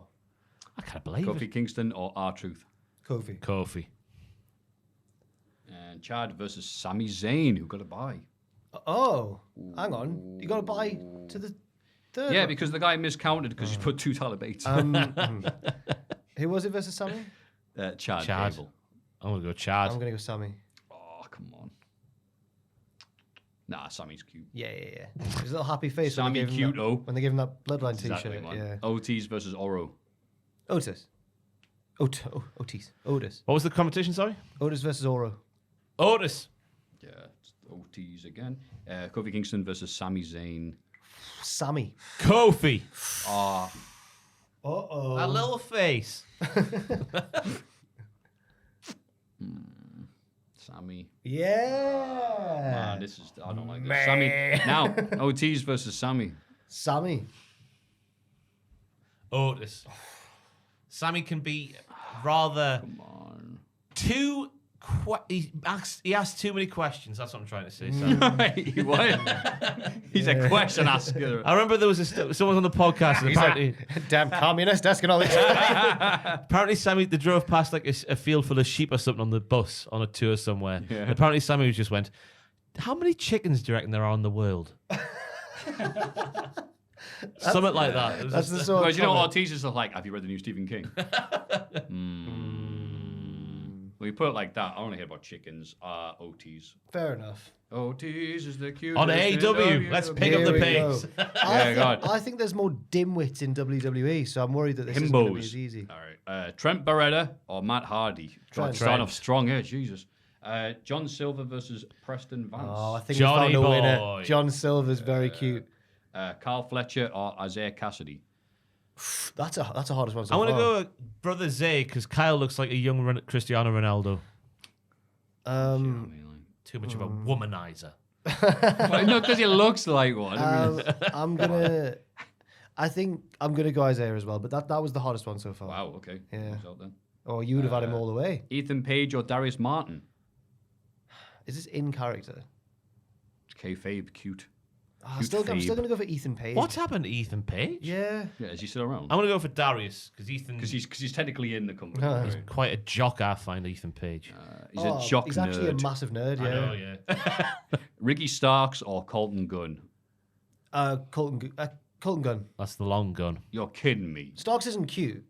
Starks is too hot, yeah. He's it's too Colton Gunn. sinister about his You handsomeness. picked this up just so we could eliminate Ricky in the first place. Sorry. Keith Lee or Takeshita? Takeshita. Takeshita. Show me what's under that leather jacket there. Kanosuke. Oh, fuck. Max Caster or Trent? Max Caster also got a buy. Until very recently, I would have said Caster, but I'm going for Trent. Yeah, Caster's a creep, isn't he? Yeah. He's a weirdo. Yeah. What the hell's he Trent. doing here? He didn't belong here. John Silver or who we put then? Brother Zay, innit? Cassidy. Aye. Johnny. John Boy. Silver. Darius Martin or Colton Gunn. Darius. Yeah. Okay. Takeshita or Anthony Bowens. What's going on with these brackets now? I'm still going He's to got Takeshita. Yeah. For cuteness, Yeah, cuteness. Yeah. Takeshita. Yeah. Bones is dashing. Yeah. No one's going to follow me on Twitter after this. Uh-huh. Trent or Johnny Silver. Johnny Silver. John Boy. Oh, wow. He could go all the way. Yeah. Darius Martin or Takeshita. Takeshita. Darius. Just to put this stuff on Maffew. The here. power is in your hands. Joel loved that. Good take me out reference there. Takeshita, just for that.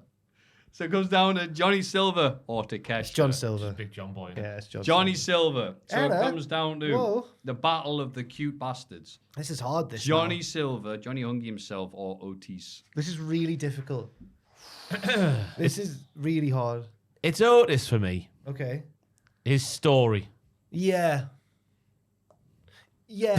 Don't look at me. I thought there was going to be more. Sorry. Go on. I think for me, they're both really cute boys, but they all have lovely bottoms. Yeah, I reckon, yeah. But I think John Silver's got a little. He knows how funny he is, whereas Otis is just naturally just a hilarious bloke. And I think that John Silver tries to make people laugh, and I reckon Otis just exists and makes people laugh. And I think he's got an innocence about him that I really like. So I'm going for Otis. Dozovic. I said the same as him, but very much shorter. Sorry, yeah. All right. So it's Otis then who wins. Right. Apparently. I Who was going was- to pick John Silver just to represent the short kings out there. I see. After the horrible comments you said earlier to make it balanced. But Otis, you are indeed the cutest bastard in all of wrestling. I'm disappointed that the result was just what we predicted it would be, but the journey was good. Yeah. It's predictable because he's good. Yeah. Everyone else needs to get cuter. Yes. They do. Hi, guys. I've been a big fan since day one-ish, and you helped me out with some tough times in the past year with my dad dying and having to have my 18-year-old dog put to sleep because he couldn't stand on his own. Well, sorry to hear that. yeah. Yeah. But my question is, what is the biggest troll or payback a wrestling company has done to fans? Mine is when the fans turned on the WWE at Royal Rumble 2014, when the fans started booing when Daniel Bryan wasn't in the Rumble and made WWE change WrestleMania plans. So at Royal Rumble 2015, Daniel Bryan was in the Royal and he got eliminated at the entrance side of the ring. When he got thrown out, the next person came out. It was Goldust. All you saw was Daniel Bryan sat on the floor and the Titantron saying, that's that. Titantron saying, shattered dreams. Was that deliberate? I don't think it was, but it was funny. Yeah. From the nephew of former Sheffield United midfielder and boxer Curtis Woodhouse from Sheffield, David Woodhouse. Oh, it's a real one. It's a real one. Oh, sorry, we got some of these fake ones. Well, Mr. Woodhouse, thank you very much for your message. I'm very sorry to hear about this. Yeah, several I'm times. glad that we've been able to help you. We're very get happy through that hard, yeah. the complete crap we talk about in this podcast can help you out in these bad times. Yeah. That goes to everyone else. Take care of yourself, pal. And a good question as well. Good trolling. The one that's come to my mind straight away is the Royal Rumble of 2017, where the last entrant, I think, was a surprise. Obviously, bloody hell, Ross, it was a Royal Rumble. But it was, everyone was like, yeah, Samoa Joe, it is, yeah, it's got to be done. But then it was Roman Reigns, who had already been involved earlier in the He night had a in title something. match. He lost a title match. And we're all like, it's the wrong Samoan called Joe. I just nipped myself. Oh, you're there. right. He Blood should hurt everywhere. himself. But everyone was like, oh, yeah, we wanted a Samoan called Joe, but not Joanna Y. We wanted Samoa Joe. So that's the one that came to my mind straight away. I Yeah. forgot about that one. That's so he didn't win the Rumble. Oh, Randy Orton won the Randy 2017 Orton won, Rumble, yeah. Yeah. So then he got the match and take. Oh, yeah, I forgot about that a little bit. I think that is a good one. I've got one. It was at one of the WrestleCons. I didn't see it as well. I saw it that they went like, who's going to team up in this like cruiserweight match? And the Tron appeared, and someone saw it, and it had Pac. Everyone went, and then X appeared seconds later. X-Pac, that is. They were like, I told you this story on this podcast years ago. Oh, was you told yeah, it? Great. yeah. I can't remember who That was told going to me. be my answer. I thought you were going to go Damn it. Pac, E.T., Here Pachiti. Oh, he is. Yeah. that would have been a great one, wouldn't it? I need to think of one. Oh, hey, speaking of Pachiti, I forgot about this. The very last WCPW, no, what did it got called in the end? Wow. Defiant. forgot what it was. The very last one, which we I didn't didn't realize. spit that out so much. Sorry. The very last Fine. one the very last show they did, when they didn't say it was the last show ever, they started playing this video, and obviously we know now it was remember all the good memories, like the down that lonely road again. But the first thing you saw was Pichiti. So everyone turned around and went, He's coming out. Oh, he's here. He's back! Oh my God! And it was like, oh, they're dead. Right. Okay. But it was just for some people like losing their minds, yelling like, no way. Wow. And it's like, no, yeah, right, no way. It's weird that I can see him. Yeah. Yeah, the star of Just Defiant Wow. just appeared on the last show for no reason. I think he's gone home. You got one? Right. I'll go for, and I don't like it, and it doesn't make me proud to say this, but the time when they were in Canada and Bret Hart's music played and Shawn Michaels was upscale. Yeah. One of the greatest. Oh, yeah. If Bret Hart was here right now, I'd. Hey, that's a decent Shawn Michaels. I know you've got an excellent Bret Hart, but that's a They're decent. very, very similar. You could do a one-man Just play old. about the screw job. Sonny, no, Bret, no. Oh, God. You can do a Vince as well, can't you? I'll do Julia. Oh, ball, you knew what was going on, didn't you? I swear to God, Julia. So God hates him now. That's what that means. You lied. Oh yeah, sorry. Podcast happening. Sorry, I was like, that's all we've got. You got caught in loads more, another haven't we? loophole reminiscing about the 90s. Sorry. Dudley, that's how to trick me. That's how we make Parakeet go to bed by putting the thing It's over him. nighttime. Yeah. Dudley, Death Drop, Diddly Do Diddlers. Hello. I hope this email finds you well. It was alright until then. I'd first like to give a little personal story before I get to my question. Well, why wouldn't you? So last week I went on a date with someone I met at a Paramore concert. Bloody Hell yeah. The Hot date- goth girls. Sorry, just carry on. Just carry on straight See, it's away. disgusting when he says it, isn't it? It's disgusting. The date was going very well, and it got to the point where we were asking who our favourite YouTubers were. I said I watch a certain podcast, in which he said, who? I said, Cultaholic, up the podcasts. But I said up the podcasts in a very horrible, cringy British accent. So thank you, Ross, for being in my head in that moment in time and having my intrusive thoughts take over. You can't blame Ross for that, I'm afraid, my friend. She hasn't replied in 6 days. Oh! So I think that definitely killed the mood. No. But what you did. Up the loneliness. Anyway, the Royal Rumble is just around the corner. Oh, and it has man. the potential to be the best one we've seen since 2018-2020 with Papa H in full creative control. My question to you, sexy folk, is who do you see as an early prediction as the final four of both the women and men's Rumble matches? Thanks for all you do. I'm sure you must get tired of hearing this all the time, but we do appreciate everything you do for the channel Thank you and for the watching. fans. You lot are all precious gems, and we love you. Yours truly, former Liverpool left back, Paul Konchesky. A.K. Bald Cody Rhodes. No, seriously, look it up. Does he look like Cody? He does a bit, yeah. A.K. I don't associate him with Jonathan Liverpool particularly. Yeah, Fulham, West Ham, yeah. from West Ham. Orlando. Charlton, FL. Leicester. It's ironically what was he used his- left back there. A.K.A. Mr. Pudding Enjoyment Noises sign man at WrestleMania 39. Iran. Love the Pudding Enjoyment Did he put Noises. his real name on? He did. Jonathan from Orlando. Jonathan. Thank you, Jonathan. And we were talking. And thank you for the lovely story as well. It sounds like a bit of misery business, if you ask me. Hey, I'm the Miz. I was gonna say, and was it- I'm a business. Ironically, he used the position left back there because that's what the girl did to him. Oh, that's what you meant before. Oh, I didn't get that. Left That's back good. at the I'm glad you said Back it at the again. restaurant. I don't know. Left back should have beaten CM Punk for the title. What was the final four? Final four for both men's and women's. That did not deserve any reaction. Final four for the men's and the women's. Who cares? Oh, right. I haven't thought this far ahead. No? Cargill, not Charlotte because that should be the WrestleMania match. Yeah, good. Just Cargill will win. I can't be asked to do the final four. I'll go Cargill, Bianca, Oh, Becky, oh, and a returning Alexa Bliss. why not? No, she can't. She's having a baby. Oh, yeah, right. Oh, sorry. Okay, if she's not ready, Liv Morgan. I'll go. Natalia. I'll go for someone from NXT, just who's gone deep in the Rumble and okay. like everyone's surprised by it. I guess Malaria. could I be was gonna Lyra, say, yeah, malaria. or it could be. We can't call her that. I'll go Tiffany. I'll go Tiffany Stratton. Because her love is spreading. Like a malaria. Well, no, I'll go Tiffy. Ooh, Tiff Stratus is a good pick, isn't it? For the men's, the winner Seth Rollins. Cody Rhodes. Cody Rhodes. Damien. Gunter. Yeah, man. Damien. Priest. Aye. Yeah.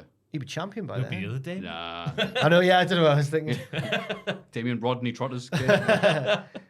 For the fourth one, I'll go... Rhea Ripley. Oh! In the men's. Aye. Oh, to help Dom. Aye. Just to chuck some blokes out. Oh, that's a great idea. that's a I good love shout. that idea. Can't get Nia better than Jax, that. yeah. Yeah, that's good. Nia did it and got like one elimination, I think. It was Yeah. sad.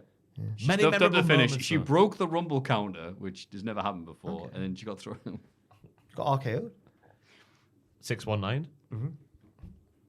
Yeah. Yeah, Cody, Priest, I like those. Can't say we're in NXT. Mello?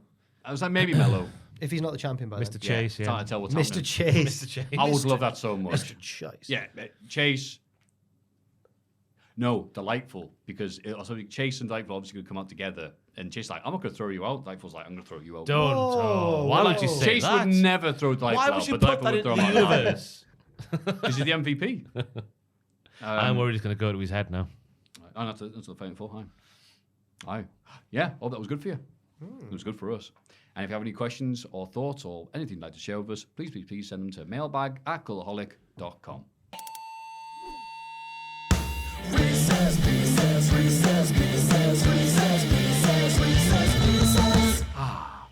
Reese's Pieces.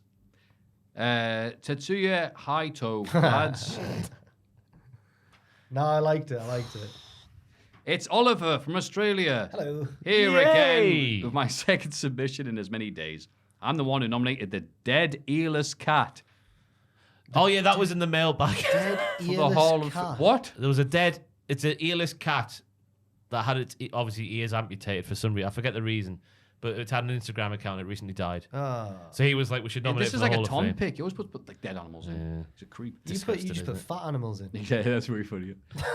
I remember hearing a few episodes ago that Ross was on the whimsical and gruesome journey. Oh, I remember this, of watching all the Saw movies. Kind of. You got, yeah, you say I you watched were a few dead meats, didn't I?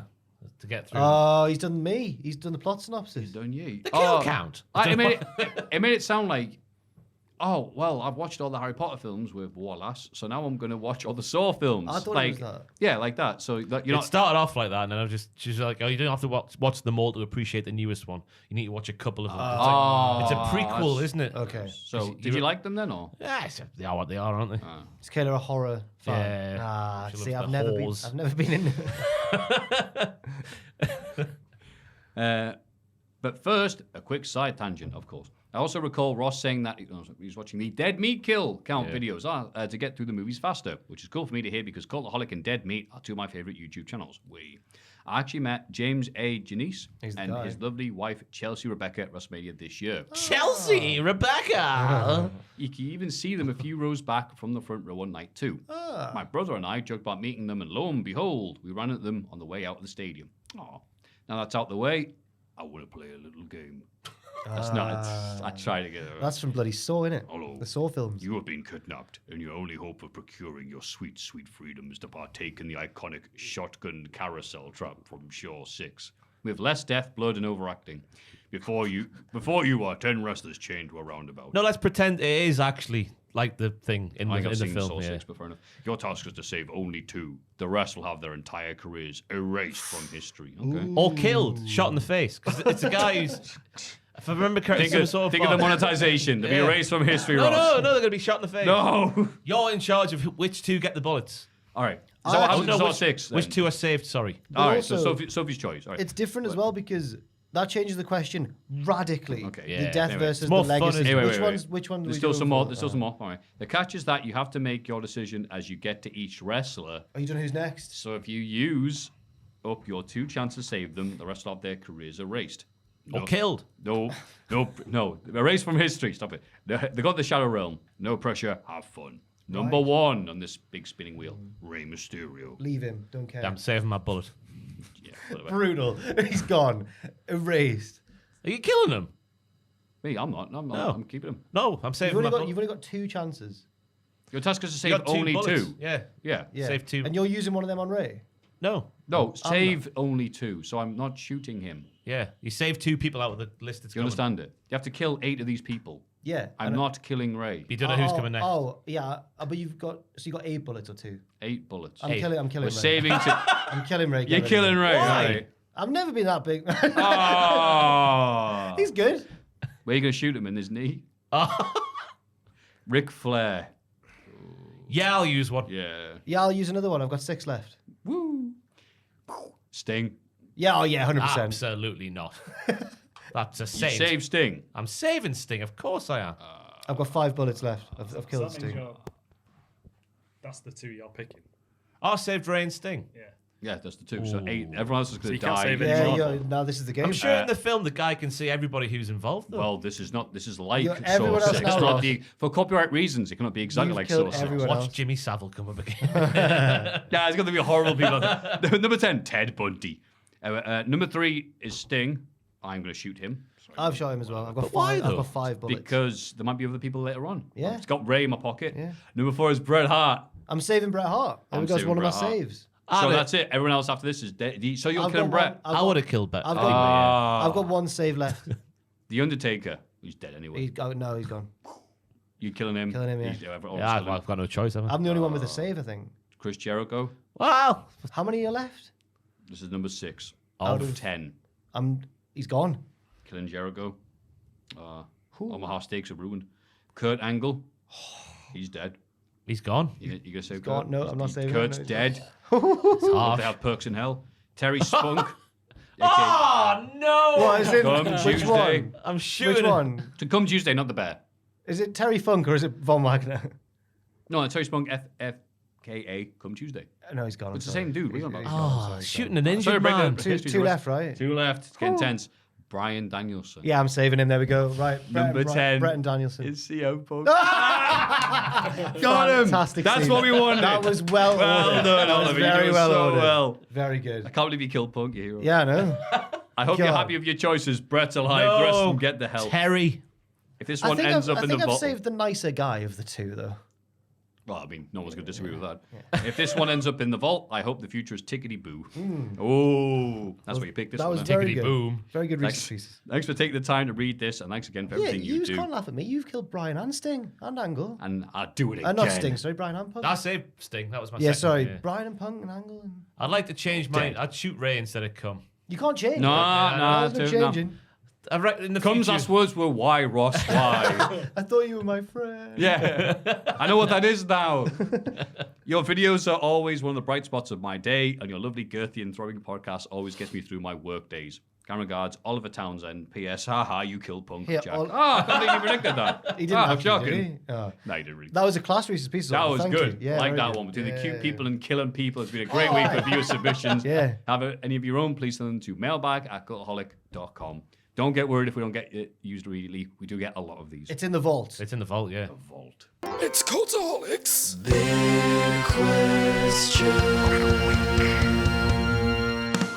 What a lovely, girthy, and everything else podcast that guy just said. Edition of this week's podcast. Oh, sugar me timbers. I've just forgotten. I forgot to update the producers. Oh! There's more. Breaking news you here. know. There's hard-hitting truths here, but not like that. And at I've all, shut really. my laptop down, so we'll be here for a minute. Is it in one of the group chats or is it in a No, private one? Fraser sent it Oh. privately. We'll stop doing this then, because it'll take a No, while. we'll just have a chat. Oh, okay. Hey, how you doing, Jack? Yeah, I'm good. Are you excited for the big question? I'm loving the big question. I'm That's very good. excited. There's so many great things have happened in the history of TNA. I think we could even maybe start discussing some of them right Don't now. be silly. One of the main This weaknesses week's of the big- Windows Surface lineup I find is its load-up time. It takes absolutely ages to heat up for a modern-day laptop. There it is. There we go. It doesn't make that noise like a car starting in Gears It's just 3, one as new you said producer, earlier. and it's a hell of a name. Super Sharkosaurus Photography Super Sharkosaurus Photography. is the new producer. to add on. Hello. And I they've like been- that. They're almost as cool as the other cool producers. And they've been quite clever there because I think people online Google Super Sharkosaurus of Photography course. to see what the photography It's like the looks people bringing science to the event that just has, their Instagram or Twitch account. I wonder what their gimmick could be. A shark who's a photographer and a dinosaur. Good enough for me. Coming soon to NXT. Jason Goddard. He is gone. And he is The hard. Lord. It's a rock hard Lloyd penis, whatever it was earlier. Damien Smith. The devil, get in hell, you dirty boy. Reno 2200. He's from the friggin' future. He's my favourite with that one, Reno. Noah Anderson. This is becoming my favourite bit of What noise does a shark make? Any? Rawr. That's the I'm going to eat you, Sharkosaurus. Michael Caine. Mate, I love Reno. Seriously. That's so great. He's from the future. Someone thought that I thought he was from the future because 22 sounded like laser guns. Like, pew. Oh, that's good. But I just thought it was the year he was born. 2200. Yeah. From the future, watching this retrospectively. Yes. I think humanity has ceased. Like that film star and that man that's not getting released for 100 years. You heard about that?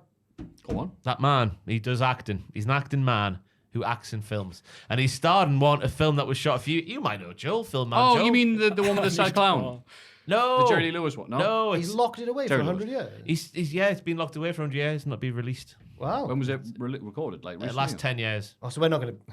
Damn it. I'm interested in this. Yeah, he's a famous actor. He played the king in Johnny English. Oh, That man. Oh. I don't remember Johnny English. I thought it was a bit rubbish. Oh, he's Bill Nye. No, wait, he's not the king in Johnny English. What am I talking about? Nye. He looks a bit like The him. guy though. gets crowned at the end. Joel's getting the mic. Here we go. The big question this week.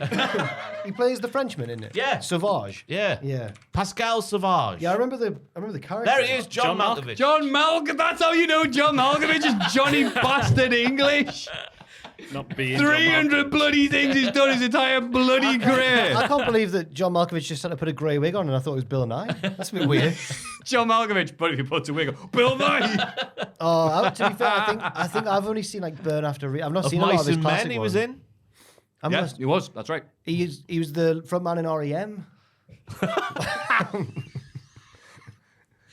The big question this week is, what's your favourite John Malkovich film? Burn After Reading. There we go. That's that bloody questions. Move on to the second The end of question. the world as we know it, and I feel fine. Thank you. The other thing is, what is your favourite TNA memory? Given that it's Given that it's back. I've been studying being John Malkovich. I know that. TNA's back, baby. Yeah. It's like it never left. It's just because of all the cool things people online talk about it. All the good old days, they say it. And there's so many good moments and amazing histories and matches and things. Do you have any particular favourites when you think of the letters TNA? I'll kick us off with. Tits and ass.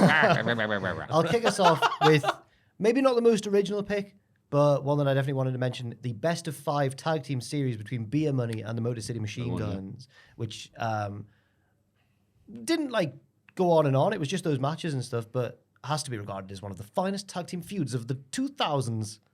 Is that too narrow a parameter? One of the best tag team feuds ever. No, I thought it was a very, very good series. It was, To the best tag teams they've got. especially the 5th and final match. Yes. Which Really good. was, what was the stipulation? 'Cause they're different I steps. honestly can't remember now. I'm gonna have to. Wasn't Ultimate X, was it? I thought the last one was just a normal match, or maybe Iron Man of 2 out of 3 falls or something. 2 out of 3 falls sounds about 2 out right. of 3, doesn't yeah, it? maybe. Ross. 3 things could remind me straight away. The little fella with a gun. Oh god. Puppet. Right at the start, Puppet yeah. the Psycho, yeah. And Obviously. what was he doing in the bin? Having Can't a remember. Tommy. There we Yeah, go. he Was he actually? Yeah. Yeah, Oh. that was the gimmick. Great for him. TNA. All the best. Felix Skipper on top of the cage doing the old... Felix Skipper. Elix Skipper. Oh, thank Sorry, prime time.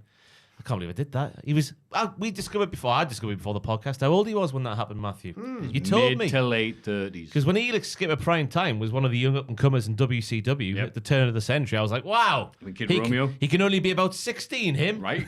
But no. I think he said he was 39 when he hit that. Maybe not that old, but yeah, 36, 37. Yeah, I read couldn't believe recently. it. Yeah. My eyes popped out of my skull. Like the Well- mask with Jim Carrey, because I well, couldn't believe it. He's one of those wrestlers who his name's synonymous with one spot, and that's pretty good for him. That's pretty And cool. what a spot it Oh was. god. And the Cruiserweight division. It really is that Yeah. line from bloody Avengers, because I went with a million different timelines, and this was the one universe where he hit that. Because Yeah. it is just... Oh, It's a tightrope. imagine if he'd first of all horrible if he'd fallen into the ring. Imagine if he'd fallen the other because he goes both ways. Imagine if he'd fallen the other way.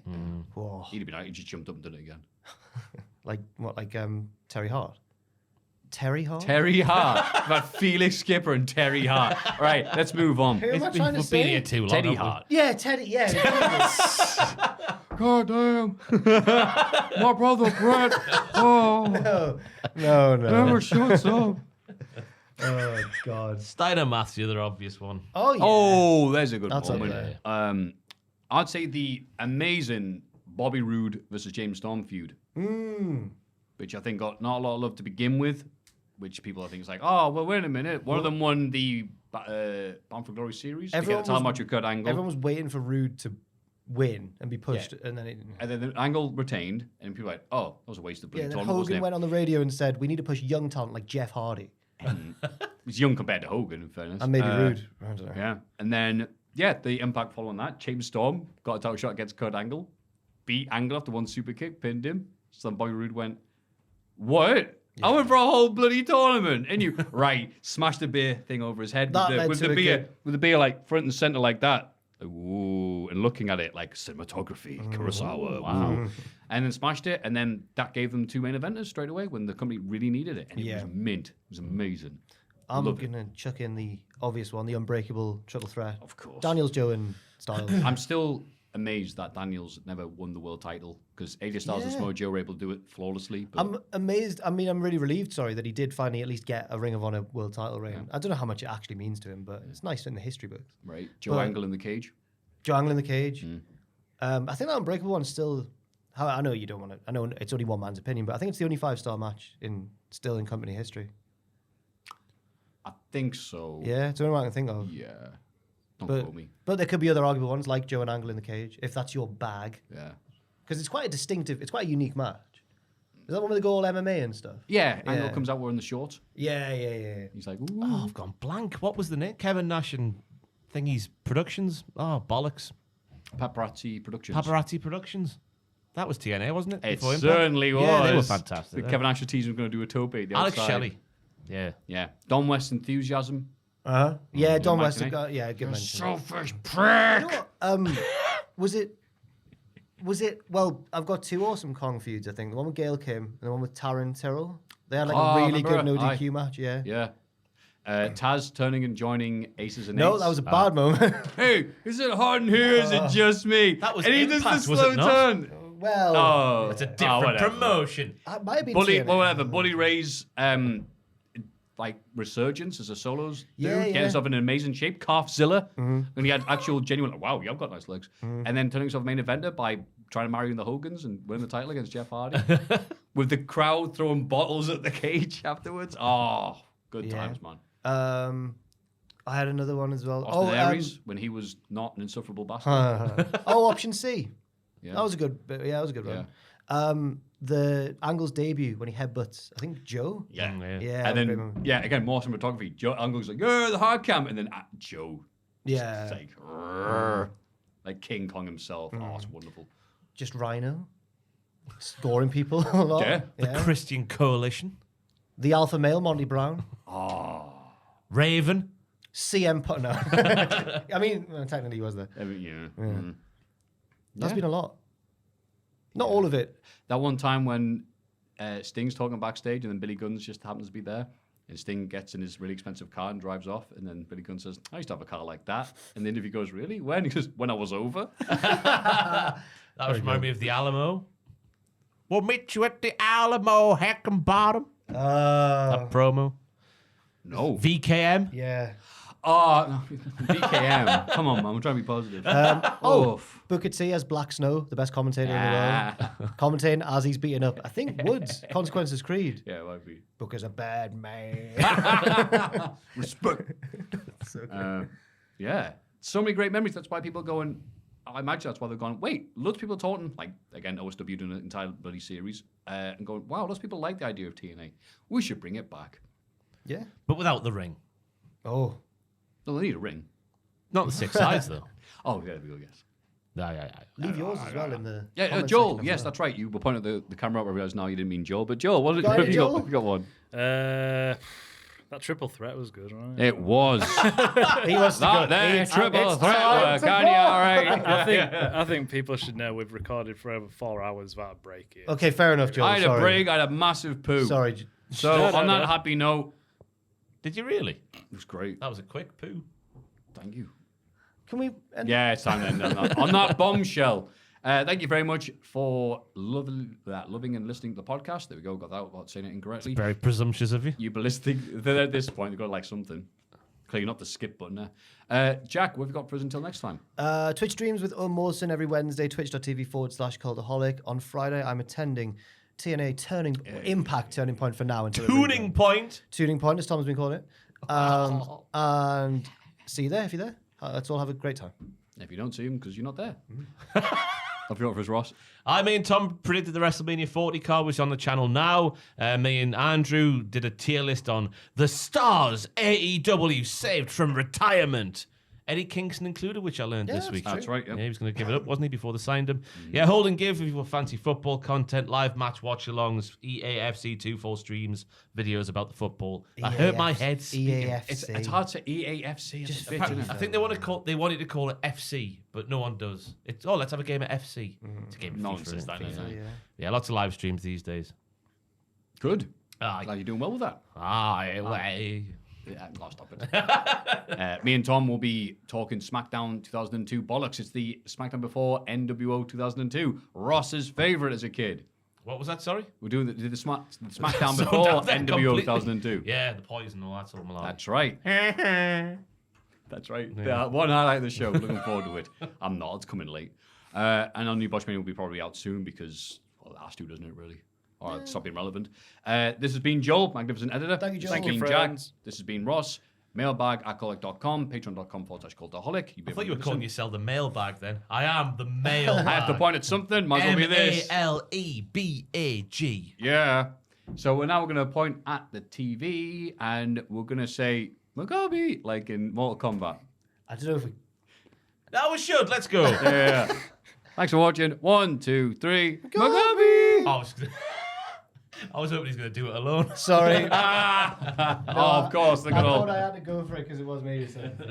That's all, folks. Thanks for listening.